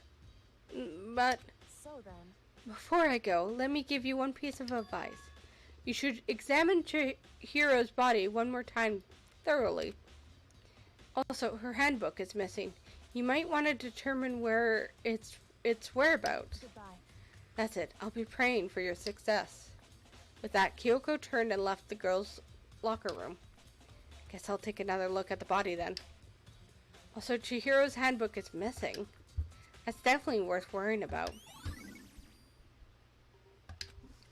Why do you think Chihiro would want to go to the boys' locker room and hack Leon's handbook? It's because, my guess is it's because of Hina and Sakura.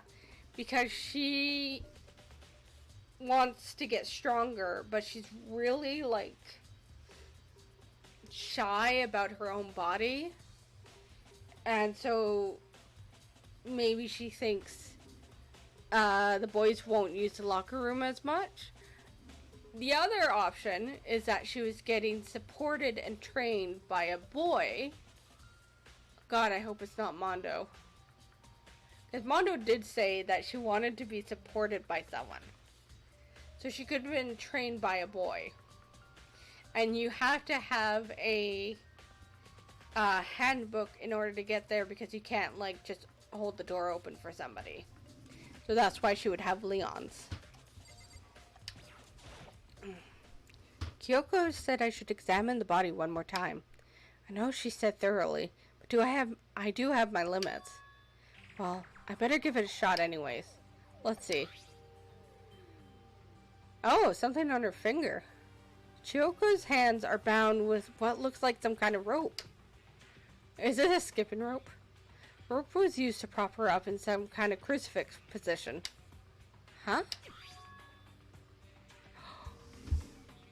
Oh my god, this is also leaning to Byakuya because the extension cord. But why would she ask him for help? But the extension cord, and besides Genocide Jack, of course he would know about how all of this is done.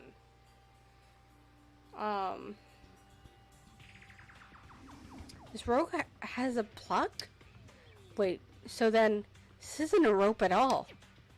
But the more I think about it, the more that's not the only thing that concerns me. Chihiro's fatal injury was a blow to the head, which means someone struck her in the head in order to kill her. That's right. There's the issue of her being suspended and the fatal blow. At first, I didn't see any reason to think too much about it, either of them. But seeing them again after looking through the Genocide Jack file, something's not quite right. Yeah, he stabbed them. He didn't hit them in the head. What does this all mean? Well, the one thing most likely to tie all these mysteries together is the true nature of the rope that was used to suspend Chihiro. To figure that out, there's a certain place I need to revisit to look it over again. Plus, it might help to look at the Genocide Jack case file just one more time. Okay. Oh, what else do I need to look at? Do I need to talk to these guys? No forgiveness. Oh, I love you, Sakura. Dude had a real complex.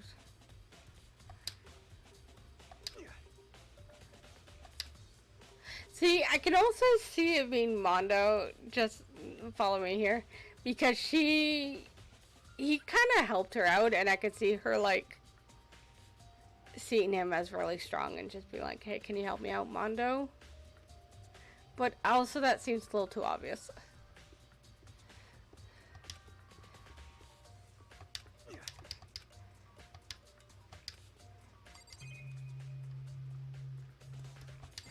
I already know about that. It had to be someone strong enough to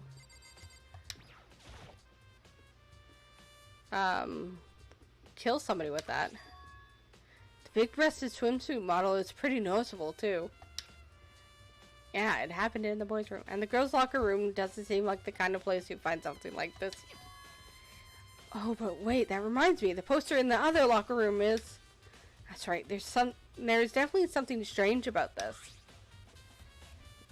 In the boys' locker room, there's a poster of a popular boy band.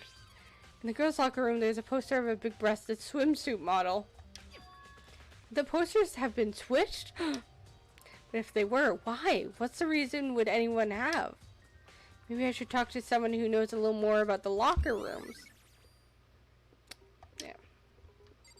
Sakura! You spent a lot of time exercising in the girls' locker room, right, Sakura? Of course. I used it nearly every day since it opened up. Sometimes Hina and I would use it together. Okay then, let me ask you something. Do you think the posters in the boys' and girls' locker room could have been switched? I'm sorry. Sorry, I can't really say. Never really paid attention to the posters. So we have to ask Hina. See. But there is something that has been bothering me about this locker room. You see, I like to drink a little protein coffee every time I finish exercising. That's the other stain. We have protein coffee? In the warehouse. It's not the highest quality, but I don't have a lot of other options. I mix protein powder with coffee and down a glass of it after exercising. Anyways, the other day, I spilled some of it on the carpet in the girls' locker room and it left a stain. Yeah, he switched stuff. A stain. But I don't see any stain on the carpet now. Of course. Exactly. I noticed it earlier. The stain has disappeared. I can only assume someone came along and cleaned it up. But still, isn't it unusually clean? As if there was never a stain here to begin with. Yep. Disappearing stain. Should I go back to the boys' locker room to, like... Be like, well, duh.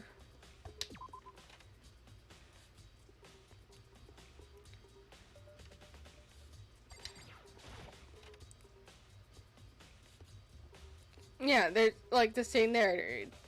Do we need to go look at it and be like, duh?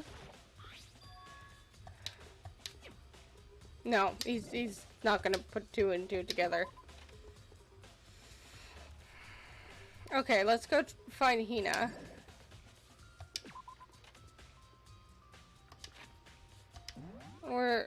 I'm assuming Hina is... Oh god. Oh yeah, we gotta go back to the library too.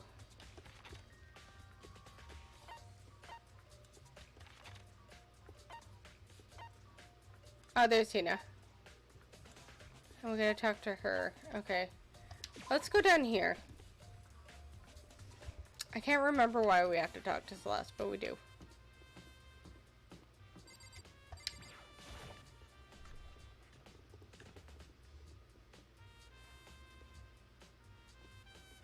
Alright, Hina. Oh, Hina, how's Toko doing? The same as before. She won't come out. She just keeps on mumbling something about Genocide Jack. So, I left her there. You left her? My head was all swimming. I was getting pretty hungry. Yeah. Oh, but don't worry. I'm gonna head back as soon as I'm done eating. Toko's not exactly pleasant, but I'm still worried about her. Speaking of which, what are you eating? A donut, of course. Of course.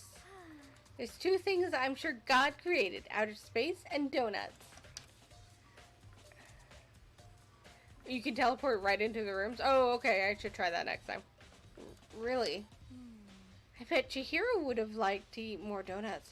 Maybe that was on her one big regret. Should have tried to spend more time with her. Come to think of it, who did she spend time with? Well, she was a bit strange. Didn't really hang out with the other girls much. It was like she was trying to keep her distance from us. Actually, Sakura said something similar. She said that even though you and her invited Chihiro to exercise with you, she always refused. Yeah, totally. It was true. And it wasn't just us, either. It was like she stayed away from all the girls. Wait. Was she just shy?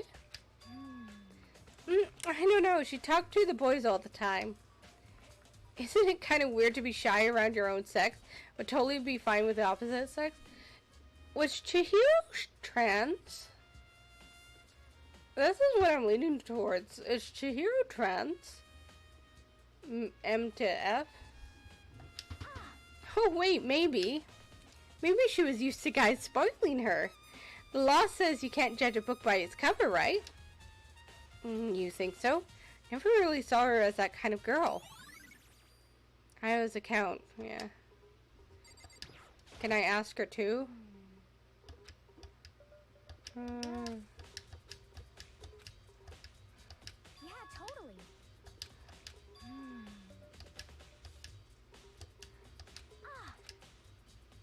Okay, she's not gonna tell me about the poster.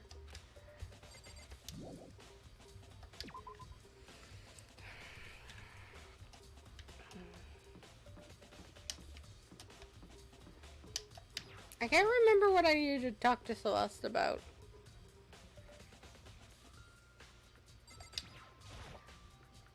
Celeste, what are you doing here? This warehouse is amazing. It has absolutely everything one might need to live a full life. From food to clothes to towels, there's an endless supply to choose from.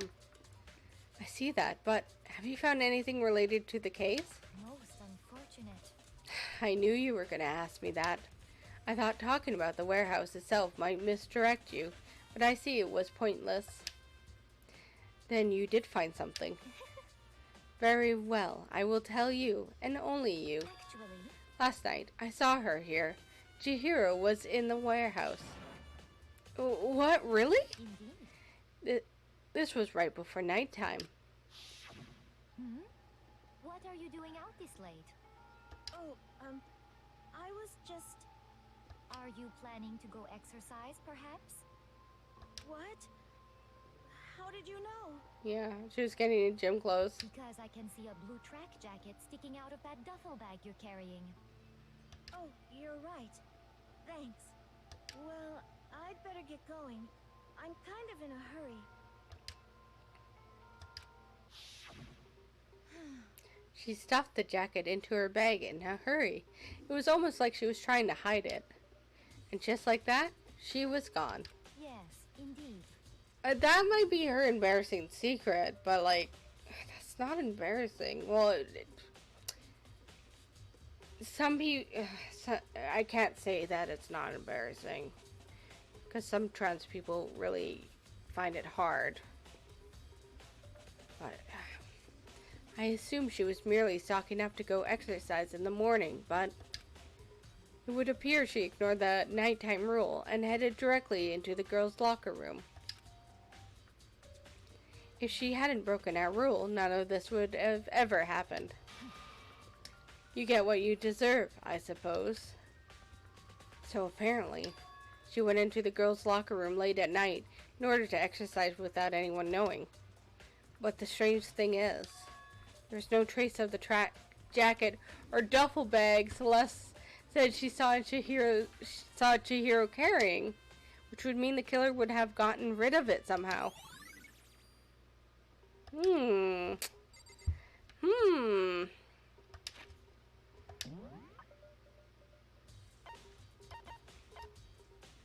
That makes me think of the trash room, but that would be too obvious.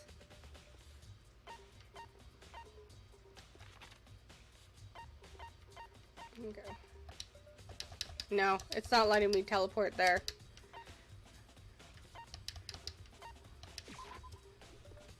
I have to choose, keep in mind this is a Japanese game that was made almost 2 decades ago. True. True.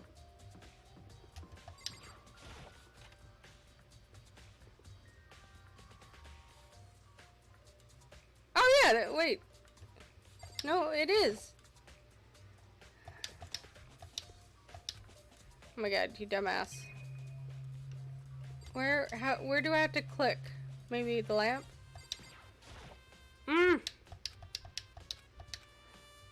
Sometimes this thing is so freaking finicky. Thank you. Huh? The lamp won't turn on. Oh, I see. It's not plugged in. The lamp's cord isn't long enough to reach the outlet from here. But the last time I saw it, it was definitely on. It was definitely right here. Oh, that's right. Byakuya said it was using an extension cord. But there's no extension cord here now. I wonder if... It's pointing to him.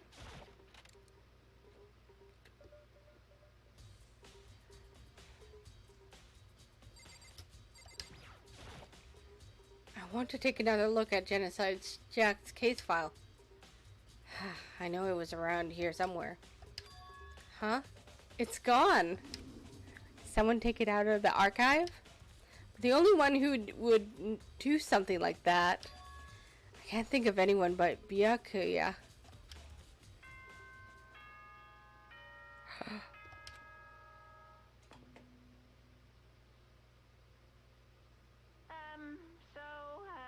I'm getting tired of waiting. Shall we just plunge right in? It's the moment you've all been waiting for. The class trial. You remember where to meet, right? Please go through the red door on the first floor of the school. See you soon. Dun dun dun. Begin the class trial, or it's about to begin. I don't have a choice. The red door. It's right through here. I want to see something. Okay. I thought I could do something with skill points. But I don't remember where you can do them. This is all my truth stuff, I know. You do that when you get inside, okay.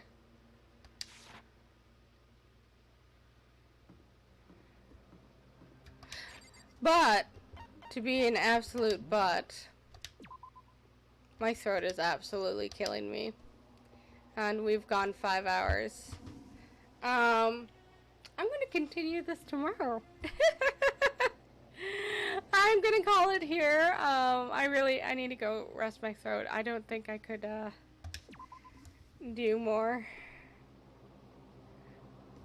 How much reading during the class trial?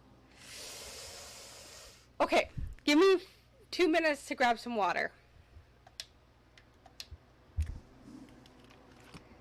Or not even 2 minutes. I'll be right back.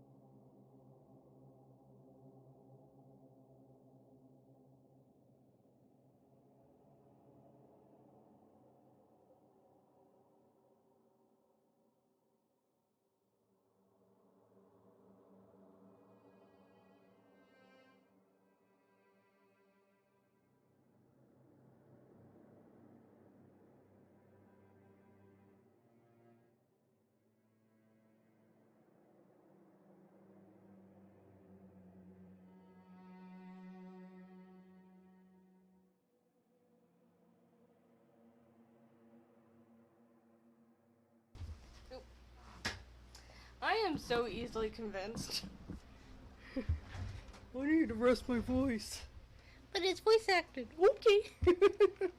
I want to know.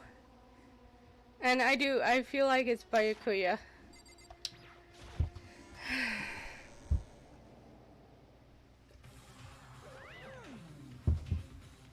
So is everyone ready to what?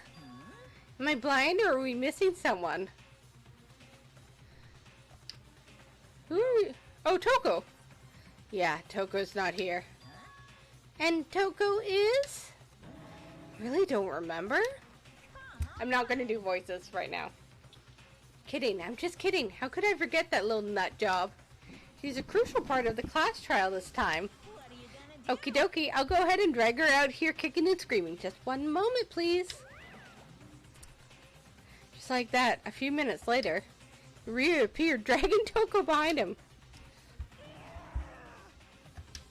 I told him I didn't want to, but he forced me. I can't believe you would drag a girl around. Terrible. You're terrible. Oh, now everyone's here, right? It still could be Toko. It could be technically Byakuya, but because he figured out Toko liked him, he convinces Toko to do it. Like, I'm split. Let's go.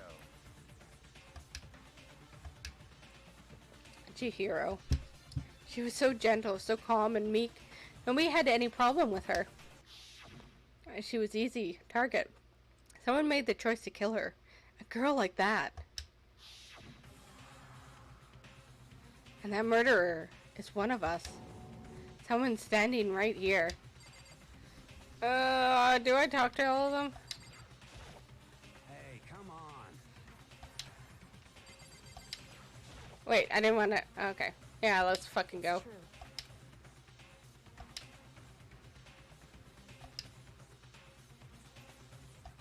Oh, sorry, I'm not ready. Who do you think Genocide Jack is? I'm split between Toko and Byakuya. As soon as everybody was on. Because I can see Toko being manipulated very easily. Deeper and deeper into the ground. We went deeper, down in the easiness in my heart, grew bigger and bigger.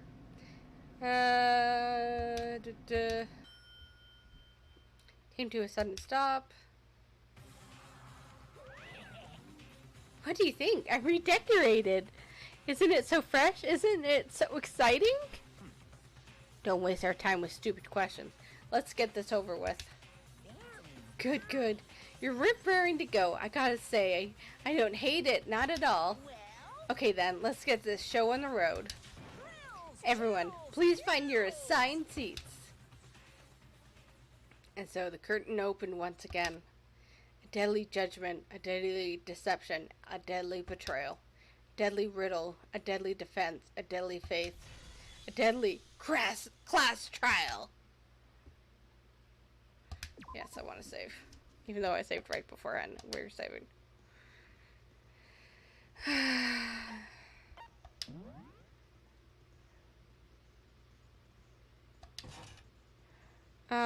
Increases the influence gauge by 2. Cost 2 SP. The bullet capability. That's 13 out of 13. Okay. That's everything. I bet you there's like some crazy strat of how to optimize hanging out with people. Let's begin with a basic explanation of the class trial. So, your votes will determine the results. If you can figure out who done it, then only they will receive punishment. But if you pick the wrong one, then I'll punish everyone besides the blackened, and the one that deceived everyone else will graduate. Sorry, I was adjusting. Okay then. So, first off, let's talk about the murder weapon. First, we have to make clear what was used to deliver the fatal blow. You know what really throws me off? This is very side note. Whenever they actually show the main character, because I'm like, oh yeah, this is Makoto.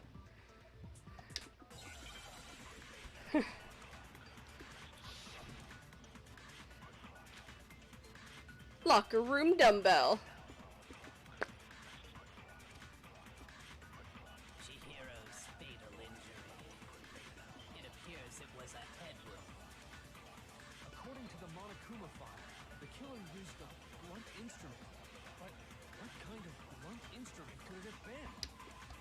Wait. bet it was an iron pipe. No.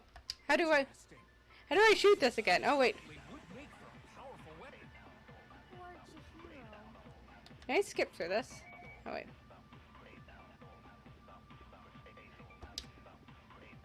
Chihiro's fatal injury. Wait, here. B is fast forward. Y is the button I need. Because last time I did this on, According to the Monokuma file, what kind of blunt? I bet it was an iron pipe. Interesting. oh! Certainly would make for a powerful. Poor Chihiro. Chihiro's fatal injury. It appears it was a head wound. According to the Monokuma file, What kind of blunt instrument could it have been? I bet it was an iron pipe. How is that missing? That certainly would make for a Poor Chihiro. How am I fucking that up? Chihiro's fatal injury. It's a yellow thing. It appears it was According to the Monokuma file, the killer used a blunt instrument. What kind of blunt instrument could it have been? I bet it was an iron pipe. Interesting. That certainly would. Okay, so like I don't have enough concentration. Chihiro's fatal injury. It appears it was According to the Monokuma file, the killer used what kind of blunt instrument could it have been? I bet it was an iron pipe. There we go. No, that's wrong.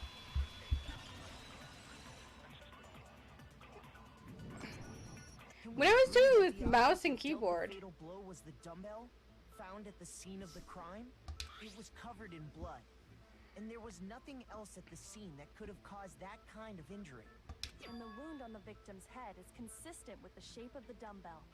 As far as I'm concerned, there's no mistake and no room for doubt on this one.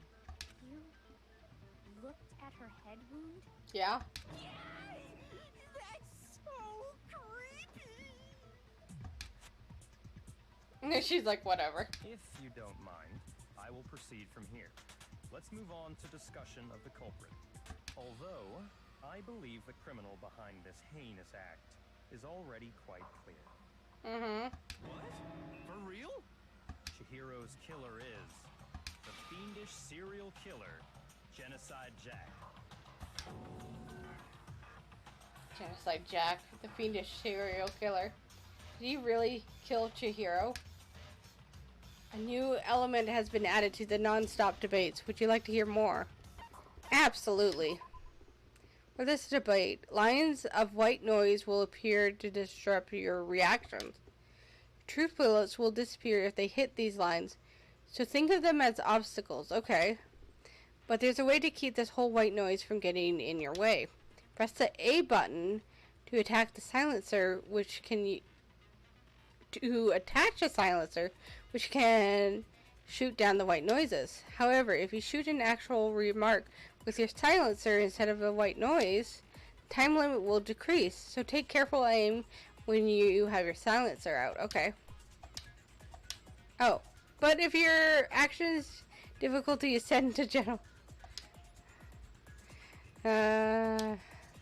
we're set to normal. I'm pretty sure. Okay. Make your argument. Genocide Jack case file. The culprit is Genocide Jack. I'm sure of that. Case closed, as far as I'm concerned. But that's impossible. Why? What makes it impossible? Well, I mean, come on. There's just no proof for it. Hey, so Oh, fuck. speaking of genocide, I don't know who that is.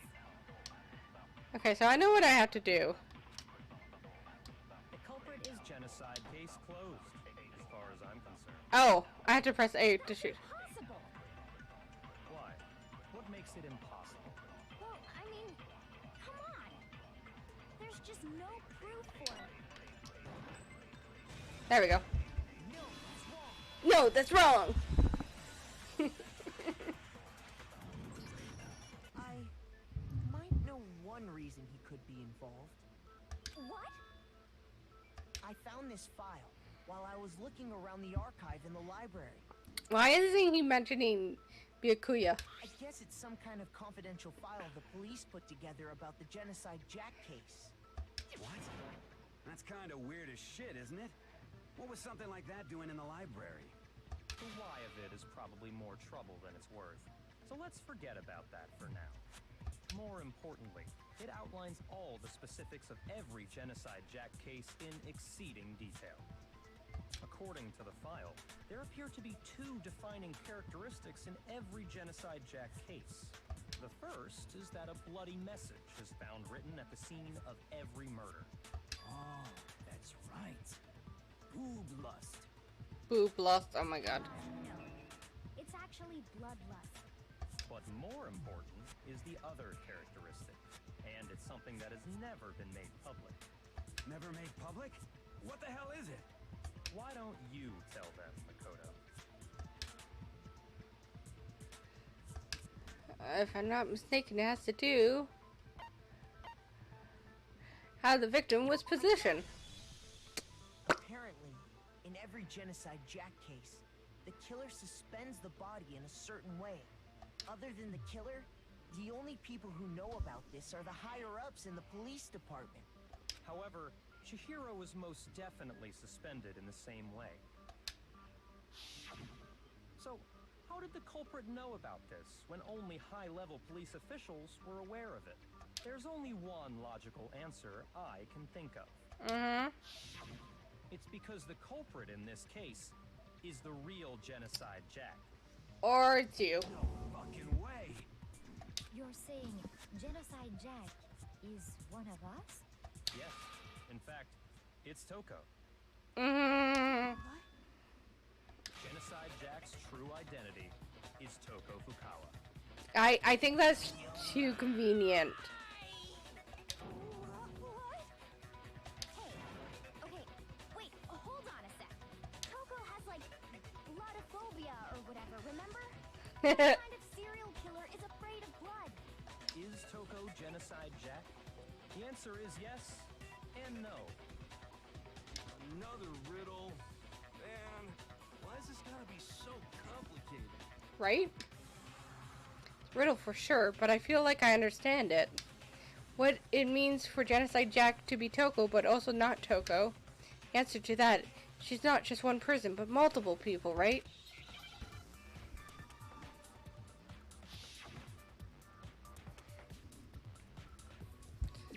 Oh god.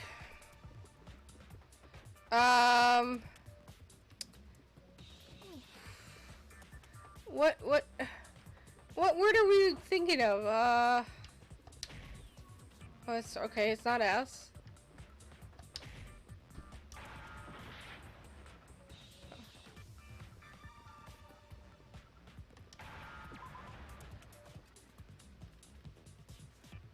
Oh.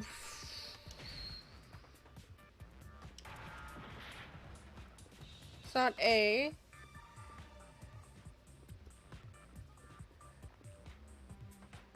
I don't know what word we're trying to spell here. I have to hit some letters multiple times. Oh, okay. So it could be A. Shizo. Really?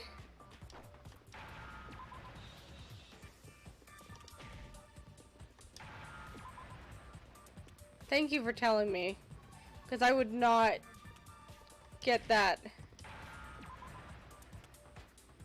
Now I understand. Shizo? What the hell Is it because Genocide Jack has a split personality? like, Huh? is that? I think I read that somewhere in the file too. It's pronounced schizo. Well, why didn't they put schizo? They thought that the suspect might have. Why did they call Or it is that how it's actually spelled? dissociative identity disorder? Is that actually how it's spelled? Okay, well, I'm dumb.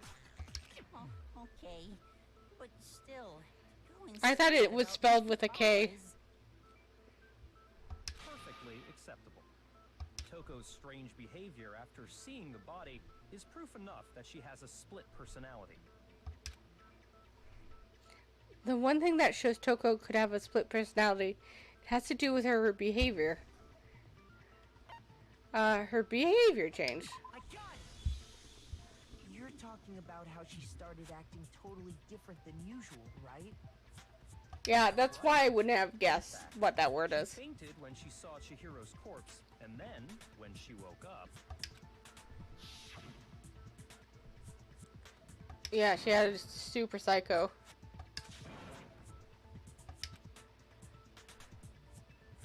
I still feel like it could be Toko, but I feel like Byakuya could have convinced her to do this.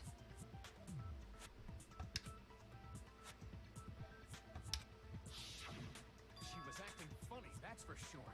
That melancholy tone of hers completely disappeared. Don't go assigning adjectives to my tone without permission. What the fuck? Not to mention, once she regained consciousness and saw Chihiro's body again, she was utterly calm. In other words, within her is one personality that can handle blood, and one that obviously can. So when Toko trapped herself in her room, it's because she was scared of Genocide Jack?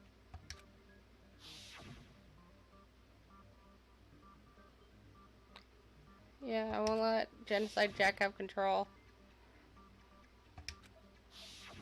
The reason she locked herself in her room wasn't to keep other people from getting in. It was to keep her other personality from getting out. What? Toko was afraid. Afraid of the murderous fiend inside of her. Of killing even more people. How? Yeah. How can you know all this? I do believe you misunderstood her. What she's trying to say isn't, how can you know all this? No. What she wants to know is, how could you tell them? She told him her secret. Last night, just before Monokuma gave his motive speech, Toko and I had a strange conversation. She told me a most interesting story. She said a murderous fiend lived within her, and she was afraid it could appear and attack at any time. And that trepidation is what's caused her to have such a bleak attitude. Isn't that right, Toko? This is all a lie. Right, Toko? You said you wouldn't tell anyone. What? It still could be him. You promised. I can't believe you lied. But it's probably her. You have only yourself to blame. You came to me with your tragic little story. I didn't ask you to. This is the real world, not some romantic fantasy fairy tale. Besides, you broke your promise first. Oh? You said that as long as you were here, no matter what, you wouldn't let Genocide Jack kill anyone. But in spite of that promise...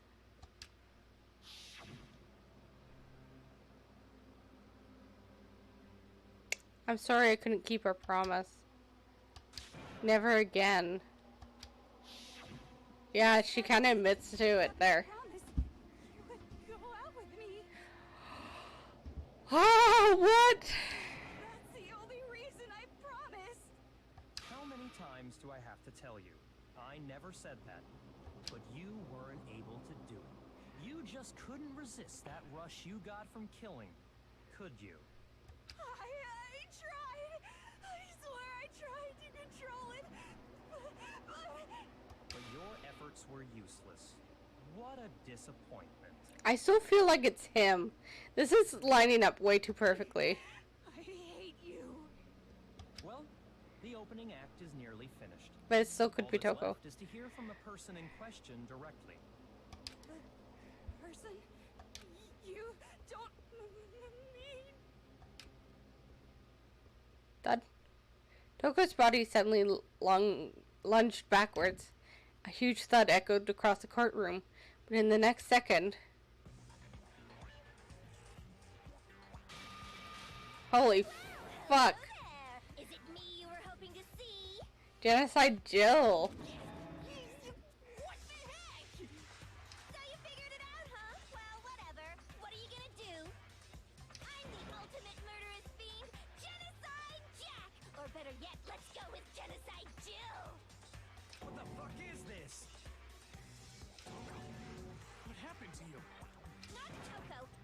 username, and what happened is a textbook split personality. So what if one of them happens to be a serial killer? You should turn a blind eye to one's fault.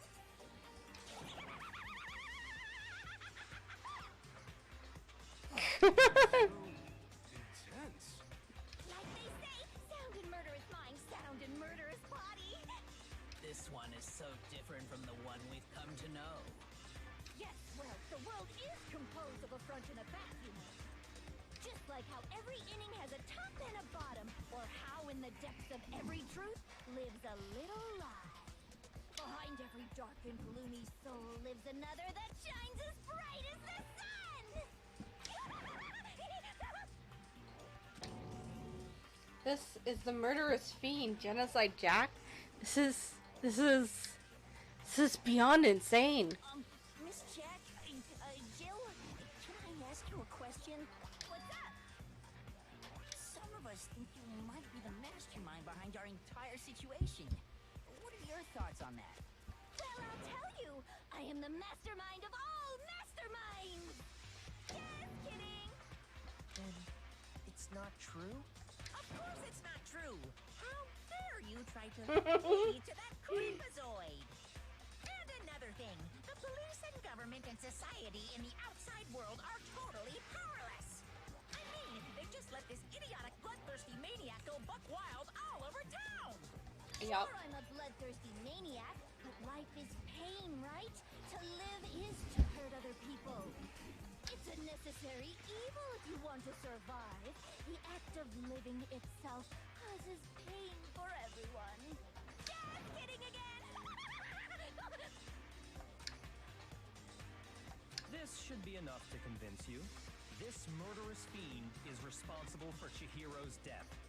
There's clearly a motive, so there should be no doubt.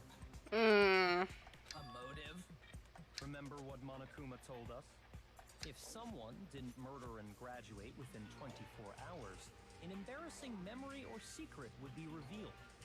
Well, let's assume that Toko's secret was about Genocide Jack. If a secret like that came to light, Toko's life would have undoubtedly been forever ruined. Yeah. So she had a very clear motive to never have that side of herself exposed. Interesting. Very, very, very interesting. But Sorry, as much as I hate to admit it, I'm not the culprit. But I cannot imagine anyone other than I you can. to murder someone in such a bizarre fashion. Maybe so, but nevertheless, it's the truth. Do you really expect any of us to believe you? Yeah. I could never believe a word you say, you monster. maybe she's totally right about that, but something's still bothering me. What she said, I need to get more details about all this. We need to know what Toko's secret is, I think. Status of the dead body. Sorry, but I didn't kill anyone. You say that, but do you really expect any of us to believe it? Perhaps if you had an alibi, that would change things. Oh, an alibi, huh? Now we're talking.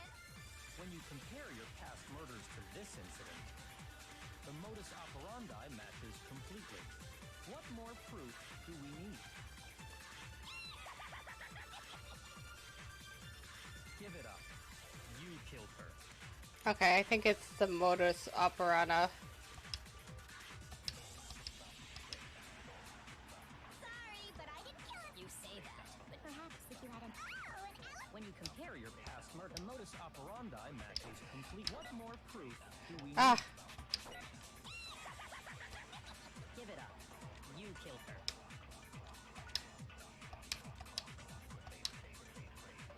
Sorry, but I You say that, but perhaps if you had an Oh, an alibi, huh? Now we're talking. When you compare your past murders to this incident, the modus operandi matches completely. No, it's wrong. there we go. Are the methods of murder really exactly the same? I'm not so sure about that. It's not. I think there's a slight difference between the Genocide Jack cases and this one. Mm-hmm. Huh? How's it any different? you don't know? Well then, human garbage, let me tell you! I murder with passion and conviction. And scissors. I consider myself a professional, and I have a very particular way of doing things. Oh, okay, yeah. Imagine you go to a fancy Italian restaurant. They're very picky about the noodles, the sauce, everything. But what happened to Chihiro? It'd be like if that same Italian restaurant started using ragu or Chef Boyardee. This is no creation of mine. Let me rephrase that in a way that maybe makes more sense. There are two clear differences between the Genocide Jack cases and this one. In the photos of the other Genocide Jack cases, look at the neck and the stomach. Here you'll see a clear difference. The victim's fatal injury. For one, the cause of death is different. Yeah, it's stabbings. Jack murders. All the victims were killed the same way.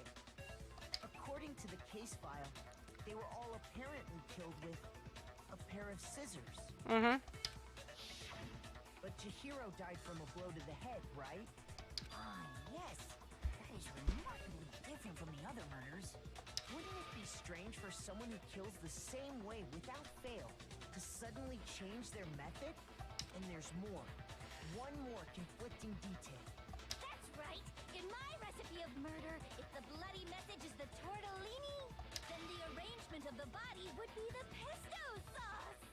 Can you please stop comparing killing people to cooking?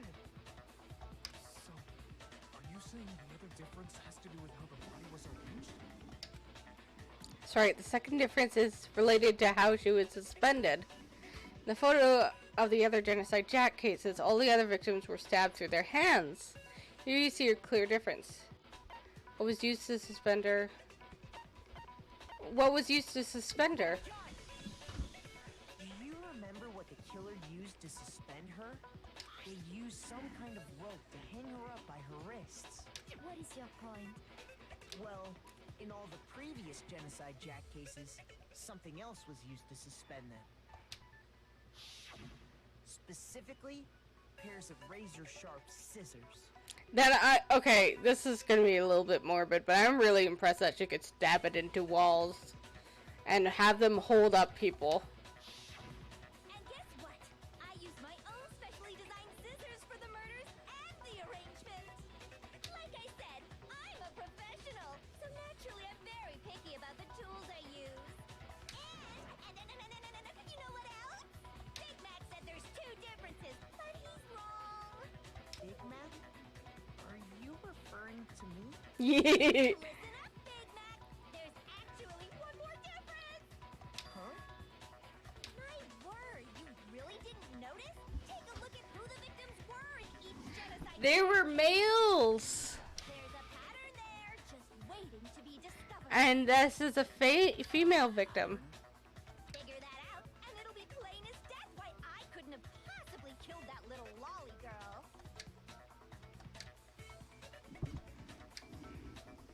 The name's the very victim. What do you notice? That's a little hard for non-Japanese people. I got it! Is it because Chihiro was a girl? Bingo, bullseye, right on the money. Oh my god, I've heard that sound clip so many times. Talking about. Like, we've also heard Monokuma say it, In all but I've heard the Genocide female. Jack cases, all the victims had something in common.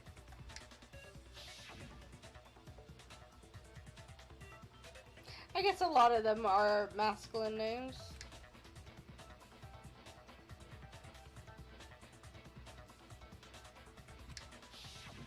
They were all guys? That's right. The people I kill with such passion and conviction are all adorable little men. I can't believe I said it. I'm so embarrassed. The hell is wrong with you? I can't help it. I'm just a full-throttle boy-on-boy fangirl, and the mopey side of me just hates it. But now I'm on the fast track to becoming a full-fledged fan madam. So, since Chihiro was a girl and not an adorable little man, you wouldn't kill her? Would an Italian chef suddenly start making ramen just because they're both noodles? Don't be stupid. I have too much passion and conviction to cross that line. That's the absolute reality of the one and only. We get it. You've clearly explained your hobby and your philosophy. But that's not all there is to it.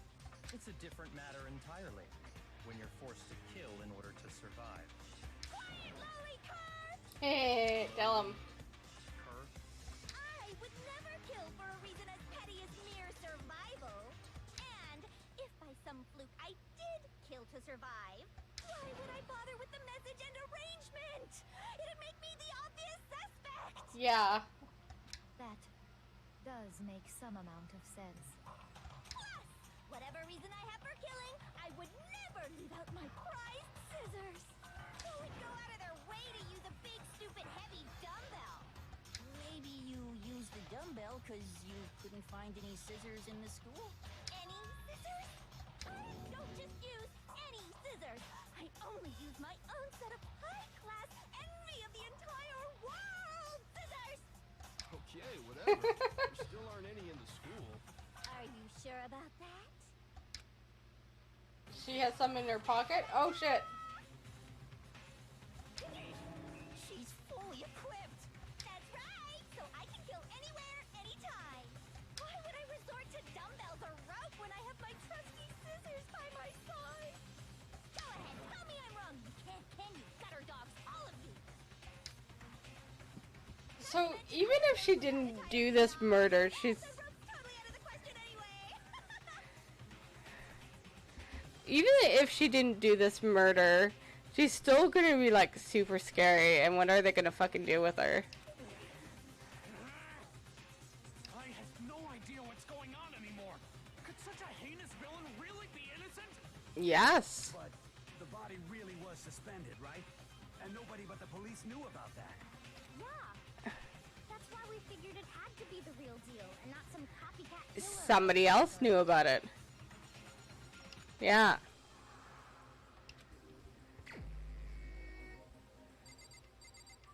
Where is that bitch? There he is. Here's my answer. Byakuya, it's possible you could have found out, isn't it? You'd have no problem gaining access to classified government documents or internal police records. Plus, you've already looked through the Genocide Jack file before this all happened, hadn't you? Mm-hmm. Are you saying Mr. Togami did it? Yep. Then the reason he pushed the theory of Genocide Jack being the killer so hard was because he wanted to pin the crime on her. Yep. So, he rearranged the scene to disguise it and make it look like I put my stamp on it. The adorable glasses man was behind it all. Oh, I'm on fire! Oh, fuck. Well, Byakuya, what's your response? I see. So now the suspicion falls on me. Then I must ask, when would you say I began acting suspicious? Surely you must have an answer. Looking back and thinking about it now, the way you were acting right before we discovered the body was a little strange. And the locker rooms. They're suspicious. Very suspicious indeed, wouldn't you agree? Huh? Suspicious? Seems nobody searched the locker rooms. Let's search with the girls' locker room. You wanted to go to the girls' locker room right away, right? But since you're a guy... I should have naturally thought of the boys' locker room first. Is that what you want to say? The victim was Chihiro, a girl. Hence why I said we should check the girls' locker room. Uh-huh. Nothing strange about that, I'd say. But he didn't know at that point. On the contrary, there's something very strange. Okay then, what's so strange about it? Go ahead, share with the rest of the class. Clear contradiction. New element would be added to nonsense. Oh god. Can I change it now? Can I change the difficulty? Oh god, just a second. Next we're going to add something called a truth flashback. You aim at a weak spot and hold down the Y button. Then you'll memorize that weak spot. Memorize truth phrase that can only be shot once as a single bullet. Should shoot or change the truth bullet, it will disappear from your truth cylinder. However, you can use the flashback feature as many times as you want. If you don't seem to have an answer to a lie or contradiction in your loaded truth bullet, it might be wise to memorize a different weak spot and use that. Okay.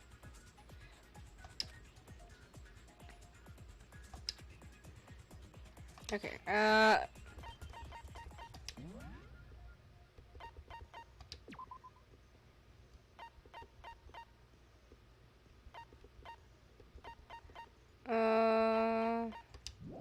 I'm guessing it would have to be in main menu. And that would kick me out of this. So I'm gonna probably have to do it after, if I do it.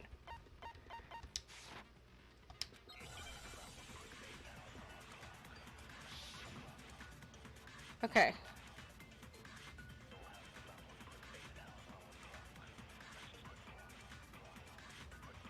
So, you said Byakuya was acting kind of weird before we found the body.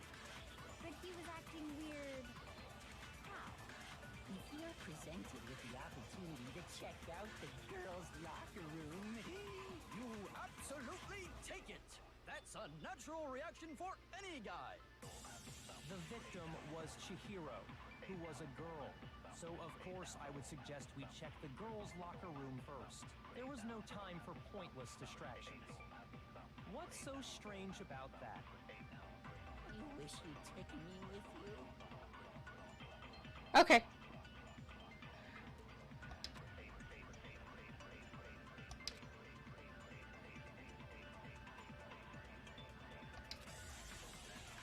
So, you said Byakuya was acting kind of weird before we found the body. Yes. But he was acting weird... how? If you're presented with the opportunity to check out the girls' locker room, That's a natural reaction for any guy! The victim was Chihiro, who was a girl. So of course I would suggest we check the girls' locker room first. I think that's There it. was no time for pointless distractions. But do I shoot it now? Strange about that. you wish you'd taken me with you.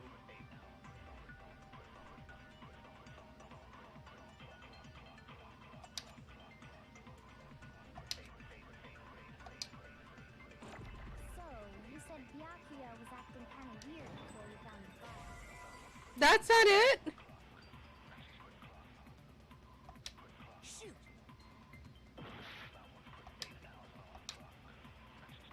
So, you said Byakuya was acting kind of weird before we found the body. But he was acting weird... Before we found the body, yes. Okay, there we go. So I think I have to switch it around. Out the girls' locker room. That's a natural reaction for any guy! The victim was Chihiro, who was a... There we go. I had it backwards. Yeah, before we found the body, no one knew. I'll tell you what's so strange about that.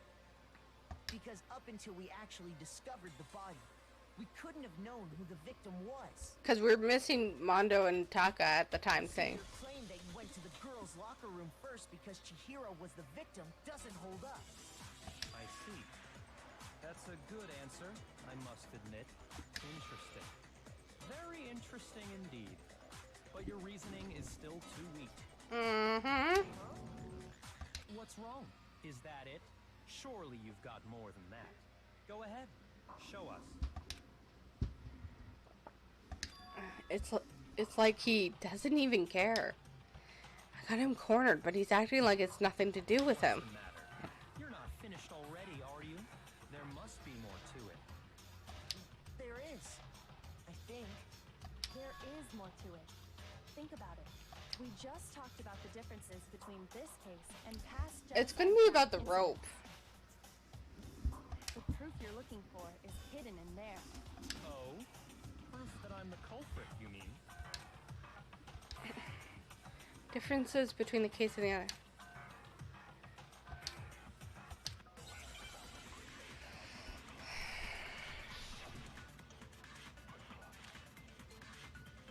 Yeah, it's the library lamp.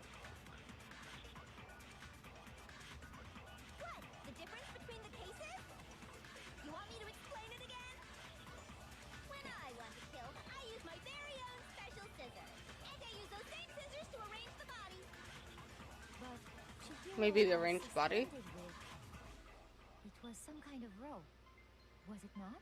That's right! It absolutely was! Then there must be something very fishy indeed about that rope. Hey, Byakuya, where'd you get it from, huh?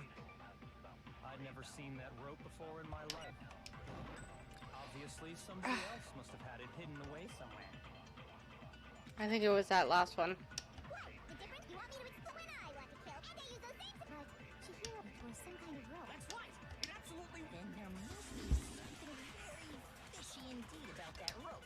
Hey, Byakuya, where'd you get it from, huh? I'd never seen that rope before in my life. Obviously, Oh, come on! must have had it hidden away somewhere. I am bad at shooting. You want me to explain? When I want to kill, and they use those things. But Chihiro, it was some kind of. That's right! Then there must be. Hey, Byakuya, where'd you get it from, huh? I'd never seen that rope before in my life. Obviously, Fuck! somebody else must have had it hidden away somewhere. What? The difference? You want me to explain? When I want to kill, and they use those things. But Chihiro, it was some kind of. That's right! Then there must be. Hey, Byakuya, where'd you get it from, huh? I'd never seen that rope before in my life. Obviously, somebody else Wait! must have had it hidden away somewhere. No, that's not what I wanted. I wanted to shoot. What? The difference between the cases? You want me to explain it again? When I want to kill, I use my very own special scissors. And I use those same scissors to arrange the body. But Chihiro was suspended with. It was some kind of. That's right! Then there must be. Hey, Byakuya, where'd you get it from, huh? I'd never seen that rope before in my life. Yeah, I just needed to shoot it off. Yeah, I know, it's gonna hurt me. What? The difference between the case? You want me to explain? When I want to kill, and they use those things. But Chihiro, it was some kind of. That's right! Then there must be something. Hey, Byakuya, where'd you get it from, huh? I'd never seen that rope before in my life. Oh! Haha! Magically did it. Actually, I'm pretty sure you have seen it before. Because, you see, that rope, or should I say, that extension cord? Uh-huh. What? An extension cord? Byakuya, you've used the extension cord in the library more than once, haven't you? And the same extension cord that was in the library all this time went missing after the murder. And there's no way someone who uses that extension cord as much as you do wouldn't discover that fact. And Byakuya must be the one who took the extension cord. I can't imagine any other possibility. That's really what you think? Then your conclusion is something like this? I killed Chihiro in the girls' locker room, then hung her up and wrote that bloody No, you did it in the boys' locker room. I intentionally made it look like Genocide Jack was behind it. Is that about right? Yeah. He's doing it again. He's totally calm, totally unconcerned. It's as if he's not even involved. Wait, not even involved. What's wrong? I asked you if you think that's what happened. Hell yes, that's what happened. So that's it, right? Byakuya's the killer. I don't disagree with not disagreeing. But what if it's still Toko? He kept calling this a game, right? So he'd be totally willing to do something like this to win. Sorry, but could we hold on just a second? I think we need to talk about this a little more. Sure. Do we really need to? We've already decided who did it. Yeah. But still, there's something that's still bothering me. Is that right? And what, pray tell, is still bothering you? I killed her in the girls' locker room, then disguised my crime. He's being too upfront about it. Specifically, I dressed it up to make it look like it was the work of a homicidal psychopath. What about all that bothers you? Wait. What was that just now? Something's not right. Shiro's body was definitely found in the girls' locker room. What does that mean? Can I really just accept what Byakuya said as the truth? No, I don't think so. There's definitely something off about what he said. The scene of the crime. I got it! You say you killed Chihiro in the girls' locker room, right? But are you sure about that? Isn't it possible that the murder took place somewhere else? How disappointing. What kind of question is that? Even in the world of disappointments, this is a true lesson. Oh my god, fuck you. She was found dead in the girls' locker room. There is absolutely no question about that. How could the scene of the crime have been anywhere else? Well, I think it's entirely possible that she was killed somewhere else, then carried there later, along with the rest of the murder scene. Rest of the murder scene? Oh, he's sweating. That was awfully specific. Please tell me you have a reason for saying all of that. Oh, he's sweating. I do. Hey, Byakuya, did I just take you off guard? Yeah, look at him. When the story suddenly moved to the crime scene, Byakuya, who'd been so confident up until now, maybe Byakuya never even realized that the actual scene of the crime could have been somewhere else. Hey, don't just move on without permission. What do you mean she was killed somewhere else? Come on, Makoto. If there's any chance the murder took place somewhere else, let's see the proof. Evidence that shows the murder took place somewhere else. Something that switched between the boys and the girls' locker room. Yeah. Well, there's two things. But I think it's in the posters and the carpet. But I think it's the posters they're talking about. I got it! The proof that she was killed somewhere else is the poster that's hanging in each locker room. Your proof is some posters? The poster in the girls' locker room was a picture of a big-boobed supermodel. But don't you think that's kind of strange? Why would the girls' locker room have a poster like that? I bet those massive jugs of hers were totally fake! Meanwhile, the boys' locker room had a poster of the super popular boy band Tornado. Again, that doesn't really seem to belong in a boys' locker room. So you're saying that maybe the posters were switched? And there's one other thing I noticed about the locker rooms. You know what I'm talking about, right, Sakura? You're referring to my protein coffee, aren't you? Protein coffee? While I was in the girls' locker room earlier, I spilled some protein coffee on the carpet. But I noticed that after the murder, the stain had been totally scrubbed away. No, it's not that the stain was scrubbed away. It was moved.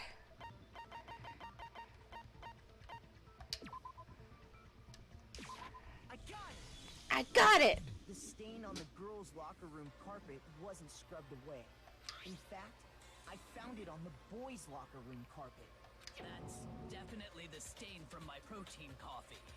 Then, does that mean that the carpets were switched too? Why would anyone do that? To move the murder scene from one locker room to the other. It's certainly plausible, don't you think? What? In other words, in order to completely swap the scene of the crime, the bloodstained poster and carpet were moved along with the dead body. By doing this, the killer was able to change the entire room where the murder took place. I can certainly follow your reasoning, but why would the culprit bother doing that? Huh? Why would they go to all that trouble of switching the scene of the crime? Actually, an even bigger question. If the murder did take place in the boys' locker room, then how did Chihiro get in the boys' locker room in the first place? To get into the locker rooms, you have to swipe your e-handbook across the card reader device, but Chihiro's handbook should have only allowed her access to the girls' locker room. She had no way to get into the boys' locker room to begin with. No, she did have a way, and I can tell you what it was. Yes, because he's been looking around that area. Do we know who the murderer is yet? I'm telling you, I know how she could have done it. I'm pretty sure it's Byakuya. Is he right? Could Chihiro really have gotten into the boys' locker room somehow? Yes. Make your argument. Broken e-handbook. It's not broken. Is it really possible? Could Chihiro really have gotten into the boys' locker room somehow? Ah, I got it! She must have hacked her e-handbook. That might be it. She was the ultimate programmer, after all. I'm sure that would have been no problem for her. No, I don't think that's it. She used the thing that was in the main hall. Huh? What thing? I'm talking about Leon's handbook, of course. If she had that, she could get into the boys' locker room no problem. It might be the Leon handbook. I think it might be the Leon handbook. If anything, I have hearts. Is it really? Could Chihiro really? She must have hacked. She was the ultimate. I'm sure that would have. No, I don't think that's... She used the thing that was in the main hall. Huh? What thing?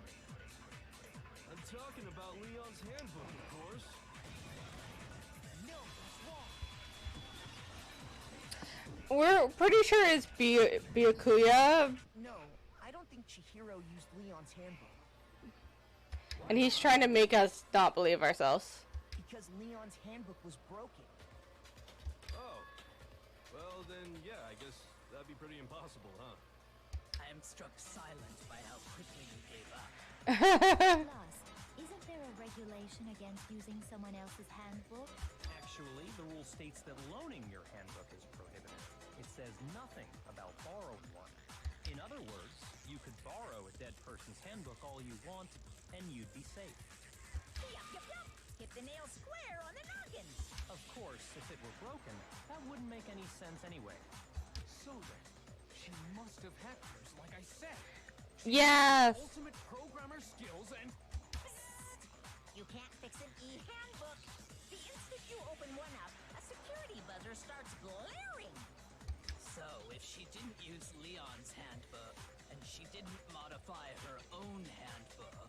Maybe Mr. Naegi's initial assumption is just wrong? Oh wait, I'm confused now. Seems like there's no way she could have got into the boys' locker room. So I guess so. Okay then, I vote for Byakuya. Is that it then? Chihiro was killed in the girls' locker room.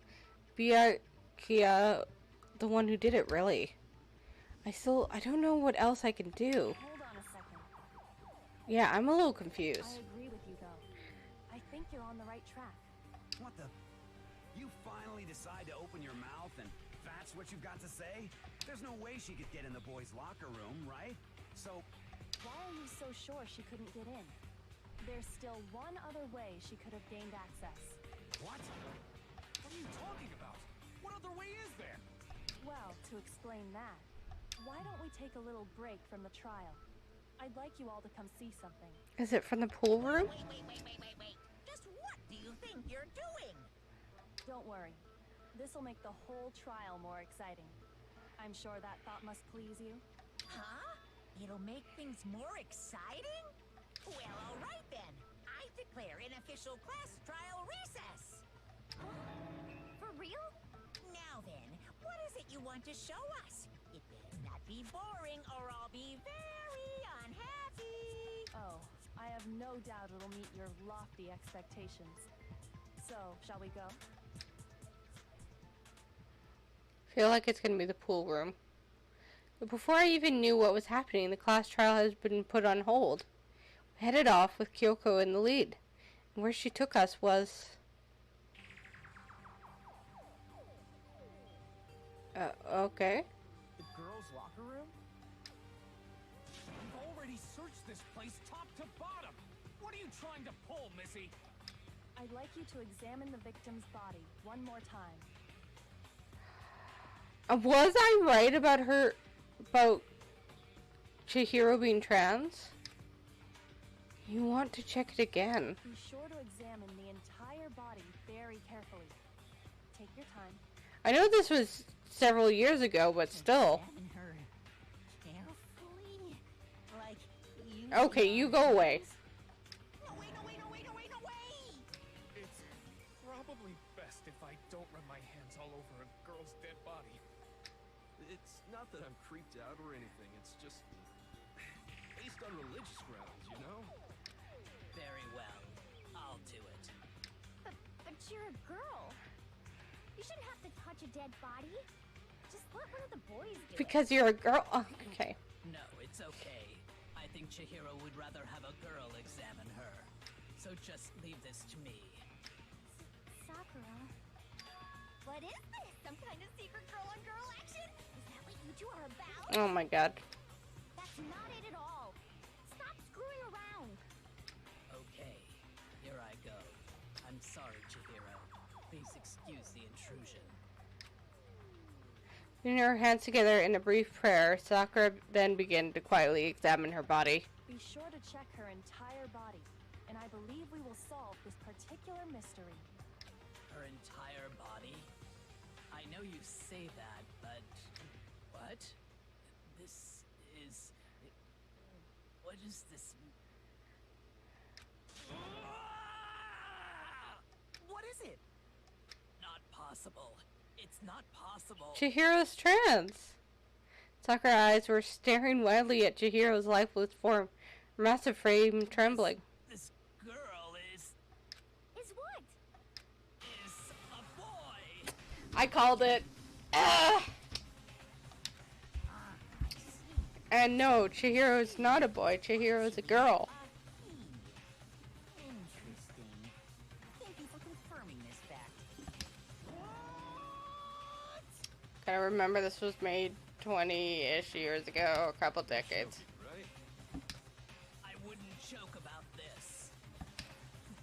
Ben, it's really true?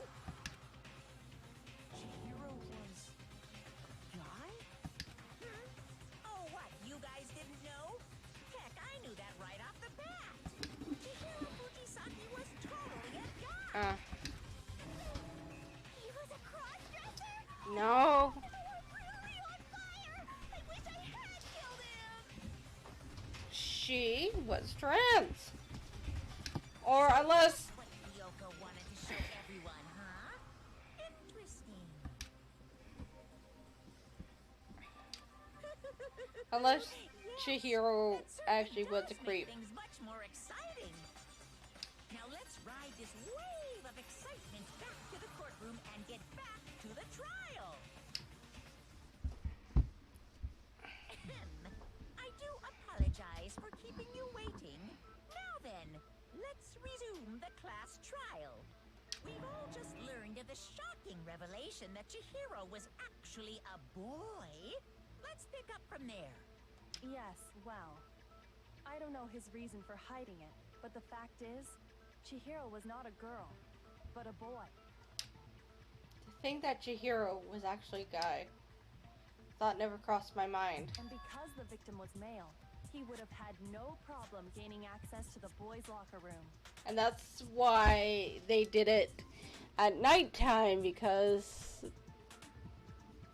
they wanted to be known as female. Assuming his handbook did, in fact, list his gender as male, then yes, that would be true. Of course his handbook said he was a boy. He dressed like a girl, but he was a boy through. So then, there should be no issue with Makoto's initial assertion. The victim was killed in the boys' locker room, and was then later moved to the girls' locker room. And the killer could have easily used Sayaka or Junko's handbook to get into the girls' locker room. Because they weren't broken. So Chihiro really was killed in the boys' locker room? I still don't understand the motive for moving the body, but yes, that does seem plausible. Well, I must admit, I did find it rather odd. I knew he felt a little off. There was a certain incongruity to his female body. Her. This is the most titillating situation! So now everything has been connected. All the mysteries have finally become clear. Okay, well, connected or clear or whatever. We still think you're the killer, remember? Very interesting. This has become very interesting indeed. He's off in his own little world. What about you, Makoto? After everything we've learned, Do you still think Byakuya's the killer? I kind of still. So it's a bit more complicated than she was trans. You'll find out soon enough. But it might not satisfy what you're thinking. Well, without a doubt, Byakuya is the one that made Chihiro's death look like Genocide Jack did it. But I think he might not actually be the killer after all. What? But aren't you the one who accused him in the first place? It might be Toko still. Easy going about all this. Like he's enjoying us solving the mystery. The way he's acting, it makes it seem like it doesn't have anything to do with him. And you think that might be because it doesn't have anything to do with him? Plus, the evidence he left behind was a little too... how can I put it? Overt. He consciously chose to use the extension cord, knowing it could connect him to the murder. At least, that's how I see it. And Byakuya, when you found out the murder took place in the boys' locker room, it seemed to rattle you. And then again when you found out Chihiro was actually a guy. If you really were the killer, that stuff wouldn't have had any effect on you. So that's your thinking, huh? Well, it bothers me that you don't have more concrete reasons, but... those are pretty concrete, but whatever. Fine. I guess I'll mark it as correct, for the time being. Mark it as correct? He's right. I am not the culprit. I just happened to come across the corpse in the girls' locker room and decided to alter it. What? Are you fucking with us right now? No, I am not effing with you right now. I'm telling you the truth. Well, How did you alter it? Go ahead. Find it very hard to believe. You're free to be executed along with the rest of us. If you're really telling the truth, then why? Why do you do that to his body? Her. My reasons hardly matter right now. Uncovering the culprit is much more important, wouldn't you say? Now then, if it wasn't me, who was it? I want to know the reason. Well, I don't think I can say for sure without talking about it a little more. You're seriously gonna keep going? We're all good, aren't we? I thought it was clear Byakuya did it. No. No, I'm with Makoto. If there's any doubt whatsoever, we need to explore every possibility. Because if we're wrong, we all die here. That's true. Very well then. I'm with you too. Damn straight. Count me in. Now I'm lost. I don't know who the hell did it. Do you not have a mind of your own? Of course I do. What am I, an ant or something? Anyway, let's discuss this all as a group one more time. We still have time to make our decision. That's very true. Our lives are all on the line. Excellent. Then shall we resume our game of hide and seek? Oh, shut up.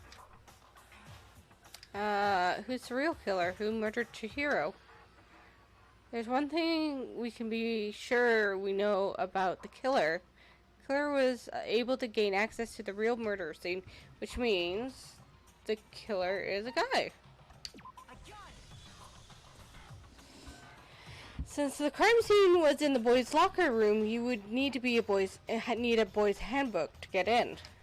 Since Leon's handbook is apparently broken, the killer would have to use his own. Otherwise, it would have had to been a guy. But that's still not enough. I need to find some more clues.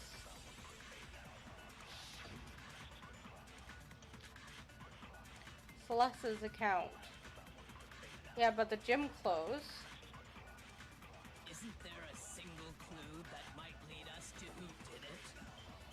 Well, clues are one thing, but did nobody get a look at the killer? I'm sure if someone saw the killer, they would have said something by now. Yeah.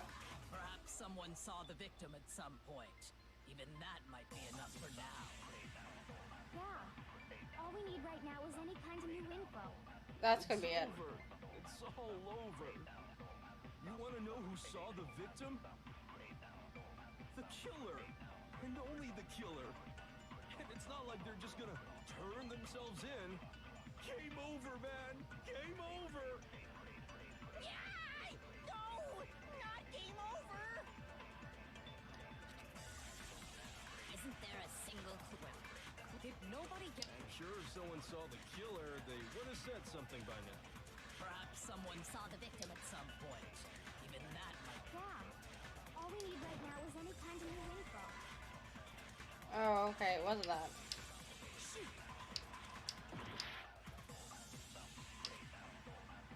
Isn't there a single clue that might... Well, did nobody get... I'm sure someone saw the... Perhaps someone saw the victim. Yeah. It's over. You want to know who saw the killer?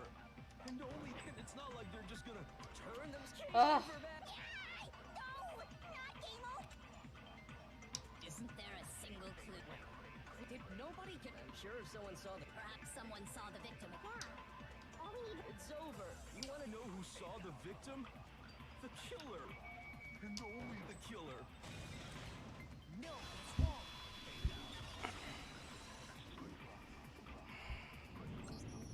I believe someone else did see the victim before he was murdered. What do you think, Celeste? Now that you mention it, yes, I did see him. Her. Really? Oh, but I suppose only Makoto knows about this. The rest of you had no idea, did you? That is why you're all making such ugly noises. Whatever! Just hurry up and tell us! It was last night, right before nighttime. I saw Chihiro in the dormitory warehouse. I saw him stuffing a track jacket into a duffel bag. Who would you say is the bigger rich asshole? Byakuya or Mr. Burns? Right now, Byakuya, because he's really pissing me off. And then, I assume, he headed off to exercise. Also, hi! My name is Celeste. Because Byakuya is pissing me off. But we didn't find anything like that at the murder scene. Yeah, see, that's sussy. It seems likely that the culprit destroyed them to get rid of any evidence. And that is when he said something that struck me as rather odd. Sure. Chihiro told me he was Her. in a hurry. She was. But why would he be in a She. hurry? Only if someone were waiting for him. Her. I think. So, Mr. Fujisaki was on his way to meet with someone. Mrs. And then they were going to work out together? But Hina and I had invited him to exercise Her. with us plenty of times, and he always declined. She. Probably because he was afraid you'd find out the secret he was hiding, right? Means that conversely, he must have trusted whoever he was meeting with very much. Enough so that he was willing to risk his secret being revealed. She. What a marvelous friendship! The point is, whoever he met up with She. was the culprit, right? So we just gotta figure out who it was.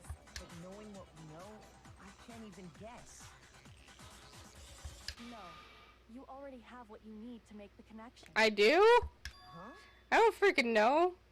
Well, okay, is it Mondo? Because Mondo is the only one I can think of.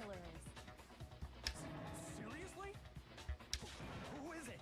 Who's the killer? Oh, I would be so sad if it's Mondo. Track jacket and duffel bag the killer disposed of. Focus on the details of these items, and it should become obvious who was waiting for him. I mean, when Mr. Byrne tried to buy news outlets, when Lisa independently published newspaper kept bad-mouthing him, he literally cut off the electricity just to stop her publishing. I mean, that's pretty shitty. That is pretty shitty. Maybe they can be buddies in Shitville, being the biggest rich asshole. Are you sure about that? You really think we can figure out who did it based on two pieces of evidence that we don't have? Why? You want to track down some fingerprints or something? Even if we had the equipment for that, we wouldn't know how to use it. As was noted, the evidence is already gone. There's nothing to get fingerprints from. Maybe, but we can make certain inferences if we just take the time to talk it out. Yeah. Easy for you to say. Ugh, I want it to be Mondo. I like Mondo. But fine. Celeste, did you notice anything special about the bag or jacket? The bag was just a normal duffel bag from the warehouse. All the bags in there are the same, so I can't imagine what would make that one special. It had blue clothing? If I remember right, there was a decent variety of tracksuits to choose from. You think there might be some connection between the culprit and Chihiro's jacket? Perhaps. Let's explore that and talk a bit more about the jacket detail. She took. Does Chihiro's jacket really hold some clue? Yeah, I'm kind of confused. Somehow this is really hard to believe.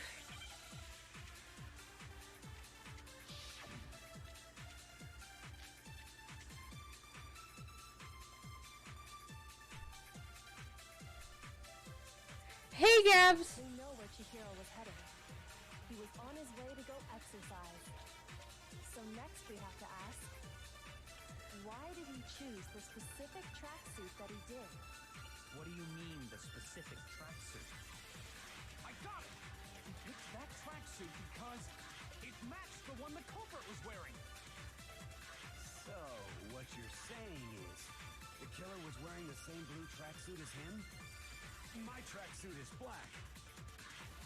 I don't even have a tracksuit.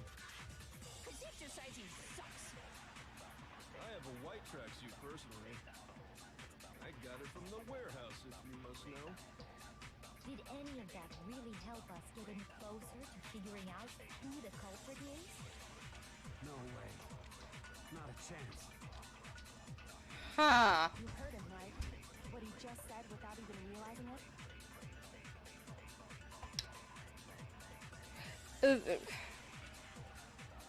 I got it from the warehouse, if you must know. It's the hippie guy. And there's an episode Who Shot Mr. Burns Part 1. He sold the school's oil, which caused the school to go bankrupt, costing Willie and the music teacher their jobs, and the oil fume forcing Mo to shut his bar, and the school bankruptcy. Yeah, like Mr. Burns has done a lot of shit.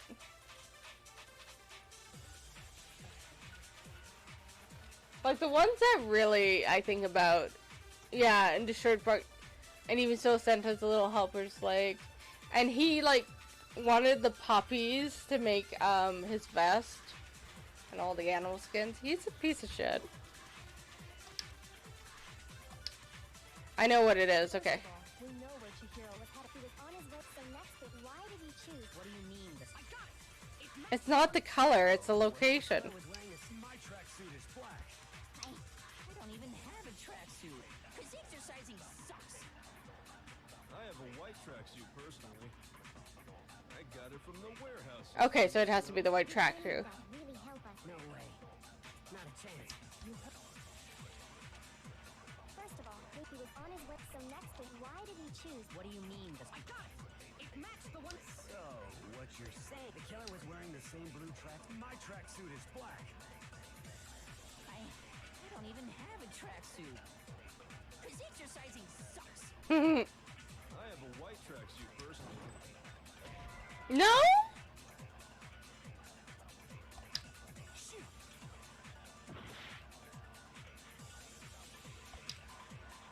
Really? We know where Chihiro, he was on his way, so next we have to, why did he choose the specific? What do you mean? I got it! It matched the one the culprit. So, what you're... The killer was wearing the same blue tracksuit as him? My tracksuit is black. Oh my god, fuck. I have a white track. I got it from the warehouse. Did any of that really help us? No way. Not a chance. First of all, we know he was on his way to go exercise. It's not that. We have to ask, Why did he choose this? What do you mean? The specific. I got it! He picked that tracksuit because it matched the one the culprit. So, what you're... The killer was wearing the same blue tracksuit as him? No, that's wrong. Okay, what's that? Hold on a second, Mondo. Oh, What did no. you say? Thank you. Right. We never did say the color. When Celeste testified a few minutes ago, she said, Saw him stuffing a track jacket, yeah. Oh, it was Mondo. I'm sad. she never said anything about the jacket's color. So why did you say Chihiro's blue tracksuit? What are you? You just. Hey, so Celeste, what color was Chihiro's tracksuit? I'm sad. As a matter of fact, it was blue. And before we began the trial, did you tell anyone that? The only one I told about any of this was you. Mondo is my third favorite character. Then, Mondo is you know high on my what list. Chihiro's tracksuit was. Because I'm sure he saw the clothes at some point in the investigation. Oh yeah, and they're being bros. No, that can't be it. The bag and clothes were surely disposed of by the time we began our investigation. Then the only reason he could have known what color the tracksuit was is if he saw Cherry with it before he died. That's the only possibility. Are you talking about Chihiro? So, how about it? Did you see the tracksuit or didn't you? Just by chance. I just happened to see it last night. Uh-huh. He walked past me, and he was carrying the tracksuit in his hands. She. No, that can't be it either. According to Celeste's testimony, It was in a duffel bag. Yeah. when Celeste noticed it, Chihiro made a point of making sure the jacket was completely in the bag. If you just ran into him briefly, you couldn't possibly have seen what color the tracksuit was. It goes Byakuya at the bottom, then Toko, then Hifumi, then Makoto. Yeah, Makoto. Then Junko, then Hiro, then Leon, Sayaka, Tako, and then Ayo, Kyoto, and then Sakura. Yeah, Sakura's high on for me. Yeah, I figured Celeste was your big one. Kyoko is pretty good. Here, you've dug your own grave. Perhaps. But you handed him the shovel, didn't you? That's why you said what you did. Mm-hmm. Focus on the tracksuit and it'll be obvious who he met with? What a bunch of nonsense. Ah, now I understand. But Sakura's my favorite. It was all one big bluff, wasn't it? Your true intention was to draw a slip of the tongue from the culprit. That's why you said you knew who did it, to put them on edge. That's right. Oh, Mondo, why? Mondo was my target all along. I had my suspicions about him from the very beginning. But why? What made you so suspicious? That's a good question. Because I hate him. I think it's the way he talked. There was a certain turning point that tipped me off. Maybe you didn't notice it, Mondo, but you tend to refer to men and women differently. You only call guys dudes. For girls, it's chick. Oh, and he was referring to, as Chihiro as a dude. After he was killed, you happened to refer to him as dude. Once I picked up on that, it occurred to me that Mondo knew something we didn't. Notice such a tiny detail? Kyoko is such a smarty. Are you a witch? She's a witch! You're positively frightful. No, I'm not the frightful one. Not nearly as frightful as someone capable of murdering a friend. Right? Mondo, was it really you? Did you really kill Chihiro? I didn't kill anyone. Uh-huh. You've been all over me, judging everything I say, putting words in my mouth. What gives you the right to treat me like a goddamn criminal? Yeah, he would never do something like that. This is a false accusation. Taka, I know you're in love with Mondo, but... It's true. My reasoning on that is pretty shaky. That was fast. This does present us with a problem. It seems we are all out of leads. My time has nearly come. Just a couple of dudes being the guys. That's what my little ghost friend is telling me. Yeah, he said he knew something. Yeah, that reminds me. Hifumi, weren't you telling me you found some evidence? Really? What kind of evidence? Actually, now that I'm thinking about it here calmly, it might not be all that relevant. Oh, tell us. Jeez, does your confidence just get up and walk away? It's fine, man. Just tell us. If you insist, then, here it is. What do you have there? It happens to be an e-handbook. I found it laying on the ground, so I scooped it up. Is it Chifumi's? It must belong to... Or Chifumi, Chihiro's? I got it! Yeah, because You know they were Chihiro's missing it. handbook was missing from the scene of the crime, right? For a fact. For a fact indeed. I was totally sure I'd found it. Except it's not. Hold some clue about the culprit, right? Well, that's what I was hoping. But it's busted. It won't even turn on. I Oh. imagine the culprit broke it to get rid of any evidence after the murder. That's odd. I didn't think the handbooks were quite so fragile. Yeah, that's what Monokuma said. You're right. They're not. They're totally waterproof and shock resistant. It would take an awful lot to break one. And yet, this one does appear to be broken, as is Leon's, sitting useless in the main hall. For all your confidence, that is a remarkably high failure rate. Do you think there might be some kind of mystery in there somewhere? How precisely did the handbooks get broken? Yeah. Only one possible... Oh, by hitting its weak point. I got it! You already told us before that the handbook has one weak point, didn't you? You remember that? Yeah, I do.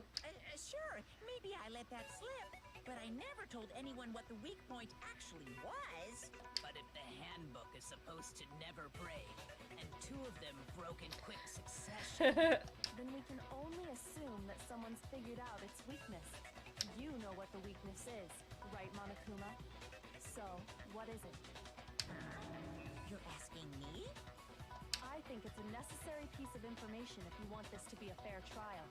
But if I tell you, and someone else decides to copy it, that would be very not good. Just tell us already. Why would we want to break our own handbooks? Mm-hmm. Oh well, I have a weakness for pushy demands. But you're sure you won't follow their example? Then allow me to make a special announcement. The weak point of my cutting-edge e-handbook is... when it's exposed to high temperatures for too long... Ah! a meltdown and totally break! And Mondo wore his clothing in the sauna. I flippin' knew it! You knew it? Yeah, because I found the handbook laying on the floor of the sauna. The temperature in the sauna can reach over 200 degrees. Strange how you don't get burnt, huh? It's because as your sweat evaporates, it creates a cooling layer of air around your skin. I didn't know that. If the hot air of the sauna were somehow pushed directly onto your skin, you'd definitely get fried. That layer of air would get blown away. That's why you may feel a burning when you move around. So when you're in a sauna, make sure to keep nice and still. Oh, cool. Interesting.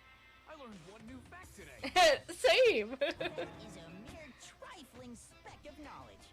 Anyway, if you found the victim's handbook in the sauna, then the killer must have been purposely trying to raise its temperature in order to break it. meaning the culprit somehow knew its weakness. But how'd they find out?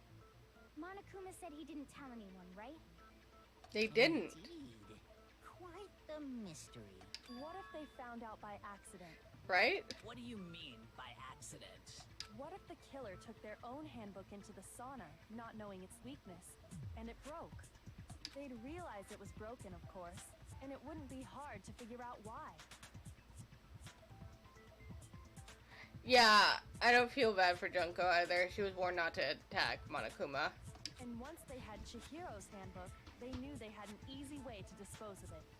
I won't say it's not possible, but who would have done something like that? I don't know of anyone who took their handbook into the sauna. We do. I know someone who did. Seriously? I think the one who may have taken their handbook into the sauna was...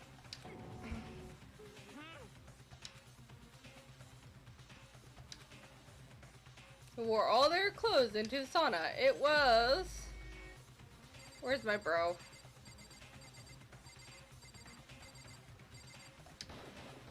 Here's my answer. Cause Taka took Your off his handbook got clothes. broken in the sauna, didn't it? What? Why? Why do you keep accusing him? Mondo and Taka had an endurance contest in the sauna not too long ago, remember?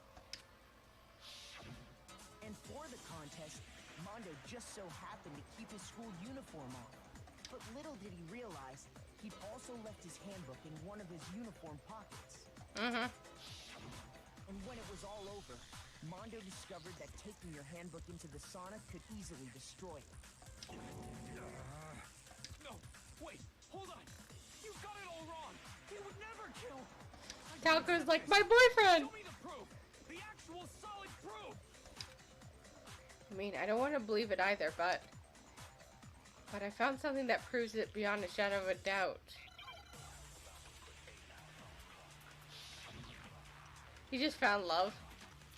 Broken e-handbook to Chihiro's e-handbook card reader. I mean, Chihiro's... Let's test Makoto's assertion. If what he says is correct, then Mondo, you broke your own handbook. In other words, if Mondo's handbook is actually broken, then that proves that what Makoto said is right. Well, my goddamn handbook works just fine. See? Look! Makoto was wrong after all. Mondo wouldn't hurt a fly.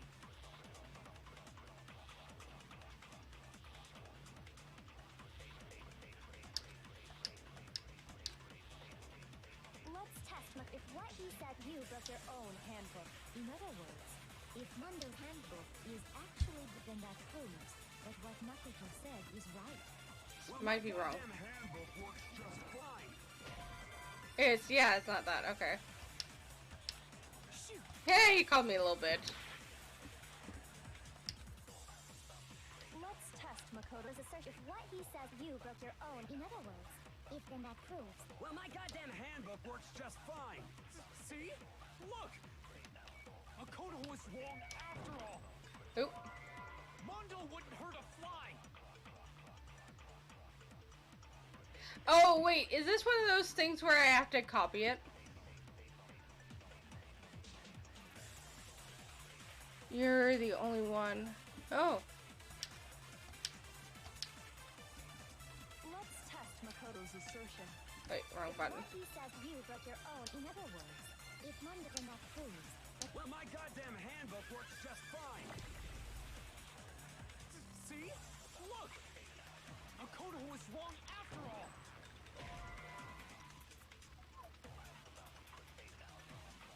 Well, you have 3 bullets already. How do I... Okay, so when I played the first trial, I was on keyboard and mouse. Let's test Makoto's assertion. Oh, there we are. If what he says is correct, then Mondo, you broke your own handbook. In other words, if Mondo's handbook, then that proves. I just had to press all the buttons. Said is right. Well, my goddamn handbook works just fine. What? Oh, I missed. God. Makoto was Mondo wouldn't hurt a fly. Reason why I'm playing it on, If what he says you broke your own, in other just a second. words, Let me if Mondo's fail at handbook this again. proves Well, my goddamn handbook works just fine. There we go. When I played it on keyboard before, there's that thing where you're like doing the final argument with them, and I couldn't do it on keyboard and mouse. Like, I struggled terribly. I did it, but I struggled. So this is why we're on an Xbox controller. The broken handbook that was in the main hall, isn't that one actually yours? And he took Leon's. What the heck are you talking about? What I mean is, I think Mondo swapped his handbook out for one that actually works. Ah. I think he took Leon's handbook and replaced it with his own. After all, Monokuma said himself that Leon's handbook never should have broken. Yeah, even with so many baseballs. My Switch version is so easy to figure out the controls. That's right. The enough to destroy it. So then, the broken handbook in the main hall is actually Mondo's. Leon's death was so brutal. That the handbook Mondo I'm has scared right for now Mondo's. is actually Leon's, yes? It's gonna be something with motorbikes. But doesn't that violate the school regulation that says loaning out your handbook is prohibited? Well, here's how I look at it. There is a rule about loaning your handbook to another student, but if they're dead, they're not a student. It's kind of a gray area, I admit. But no worries. If anything, it just makes things more interesting. As such, I decree that exchanging handbooks with a corpse is not a violation of the rules. Well, Mondo, if I'm wrong about this, you're welcome to say so. I'm happy to admit I made a mistake. Yeah, because we like Mondo. Son of a bitch.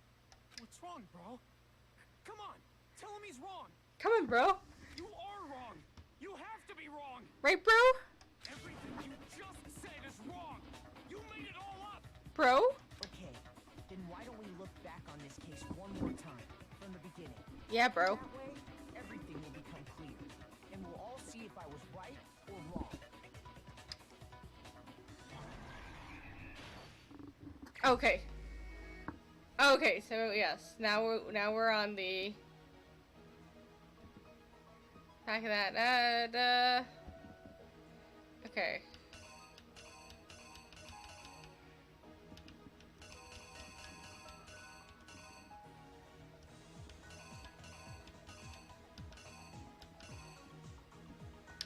Okay, so it's gotta be this one.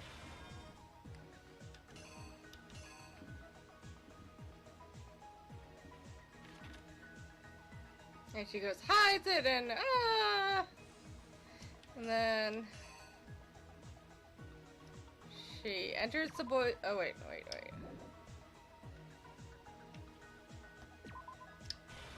That. Wait, no, that's not her.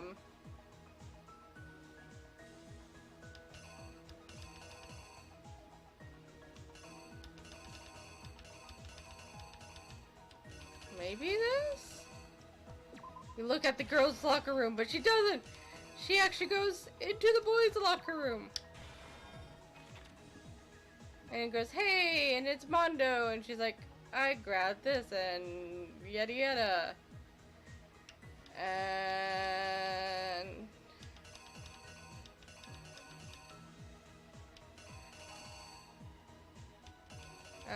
so what are we doing? And he's like, I'm working out.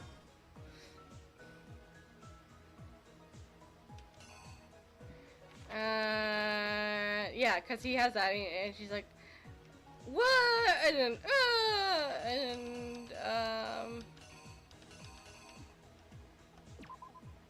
sploosh. Maybe? Wait.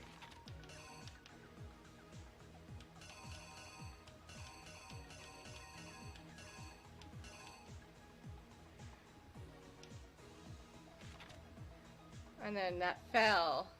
Wait. This doesn't feel like the right image. Oh.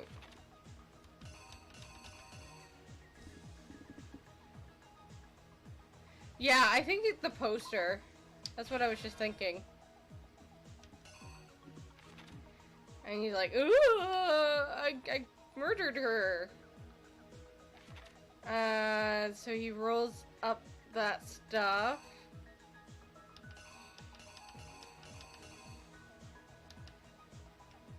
Takes down the poster. Brings Shihiro. Because he's taking out stuff.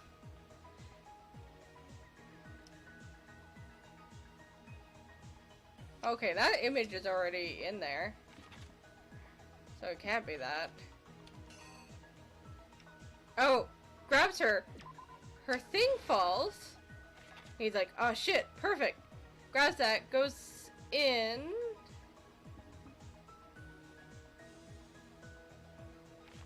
Wait.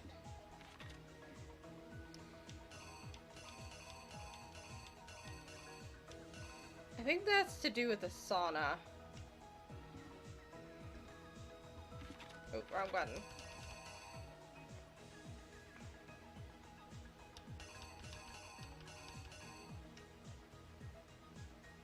Yeah, these two images are already up there, so that can't be. I'm not sure what this one is. Maybe it is the poster? We're gonna put this here for now. Puts out the poster. And how that doesn't make sense.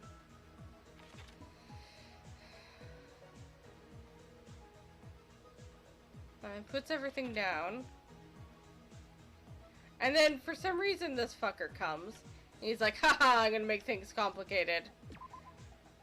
And use that for some fucking reason. Hang her up. Use her blood.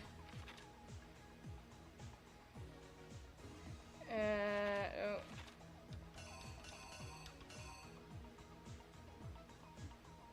It might be the girl's door. Oh, yeah, that would make sense.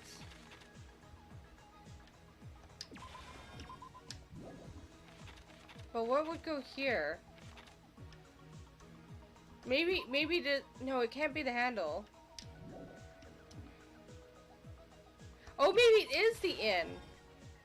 Ah. Oh, wait. Wrong button. God damn it.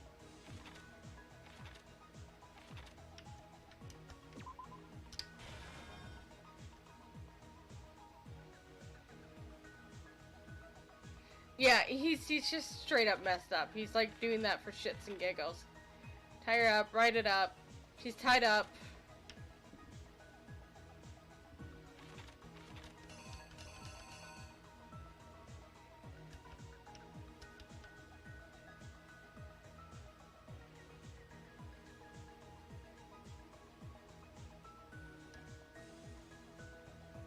Oh, maybe this is the poster here, because that's actually Bakuga, him doing it, and then we look back at, him. And so far he hasn't killed anyone. Wait, no, this is probably it here. But I don't, maybe that? Let's see. Here's exactly what happened. First, let's take a look back to before the incident. Last night, Celeste saw Chihiro in the warehouse, correct? At the time, she was apparently stuffing something into a duffel bag. That something was a blue tracksuit. You can confirm this, right, Celeste?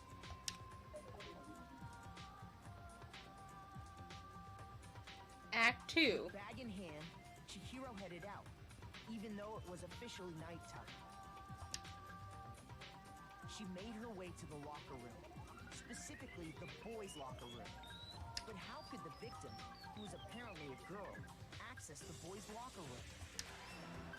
Yeah, I got that right. Simple, because she was really a he. Which is why he was able to use his own e-handbook to gain entrance to the boys' locker room. Hey, what up? Inside, he met with someone there. And the person he met was the one who killed him. I got that right. It seems likely that the killer grabbed the nearby dumbbell, approached the unsuspecting Chihiro,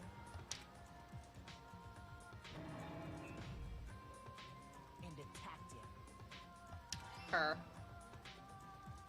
And that's where the bloodstains on the poster and carpeting in the boys' locker room came from. Just another bro.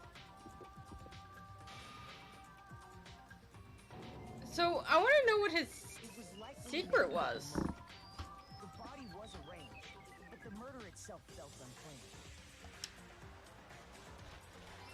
I got that right. Which is why the killer hurried to try and hide the act.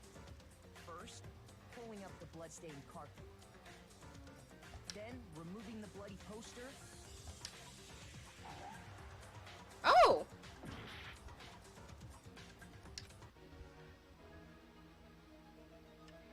I thought, boom, that falls.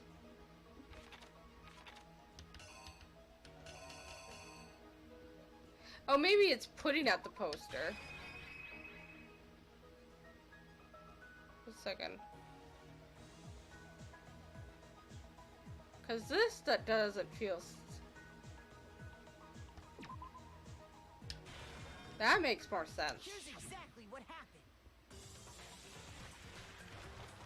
Which is why the killer then removing the. That's still not right.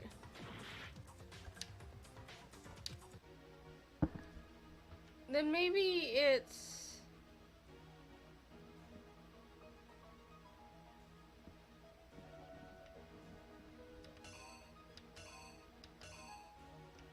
Maybe it's to do with this. Here's exactly what happened. Which is why the then removing the. It's not.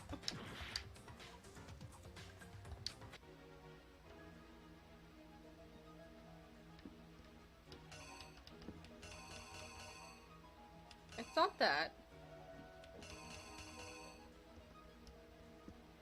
It wouldn't be the sauna.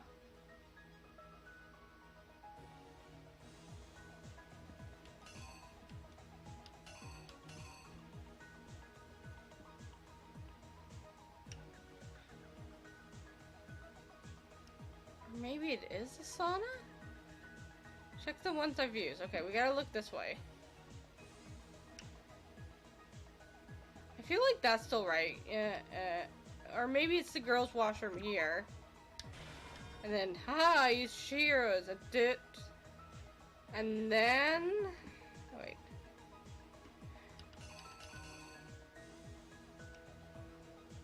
I don't feel like the poster fits there, though. And that doesn't fit there. Maybe it does?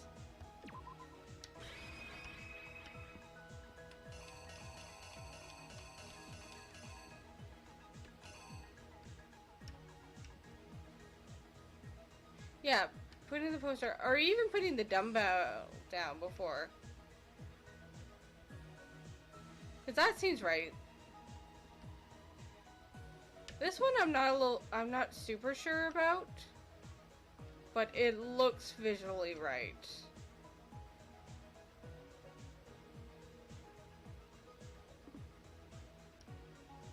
Let's see. Exactly what happened. I got time to mess around with it. Which is why the killer then removing. Okay, that's right. And finally carrying a girl's hand, but this alone does. Oh, sorry. After all, Sayaka and Junko's handbooks have been placed in the main hall. Using one of those, a boy could get into the girls' locker room without much problem. Yeah, that's not right. Oh, I got a half heart. Never mind. Shit. Does anybody know the answer for this one? It wouldn't. Sauna doesn't seem right. I mean, the doorknob could be it. But if you look at the doorknobs here, they're not a round doorknob.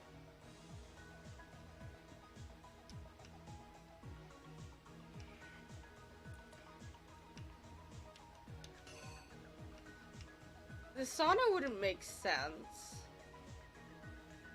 Because its next image is him putting him down.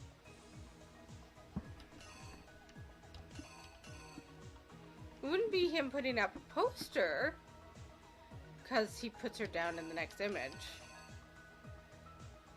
I don't think it's that. That's what I had previously.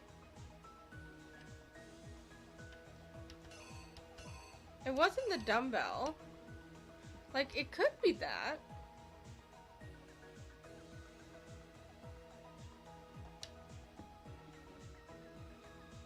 But then I don't... Then going back to this.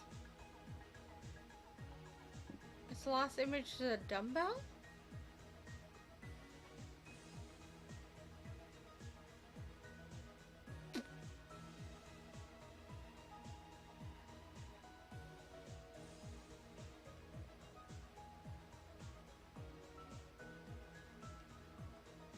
No, I think he had that one right.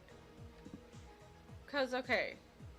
Cause this seems right. Like, he's like, haha! I have this. And then he ties her up. And then he takes the blood and writes that. And it wouldn't be this.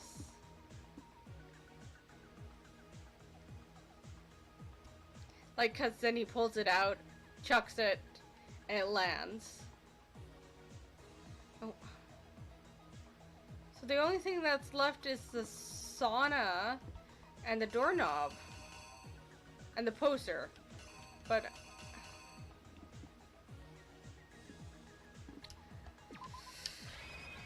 that's the only one that kind of makes sense. Exactly what happened. After all, using one of those. It's not.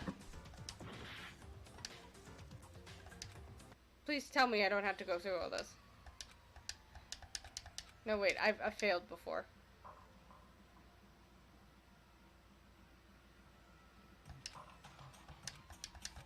Is this? Yes, I want to give it another shot. I refuse to give up yet. Yeah, that's him going to that.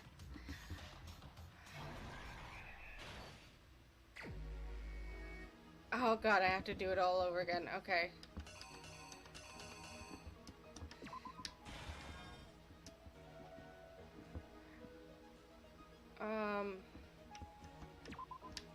In... Oh.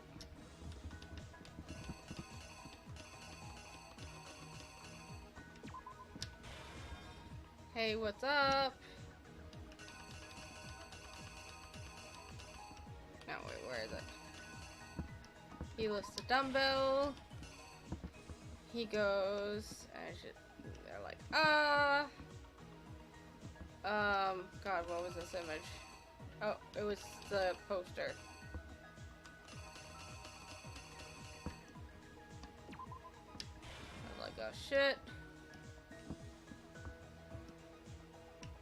Rolls that up. Takes down the poster. We don't know what this is.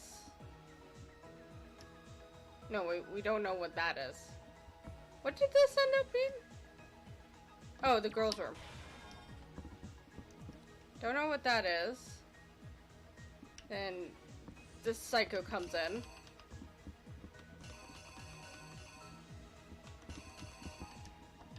Ties her up. Writes on the bloody wall.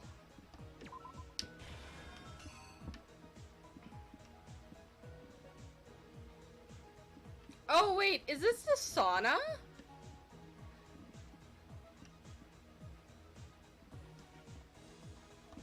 So is it actually? Yes. It's actually like doorknob, he opens, throws it in. Where is it? Because this is a red floor that falls.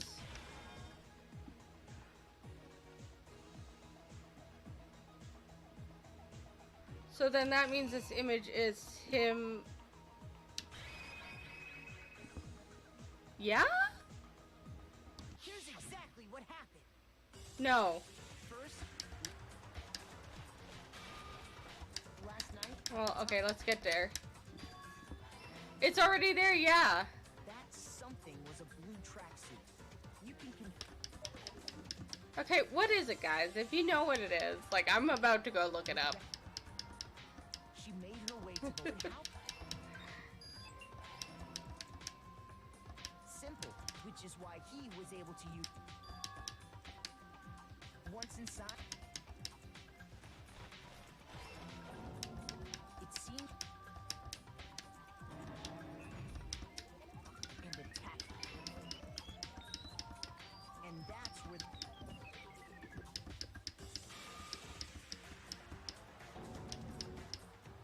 It was likely in the. Are we almost there yet? Which is what. Oh, I can press B to speed it up.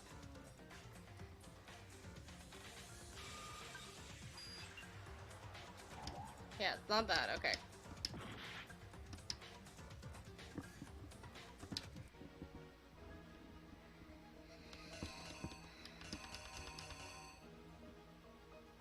Like, the sauna one wouldn't make sense.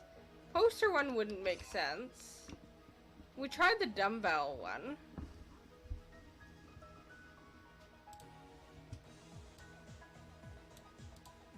I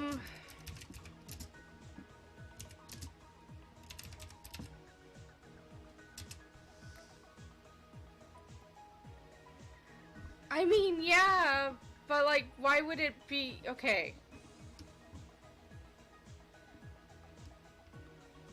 Yeah, there's no more circles.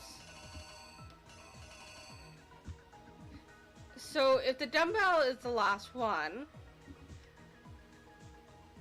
like, neither of those make sense.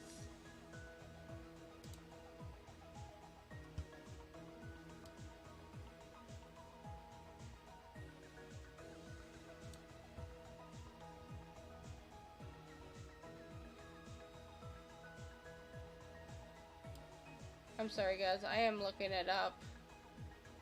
It is the poster one, but I thought I tried it.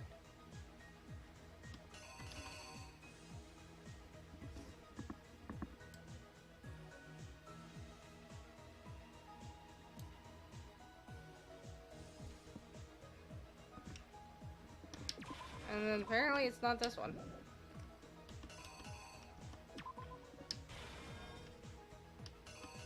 I tried the poster on the last one, I just was stuck on, oh, okay. Still, the poster doesn't make sense here, but okay. The killer is you. Yeah, right, Gabs? It doesn't make sense. He has her in his arms. Using one of those, a boy could get into the girls' locker room without much problem.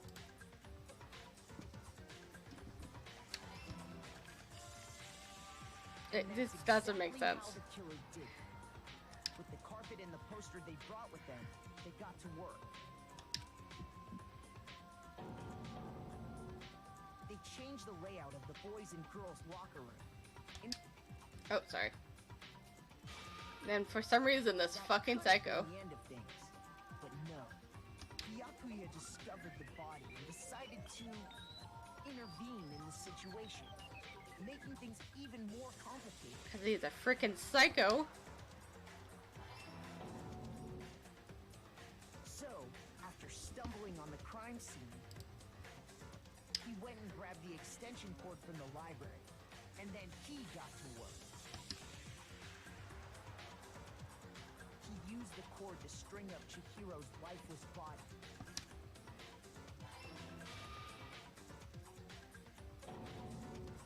Then, using the victim's own blood, he left a grisly message there at the scene of the crime.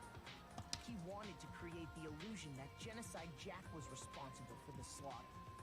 Like, did he have feelings for Mondo or something? I don't get it. And around the same time that Byakuya was putting together this facade, the killer, having already disposed of Chihiro's bag and other belongings, arrived at the sauna.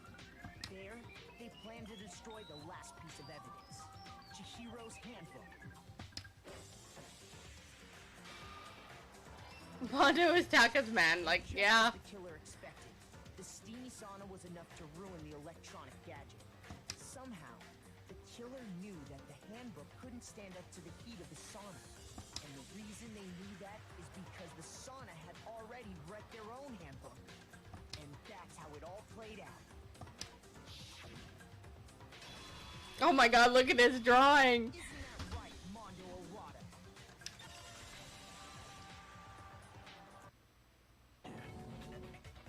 Wait. No. This can't be right. My man! Yeah. Where's your evidence? We just laid it out. You need evidence. You need proof. We just laid it out. Without any proof, you can't pin any of this on him.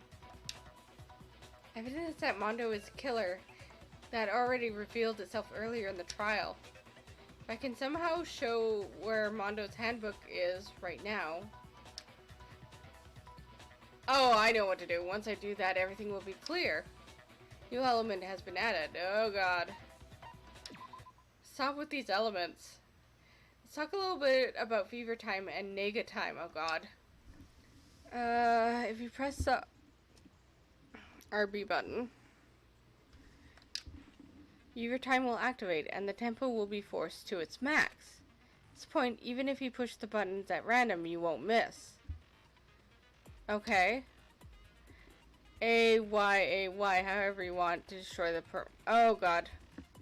Guys, I am so sorry, I'm terrible at this. But it'll only last until your force gauge, okay? Time that your opponent can use.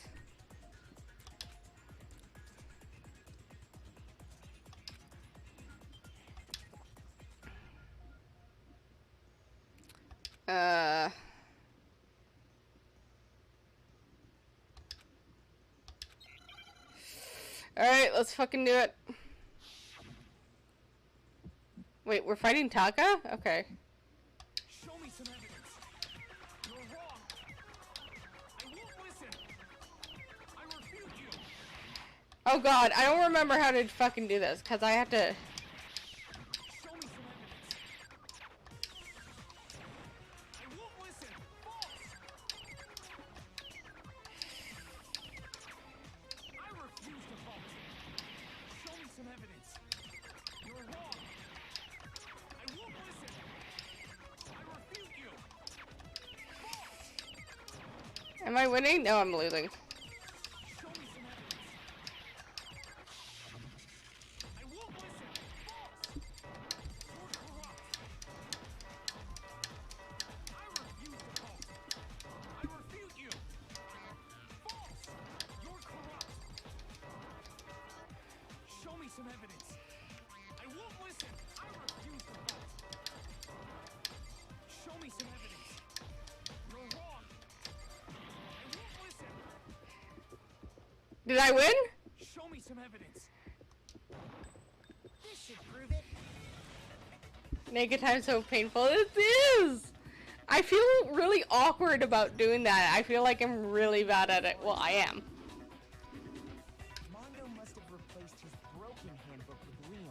In which case, we can just check each of our handbooks right now. Mm-hmm. Once we do that, we'll... We don't gotta do that. Huh? Yeah. Yeah. I did it. I killed him. Her.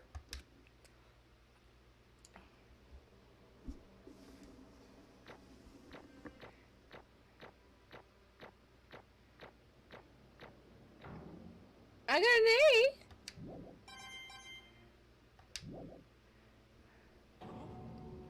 Bro, what are you saying? A! Bro! I got no choice, man. After hearing all that, I gotta just give up. Go ahead, Monokuma. Get it over with.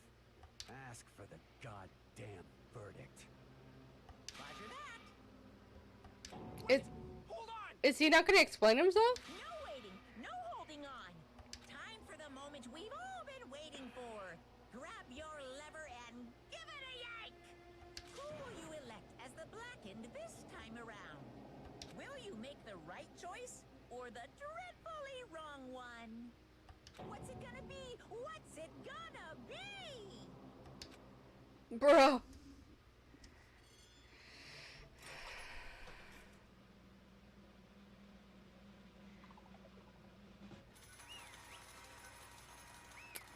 No. Okay, so warning now. There's going to be graphic depiction of death. Sorry. I'm actually just going to throw this up. Just warning again. Uh-oh, it looks like you got it right again. His isn't too graphic? Okay. Yes, it is so. The Blackened that killed Chihiro, who was... Sorry, I totally failed. Mondo! In case you're wondering, the vote was not ununanimous. Kiyotaka chose the wrong answer. You're treading very close to the danger zone, Mr. Ishimaru. You need to be more careful. Oh, he didn't want to believe it was his bro. I refuse to believe it. There's no way you would kill someone. Sorry. What is this? Why are you apologizing? Why? Why did you do it? Now then. Yeah, is Mondo gonna explain himself why he did it? Well, they were talking about it was a heated moment, so it might have been just a heated moment.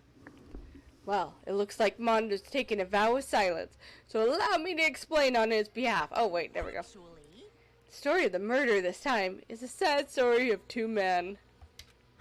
But for anyone who doesn't really want to hear it, you can hit the B button and then fast forward to the text. I want to hear it. Anyways, there was once a young boy. His name was Chihiro Fujisaka. He had an extreme inferiority complex regarding his own lack of strength. You're so weak even though you're a boy. He heard things like this as long as he could remember, and he couldn't overcome his weakness. Oh, that's depressing. On the contrary, he tried to hide and bury himself further and further into that weakness. Take on the fragile form of a petite young girl. He had chosen that as his way out. That's so depressing. Now, nobody will be able to say anything about even though you're a boy.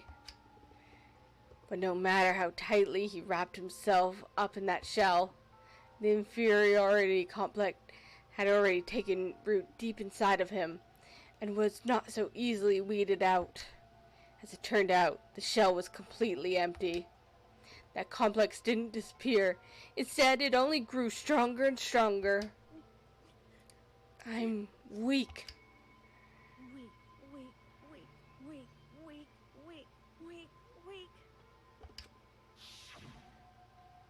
Once the killing game had begun here at school, he had no choice but to accept this fact. After all, this world is survival of the fittest. If you're not strong enough, you don't survive.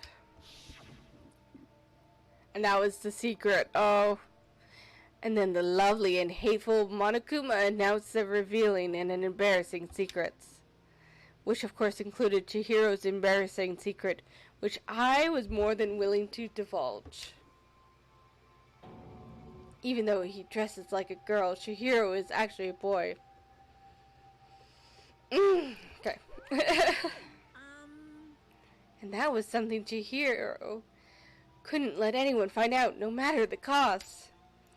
If that was revealed, it would be the end. The hardened shell would crack, the armor would fall away. Without a doubt, those around him would torture him more than ever before. Everyone figured being thrust into such a dilemma must have sent him into spiraling into despair. And yet... I'm sorry. I don't really want to talk about it right now. But I also don't want to leave things the way they are, so maybe I can talk about it later. And they go to Mondo to talk to it. After I try my best to become strong, then I can tell everyone. Annoyingly, he used the threat of discovery to motivate himself to become stronger. That's right. Now's my chance. I want to change. I'm going to get stronger and accept who I am. Aww. Strong enough so that when someone says, even though you're a boy, it'll be okay. It'll get better.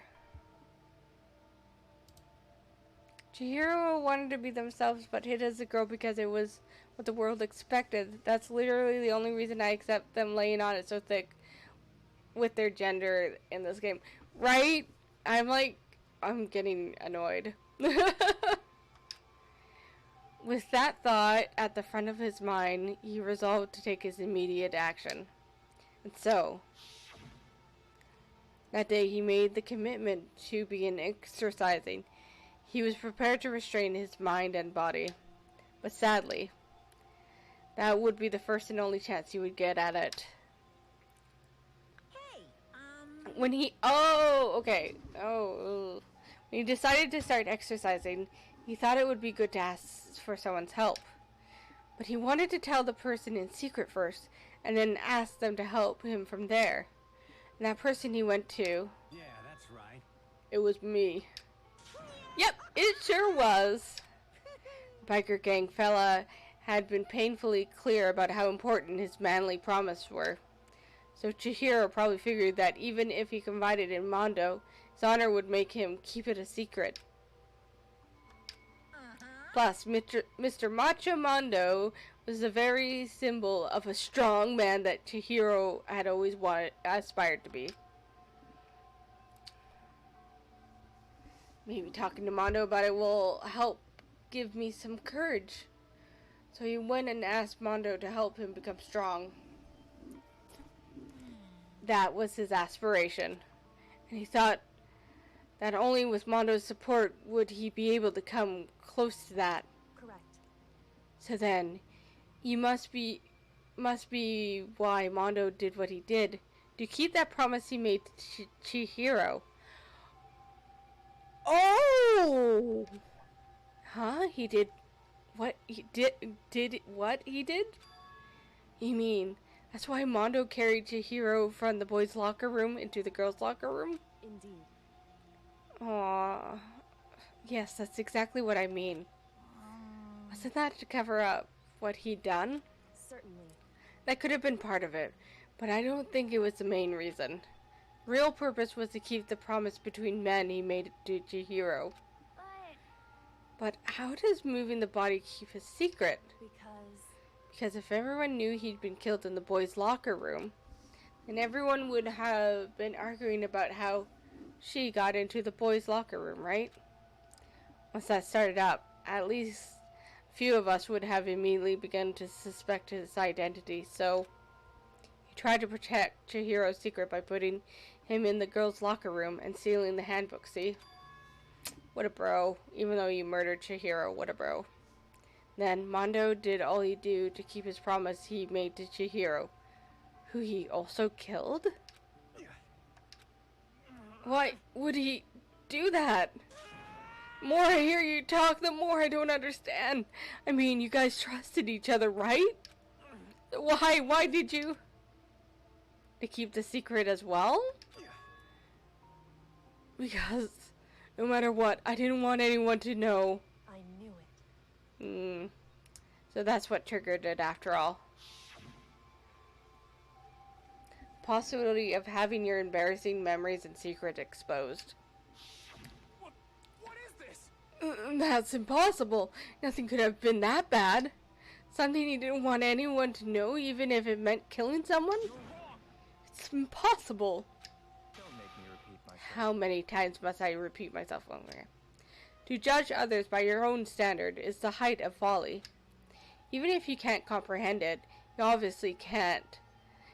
That's all there is to it. Well, while we're on the subject, why don't I tell you? The embarrassing memory, the secret he didn't want anyone to know. You know what Mondo did? He probably accidentally killed his brother. Bam! Called it. He killed his own brother. Yeah. Mondo, the ultimate biker gang leader, make all the hoodlums and riffraff across the country tremble.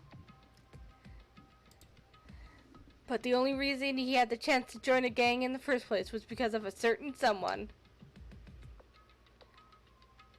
Mondo's older brother name was Daya Owada. Mondo had nothing but respect for him. It's because of Daya that Mondo even got a motorcycle. Vroom vroom! Mondo's brother was his only family growing up. He was the only one Mondo could trust or respect. He wanted to measure up to his big brother, so he imitated him in everything he did. Mondo was the epitome of the starry-eyed kid brother. Meanwhile, the charismatic older brother had put together a local motorcycle gang.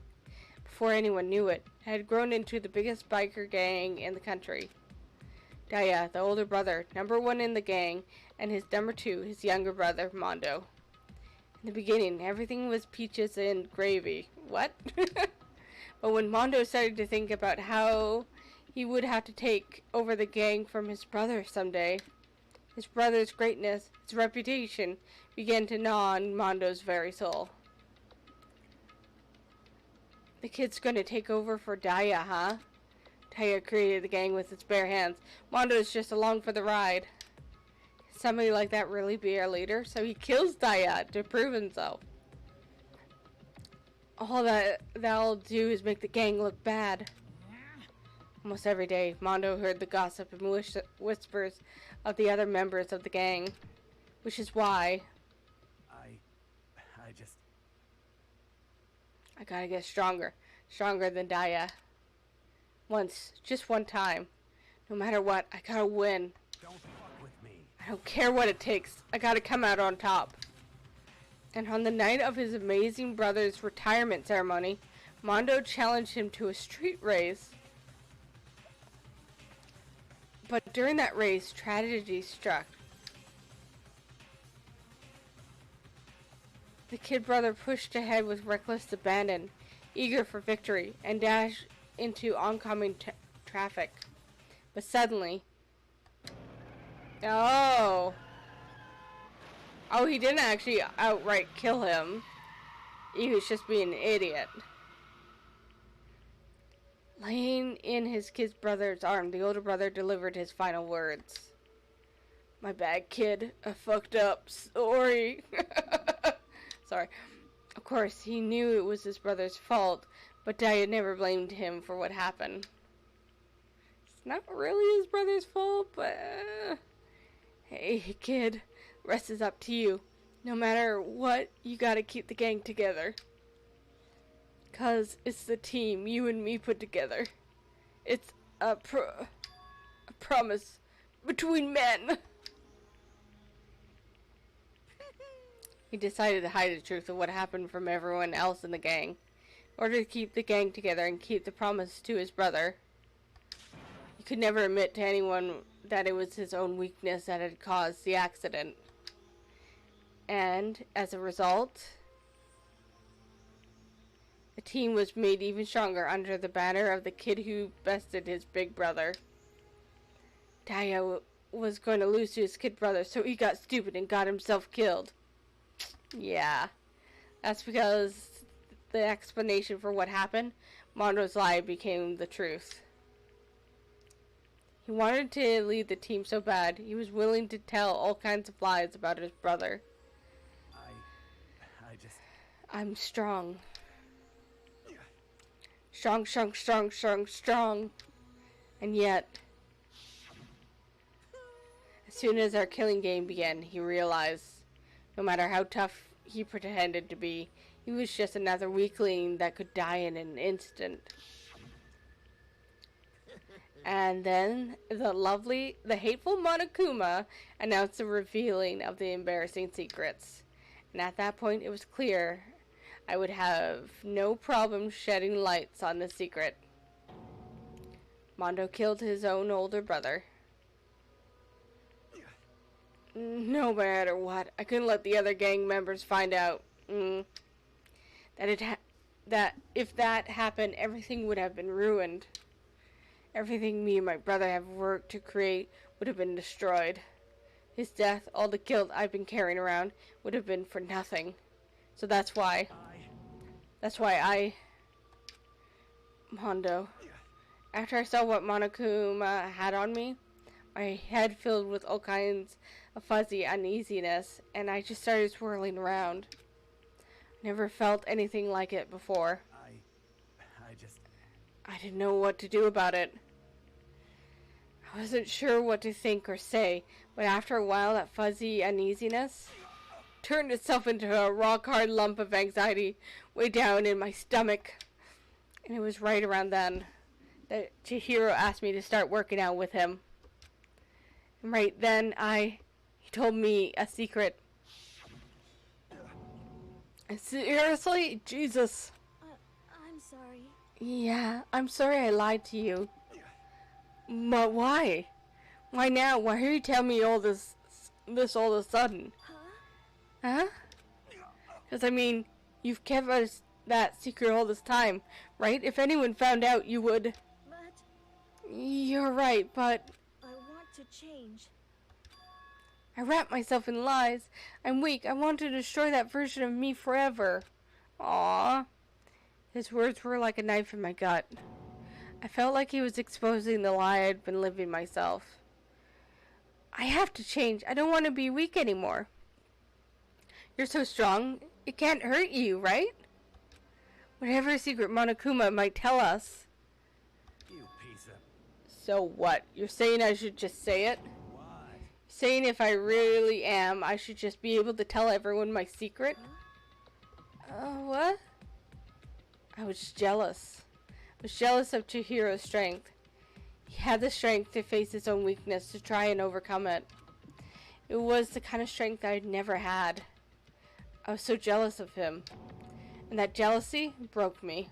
What? Are you making fun of me? I'm strong. Are you fucking with me right now? No. I'm not making fun of you. You really are strong, Mondo. Felt like I could hear something starting to creak. Something inside my head. What did he want me to do? What was I supposed to do? What was I supposed to just sit back, let my secret get revealed, and ruin everything? What's wrong? Why did you have to tell me all that? Are you trying to rub my failure in my face? I just wanted to... No, I just really admire you. I admire your strength. Yeah, that's right. That's right. I am strong. Strong. I'm strong. Strong, strong, strong, strong, strong. And that's stronger than you. Oh. You son of a bitch. And stronger than Daya. And that's, yep. I don't remember anything after that.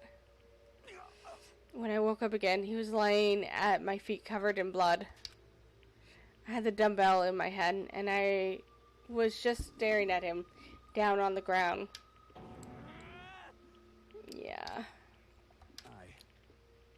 I killed Chihiro. Even after all this time, I'm still just as weak as I've always been. And thanks to that, I did something I can never take back. Mondo. He was normally so aggressive, so angry. He hid that weak side away from everyone. That was his secret. A weakness like that lived in the heart like his, and it turned him cold-blooded. God damn it. Look at him, you see? You're all just like him. For a secret from the past, for a memory. For that, he killed another living human in cold blood. Couldn't cut free of his regrets from the outside world. He doesn't know what true strength is. Do you see hope anywhere in there? 'Cause I sure don't. You bastard. Shut up, you son of a bitch. Go ahead, say that again. I dare you. Okay, I'll say it as many times as I want. Is what I want to say, but unfortunately, I can't do that right now because the time for punishing is fast approaching. Punishing? You mean execution? That's what I promised you, right? The blackened that disturbs the peace will be punished. Ridiculous. Hold on. Now then, I prepared a very special punishment. Mondo Wada, the ultimate biker gang leader. No, wait. Let's give it everything we've got. It's punishment time.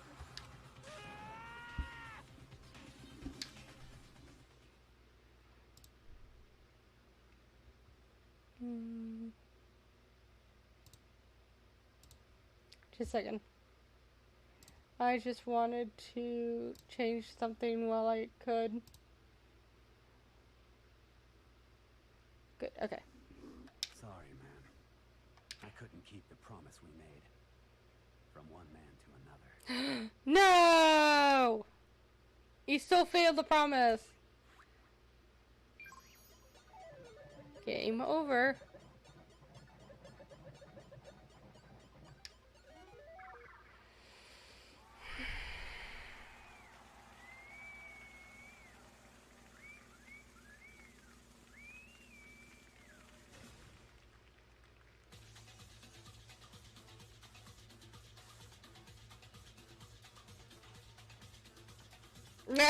I love how he has a pompadour.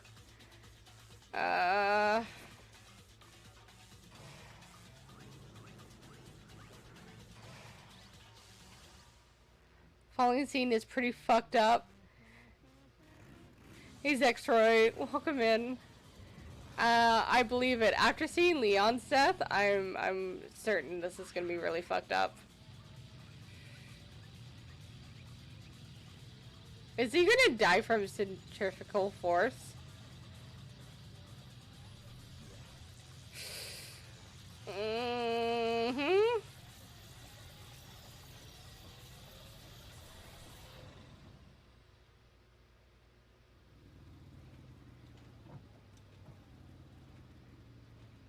It's probably going until like the gas is out.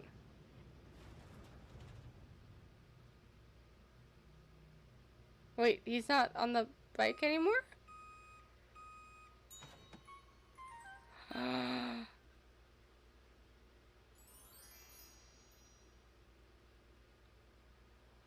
Force plus electrocution turned him into Mondo Butter. Wow. Laugh at death and your soul will forever be at peace.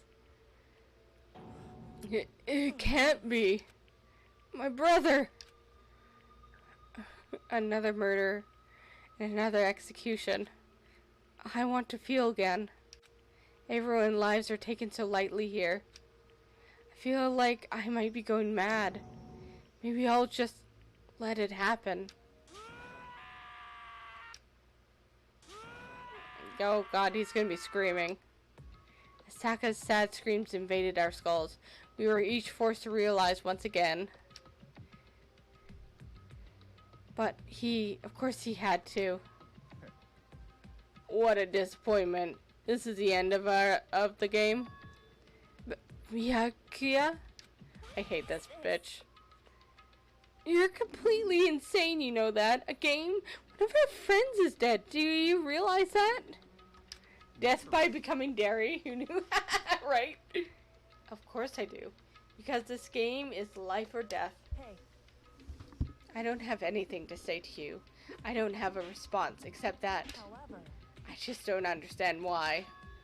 Why did you go out of your way to disguise Mondo's crime? Yeah, right? Why? Isn't it obvious?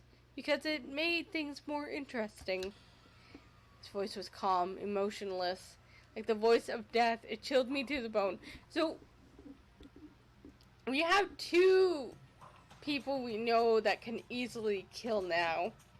I feel like he could easily kill, or, you know, convince somebody to kill. And then Toko. Toko has split personality disorder. And they have genocide Jill in them. Last night when the murder took place, I was in the library as usual. honestly, So you ignored that nighttime rule too. That rule never mattered to me. I don't recall agreeing to it. There is nothing to be done. Well, I don't particularly care. Please continue. Night grew late and I decided to return to my room, which is when I stumbled upon him. I spotted Mondo coming out of the girls' locker room. After he's gone, I looked inside and saw the corpse. Well, you mean you actually witnessed the murder? No, he didn't, you idiot. He was such a fool. Didn't have the slightest idea that I'd seen him. well, So you're saying you knew who the culprit was from the very beginning? That's right. Indeed. But if that had been the end of it, how boring would that have been? Oh my god.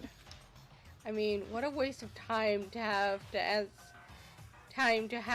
answer revealed right at the beginning. Which is why I decided to lend a little helping hand. I thought it would liven things up. That's why he led us to all the clues. You did all that to liven things up? I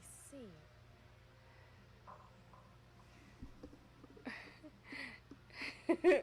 So after hearing about Genocide Jack from Toko, you decided to use that. Create the fake murder scene? But damn, man.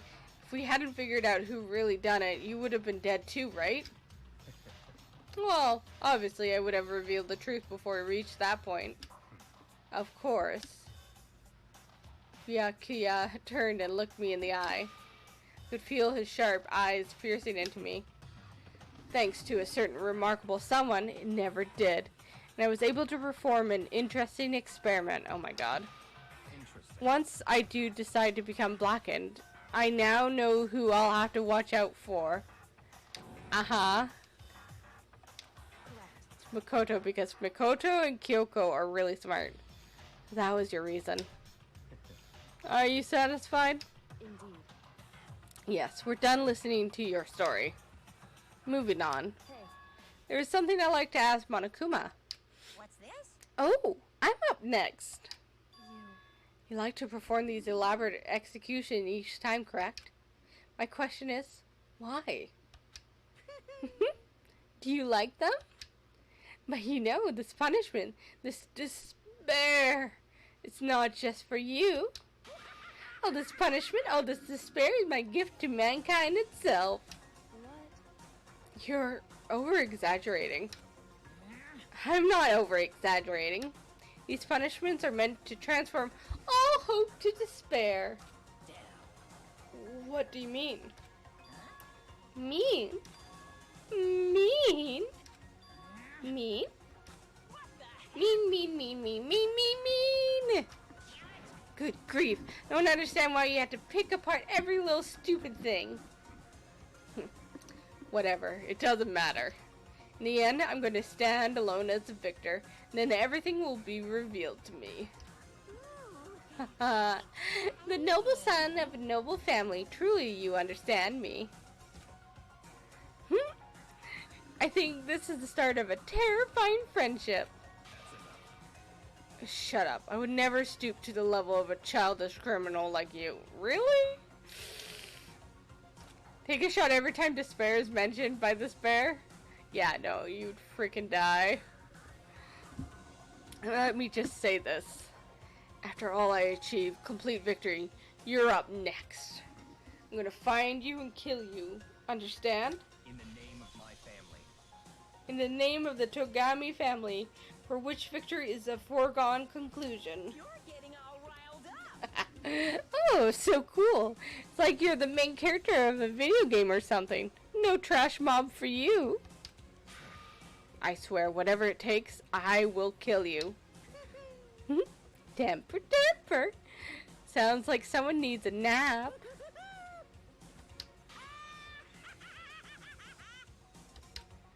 My god.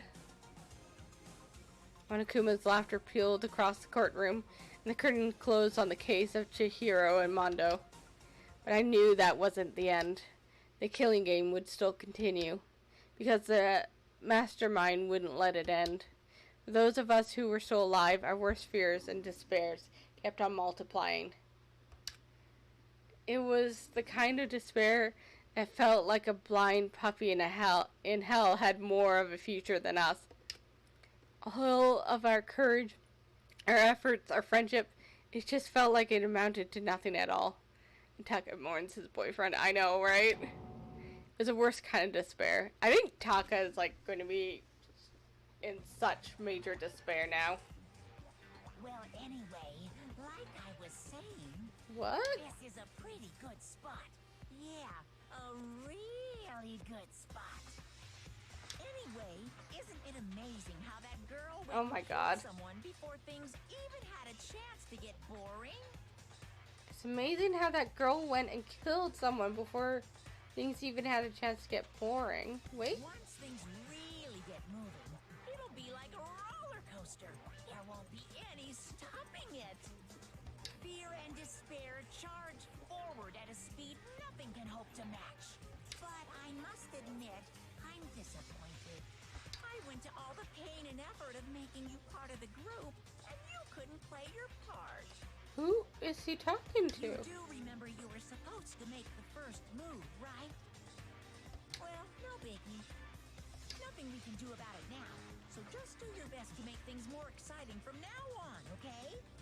After all, that's what everyone wants to see. There's one thing I'd like to ask you. As long as you don't want to know my measurements, fire away. Who is it? The 16th high school student, I mean. My, you really took me by surprise there. I know I said you could ask anything, but super denied. There's ultra another- denied, demonic denied. Because you see, that's my ace in the hole. There's another student? And nobody be dumb enough to reveal that, right? No matter how close they were to their friend. And okay, the talking style makes me think that's Kyoko, but that also seems too obvious.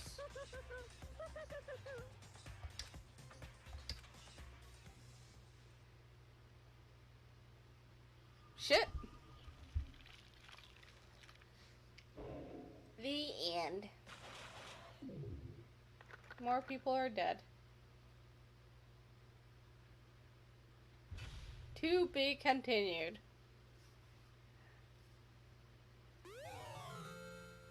Oh, we got Mondo's jacket. That's depressing. Two of a kind. Okay.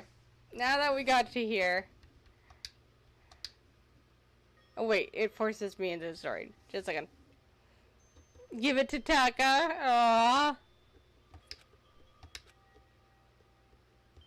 Aww. I know I shouldn't cry. I mean, don't look at her butt. Yeah, don't look at her butt. But I've had enough. She's a child. I can't take it anymore. Getting out of here anytime soon. It's impossible. Oh, she's feeling major despair. I can't let myself think about how much I want to get out of here.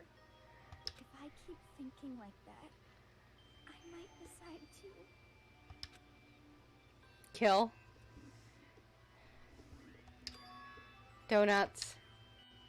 I need to eat some donuts. That'll cheer me up.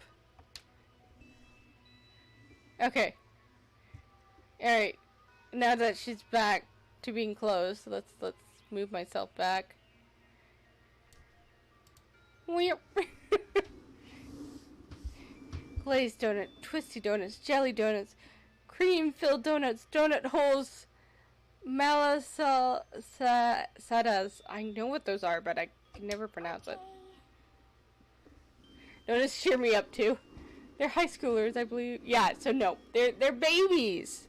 We don't look at that. They're babies.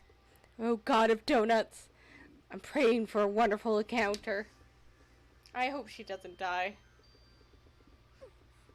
I'm sorry. Please forgive me for breaking the nighttime rule. You can't go in there though. Right now, for me, donuts are absolutely necessary.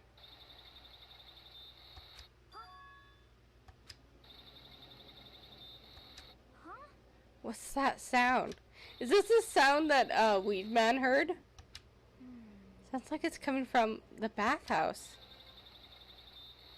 But I'm super scared, but is someone there?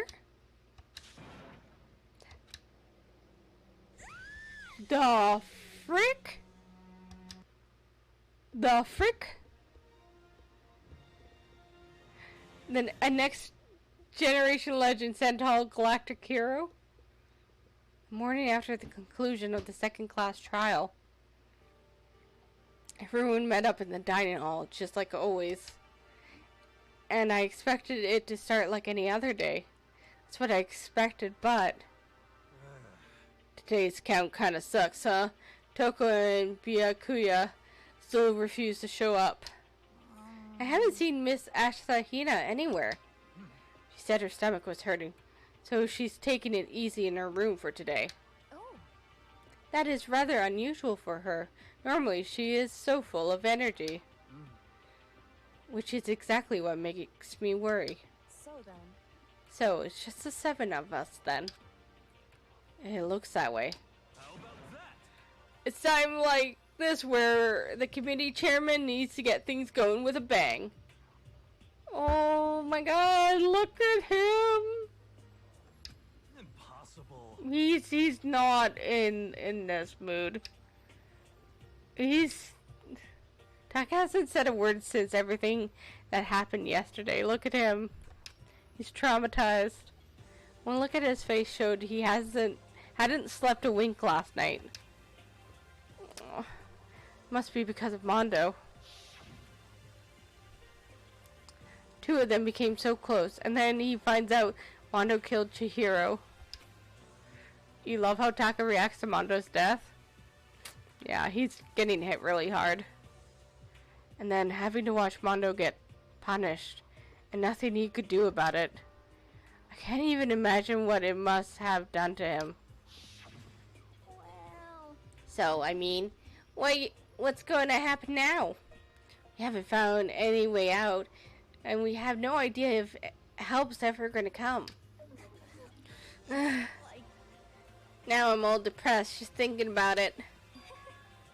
We simply have to make the best of things. Do our best to get along and live here together, in peace. Forget about the outside world, and accept this new life. That is the only hope we have now. What? To live here forever? Well... Here we have every convenience.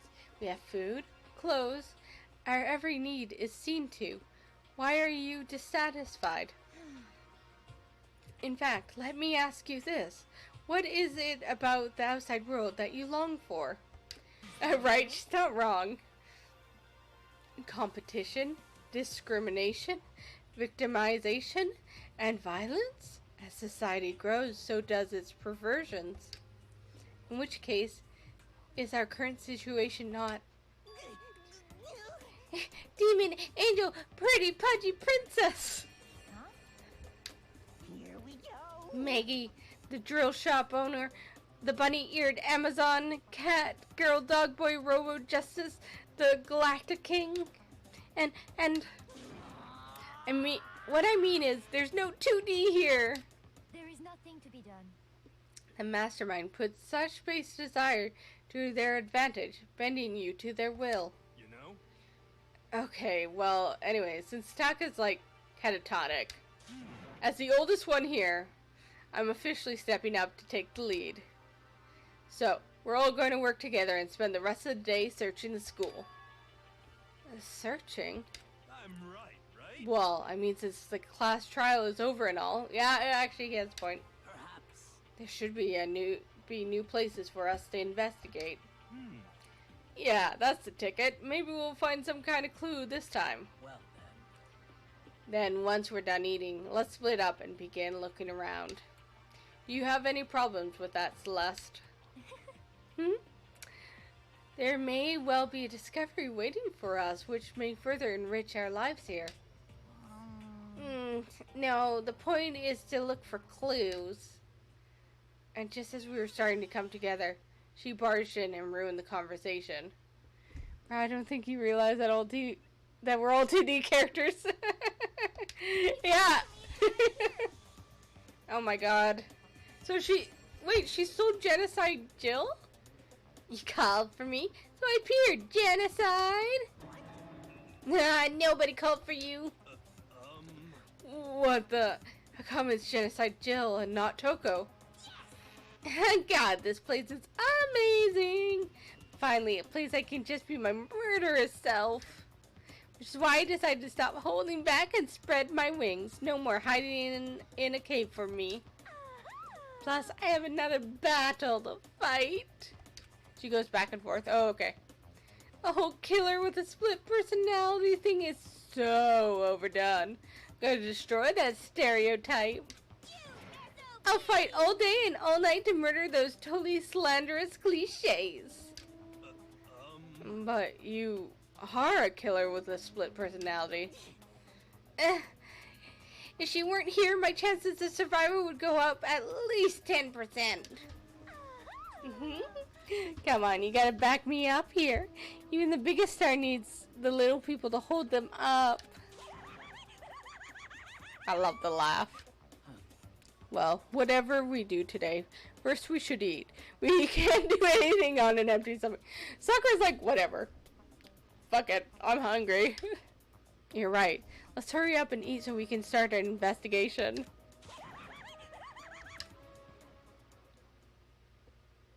So we were forced to eat breakfast with the murderer, And after our much needed but very annoying meal, we set to work looking around the school. Sakura knows she's a girl, so she's safe and chill. True! Yes, right, that was the other point, that Jill only kills males. So the girls are like, yeah, whatever. But, yeah, shit. That was a really fucking long stream. I did not mean to go 7 hours. But we did that whole whole investigation. I am going to end it here, because, oh my god, my throat is dead. But we're on chapter 3. I'm excited.